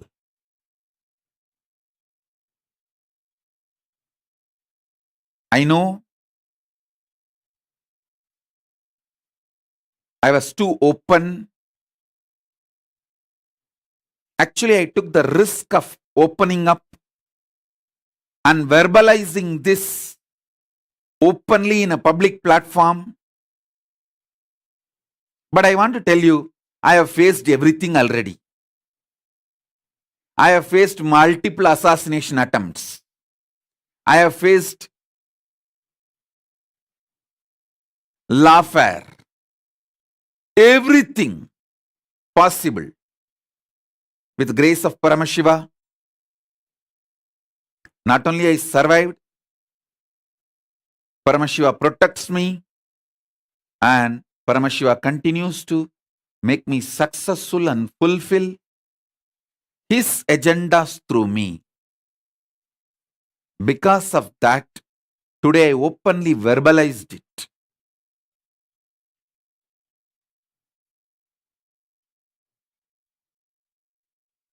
If we keep up the transparent declared agendas as our life, I know for sure we will regain the trust and faith of the next generation. Next generation can be part of religion. See, we are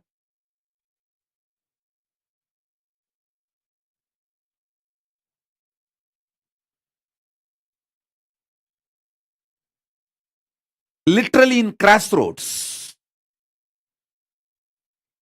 The majority of the next generation, the youth, is taking the exit from religion, exit from faith communities, exit from spiritual ecosystems.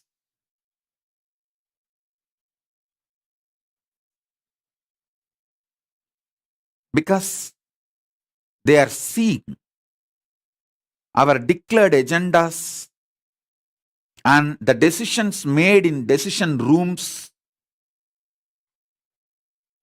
are becoming different. The gap is getting more and more. We, people of God, we, people of book, we, people of rope, can't afford to continue to be in denial, can't afford to continue to be in the mood of everything is well, everything is okay, or one day everything will become okay. No. It's we, people of book, we, people of God, we, people of rope, we, people of faith, need to decide we need planet Earth for next generation. We can't allow politicians to destroy it. As long as politicians are ruling it, we are okay. But we should not allow politicians to destroy it.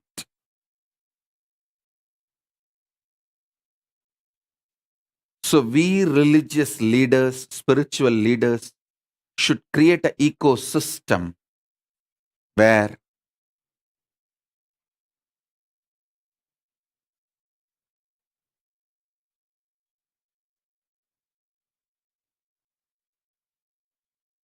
we keep ourselves away from deep state influences.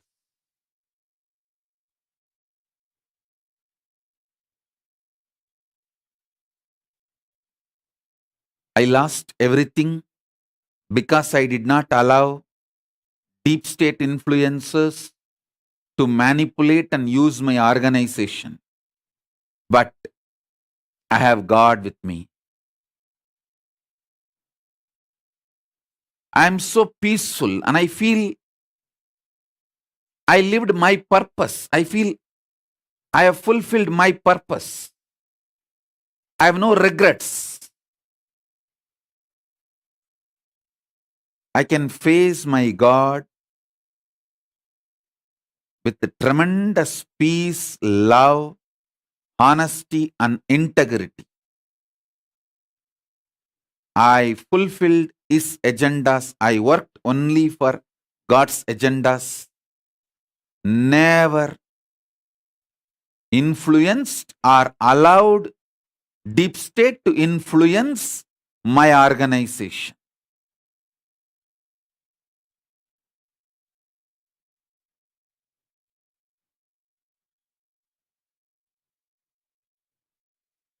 I can declare this with all my integrity to people and God.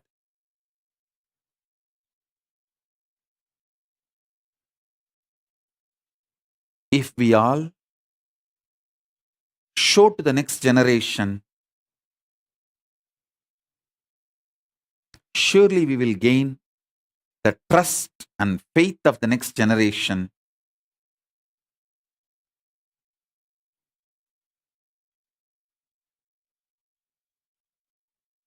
And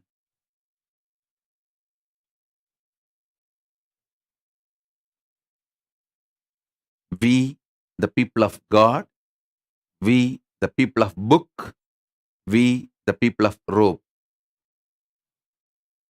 we, the people of faith, we, the people of spirituality, we, the people of religion,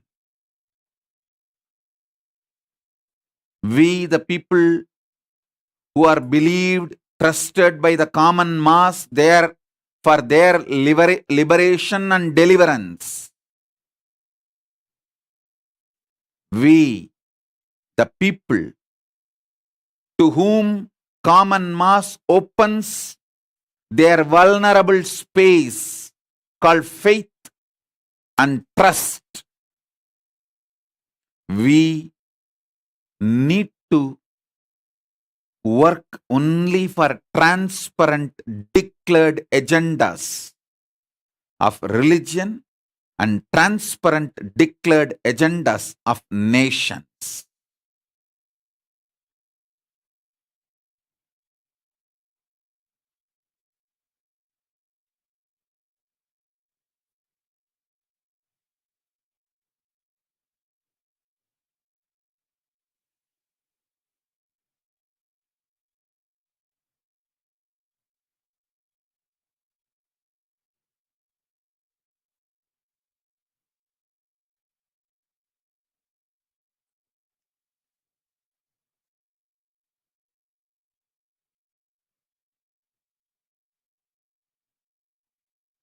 I sincerely request all the religious leaders, let's start forming the core group. Let's not bother about the number is too small. See, all great things started in a very small way.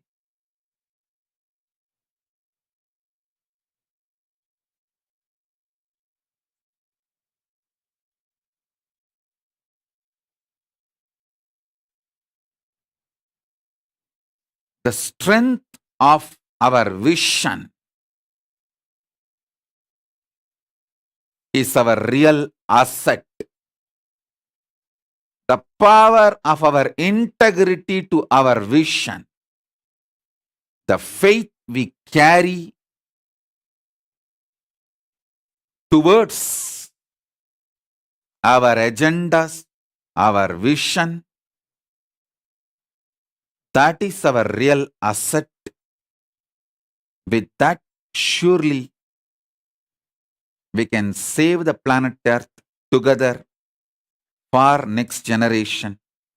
We can save humanity together, keep them alive for the next generation. We should keep the planet Earth the only home human beings have, at least as on now. Thank you all. Thank you for being here. That's all for now. Thank you.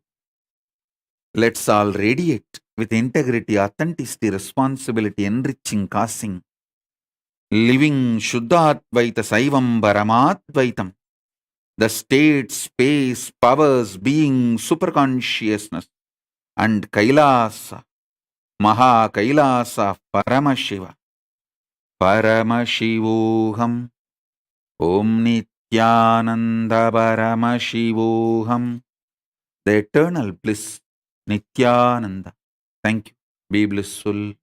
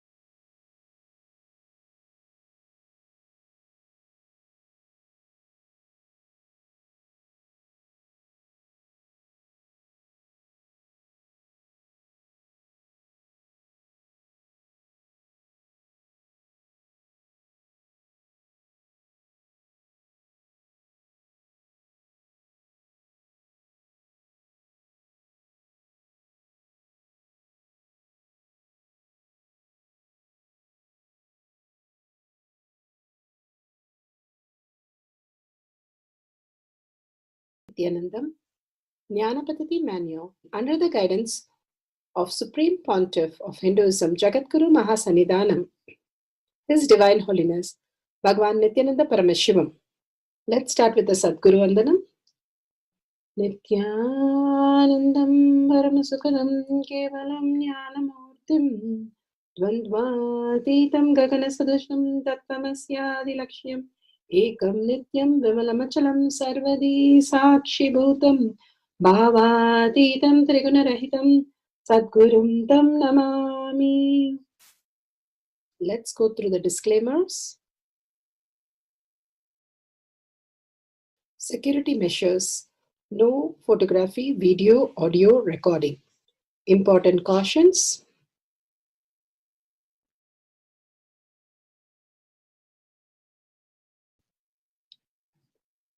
Please be aware of the important cautions.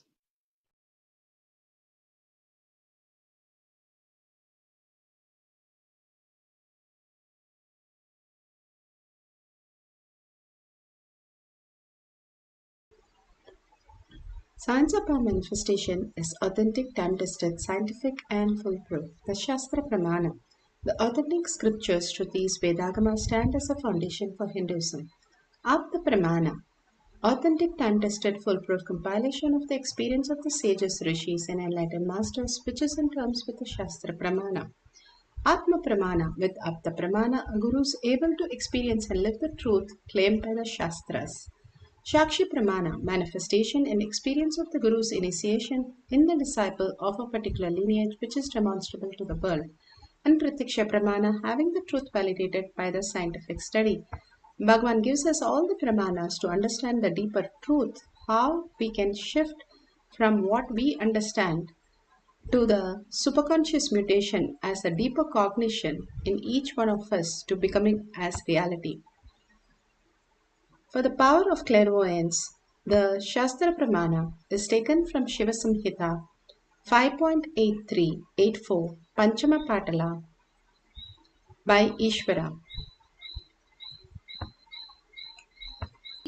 Biomemory is being stitched into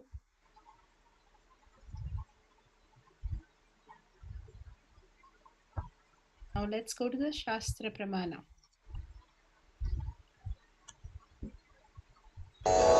This Shastra Pramana is taken from the Shiva Samhita 5.83.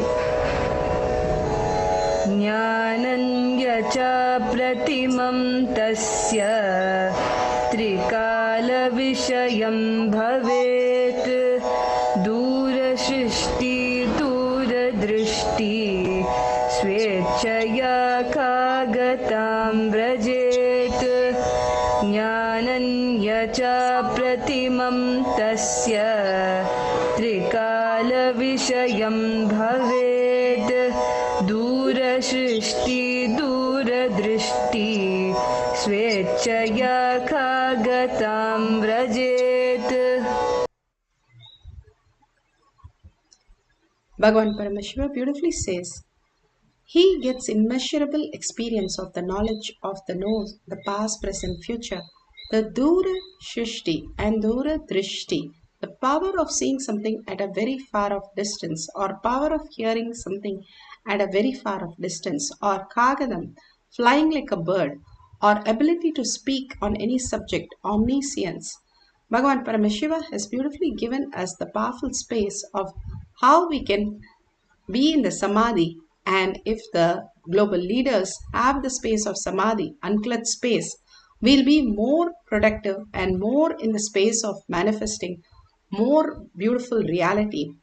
How we are caught up in the past, present, future, constantly in the delusion, what we understand as past, present, future. Bhagavan raises us to the higher space by initiating us and making us understand all this power manifestation is not just powers, but making us understand the deeper and deeper truth, how we exist in the parallel universe. Bhagavan beautifully said how our name is given. That is how we exist in the parallel universe, and we are mapping that to our physical reality. Like Parandama, Rama knew that he is Parandama in parallel universe and Rama in this world. Each of us, like Bhagavan says, Mahadeva is given as the name because Mahadeva, who he exists as Paramashiva, and who is the reflection into his body as this conscious world.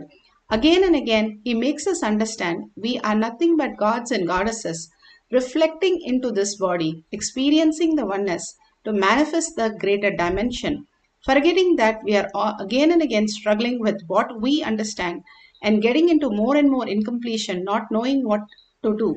Bhagavan says, beautifully establish yourself in the space of Paramashiva. More and more you will start seeing yourself as greater reality as Paramashiva. And what he means by establish yourself as Paramashiva, more and more in the listening space, more and more in gratitude space, in blissful space, in peace, in more and more you see yourself unclutched, you will start seeing yourself as an observer rather than just a body.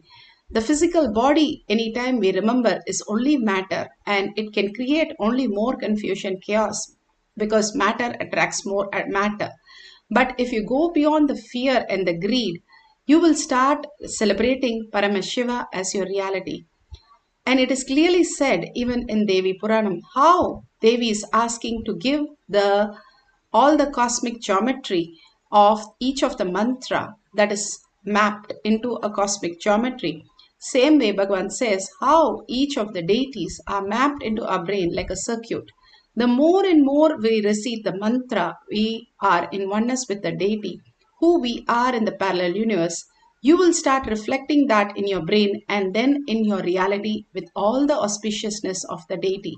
Each one has a come down, Bhagavan says, as Paramashiva. We can manifest all these powers and much more when we understand how Bhagavan beautifully says we are omniscience, and we can simply manifest any knowledge or any truth into this physical reality.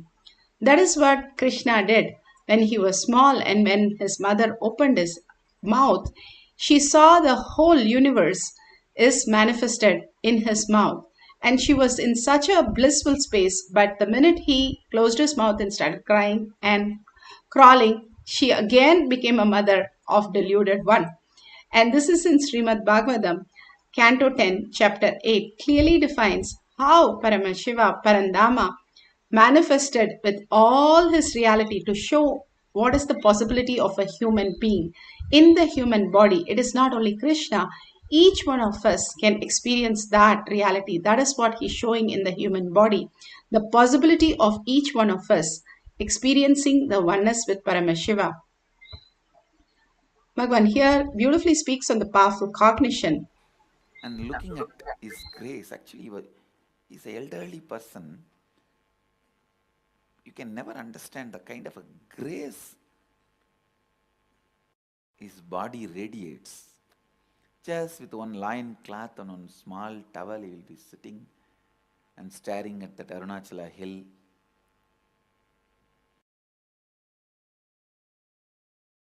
The samadhi can be seen with the eyes. I can say, looking at the master's form when he is in samadhi is literally like a drinking samadhi through eyes.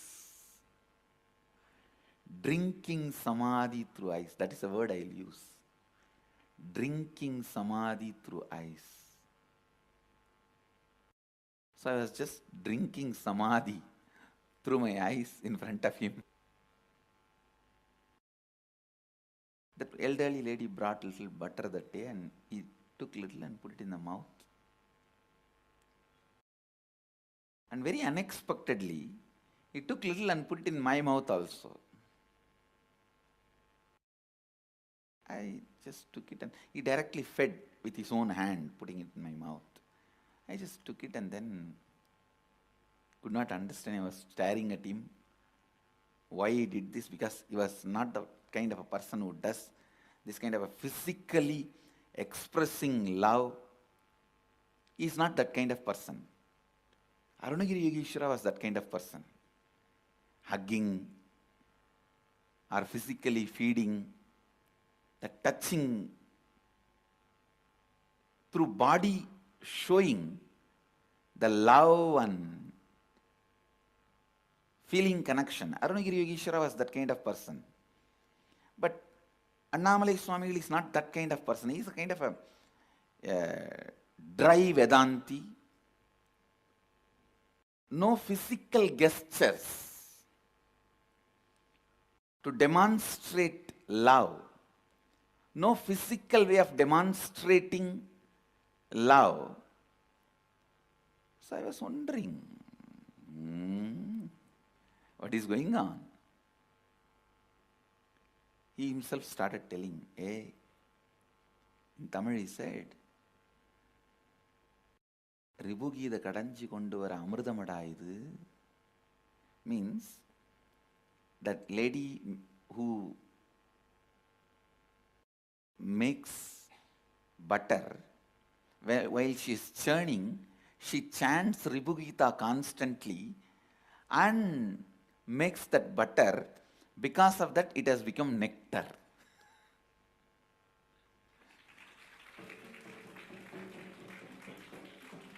Please understand, an ordinary village lady who sells butter and buttermilk and makes her life,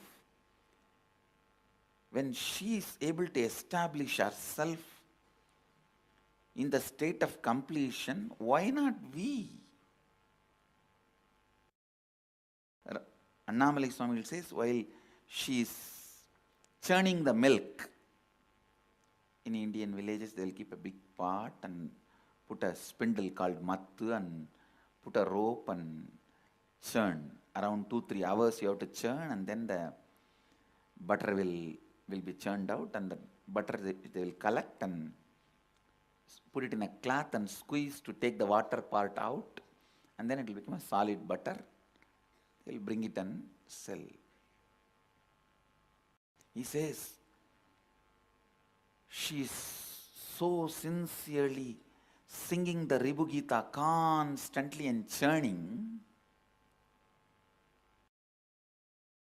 Now she has become the truth while she is churning. So that butter also has become nectar, filled with the truth.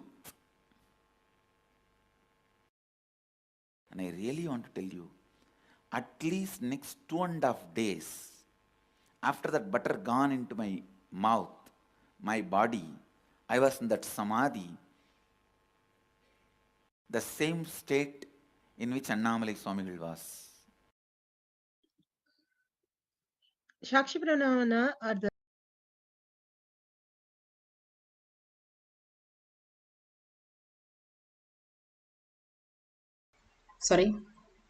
the deeper truth, all given to us more and more into the reality to let us know that how Bhagavan said the Ribhu Gita is churned into the whole the butter that was given, and literally 3 days he was in the space of oneness, the Advaita space, and experienced more and more the reality.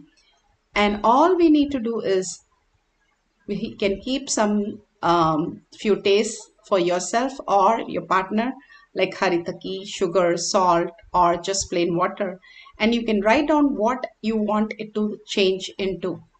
And simply by the power of third eye, and it will start changing into the new taste. And all we need to do is raise our frequency by chanting the Mahavakya, unclutching from whatever we know as engaging in the thought. Whenever we unclutch, whenever we do not engage in the thoughts, we are unclutched. In the deep listening, we are unclutched. In deep awareness, we are in unclutched. Whenever there is a pain, we are very aware of that part of the body. Then the whole pain subsides.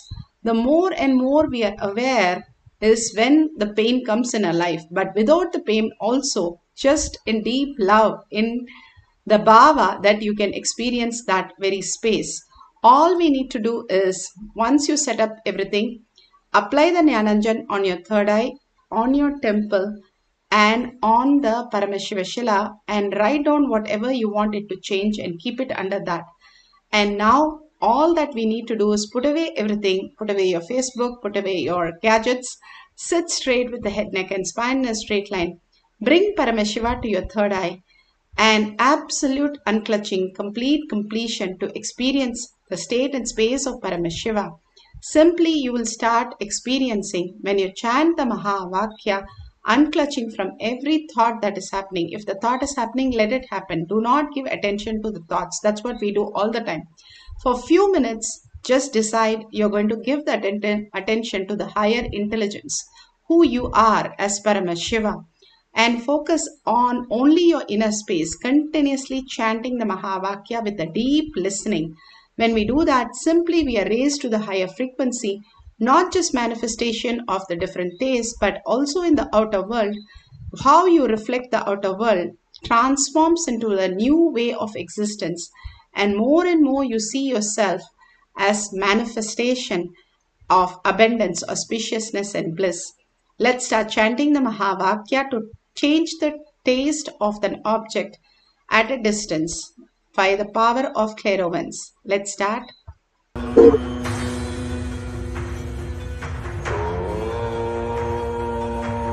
Nithyananda Paramashivoham. Om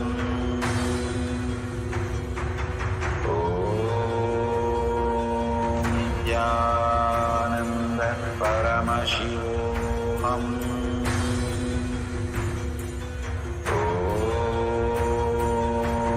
Nithyananda Paramashivoham.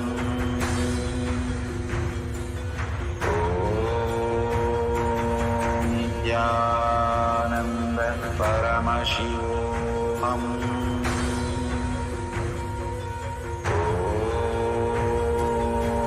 Nithyananda Paramashivoham. Om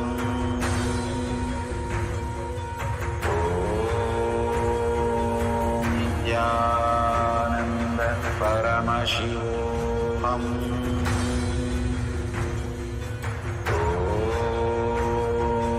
Nithyananda Paramashivoham. Om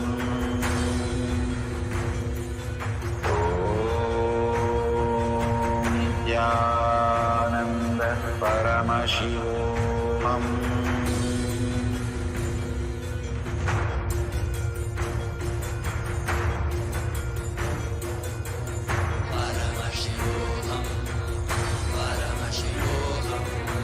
Let Paramashiva's third eye manifest in all our third eyes. Let the Amrita pour, let the Varni open up, manifest in all of us.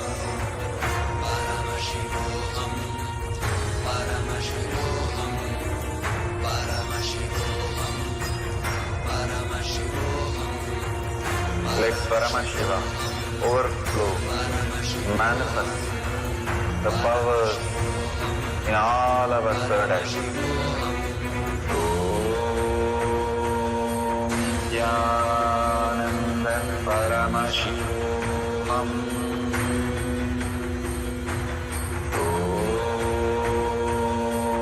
Nithyananda Paramashivam.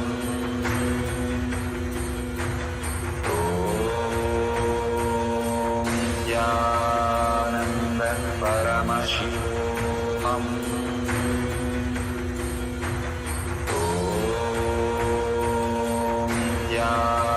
Nithyananda Paramashivam.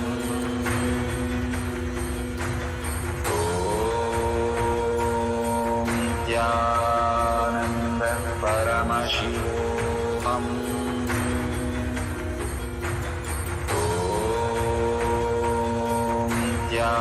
Nithyananda Paramashivam.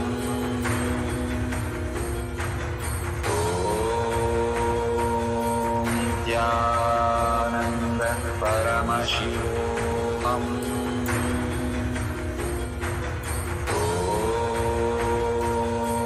Nithyananda Paramashivam.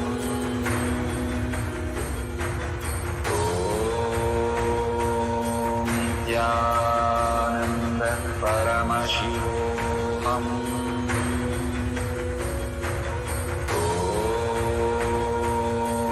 Nithyananda Paramashivam.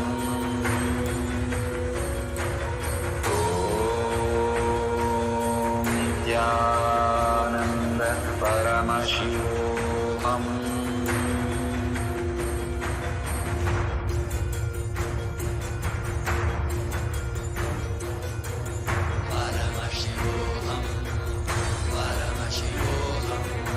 Let Paramashiva's third eye manifest in all our third eyes. Let the Amrita pour, let the Vanni open up, manifest in all of us.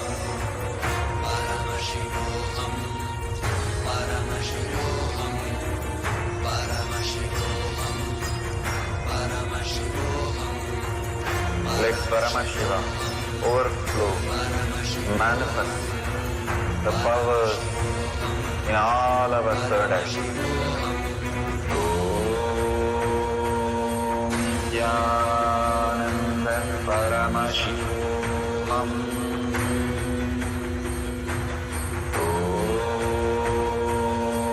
Nithyananda Paramashivam.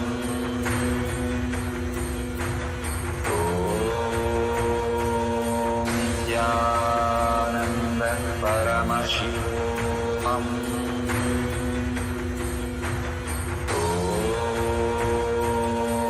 Nithyananda Paramashivam.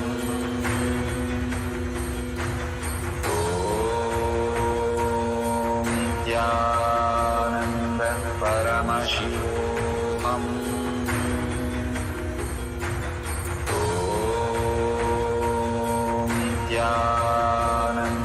Nithyananda Paramashivam.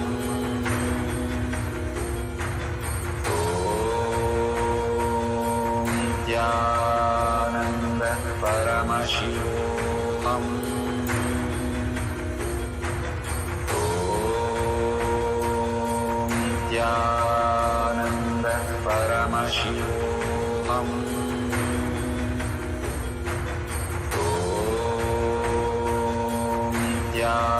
Nithyananda Paramashivam.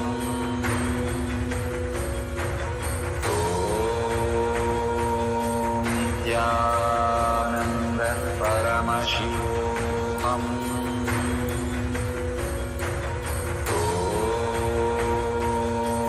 Nithyananda Paramashivam.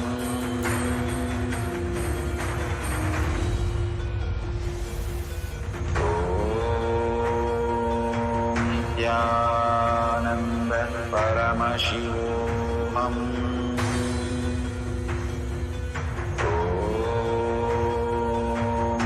Nithyananda Paramashivoham. Om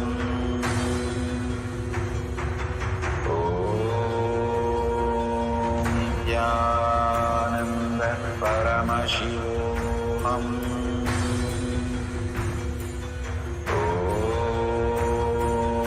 Nithyananda Paramashivoham.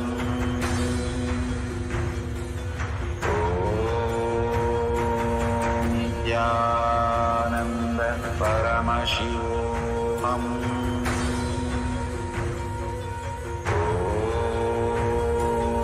Nithyananda Paramashivoham. Om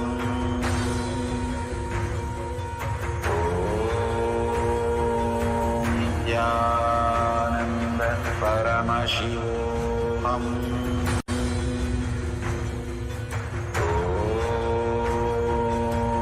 Nithyananda Paramashivoham. Om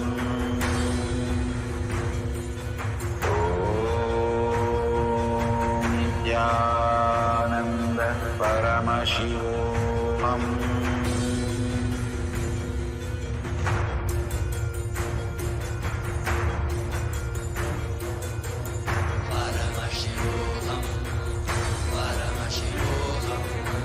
Let Paramashiva's third eye manifest in all our third eye. Let the Amrita pour, let the Varni open up, manifest in all of us.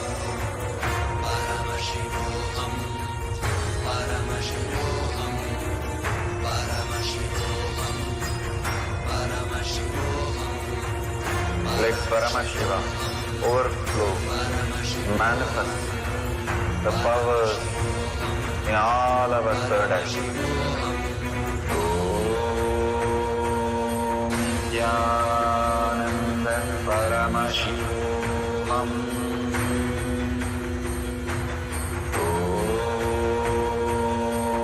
Nithyananda Paramashivoham.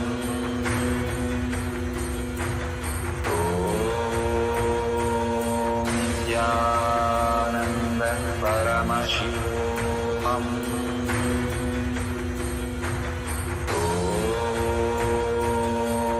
Nithyananda Paramashivoham. Om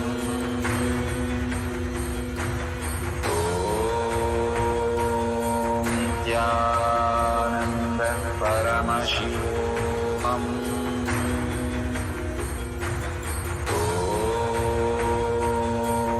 Nithyananda Paramashivoham. Om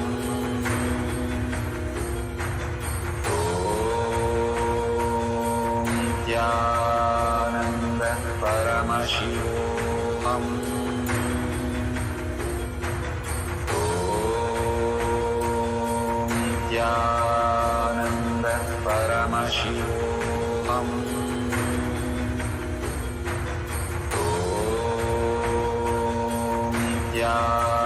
Nithyananda Paramashivoham. Om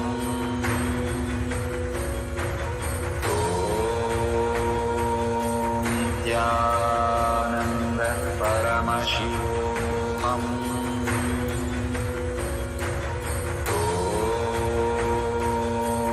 Nithyananda Paramashivoham.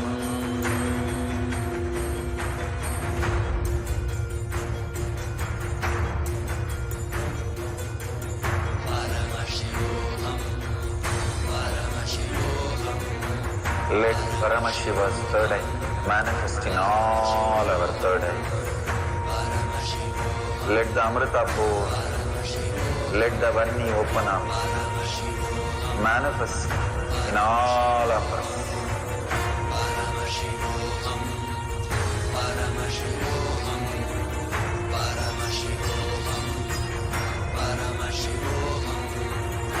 Let Paramashiva overflow, manifest the powers in all our third eye. Om Nithyananda Paramashivoham. Om Nithyananda Paramashivam. Slowly, very slowly, open your eyes. Whatever Paramashiva has shown, please go ahead and share all this deeper truth. Again and again, Bhagavan is asking us to share all the books, all the powerful cognition, all the initiation experience or power manifestation experience into the social media in any of the platforms that you have, or in tinyurl.com/power manifestation with the hashtag Paramashivoham, Shakshi Pramana, hashtag KAILASA, hashtag Nithyananda, hashtag power manifestation. Again and again, when you cause others reality, raise them to Paramashiva space, you will start experiencing that deep oneness inside you. More and more, Bhagavan says, causing is more powerful than the tapas itself. Extreme manifestation is extreme causing is extreme power manifestation. So with that, let's surrender all this powerful cognition, power manifestation at Bhagavan's lotus feet in deep gratitude, thanking Bhagavan for all the gifts from Mahakailasha, and thanking each one of you here, manifesting the powers of Paramashiva, following the Guru Vak. With that, let's end the session with the Purna Mantra.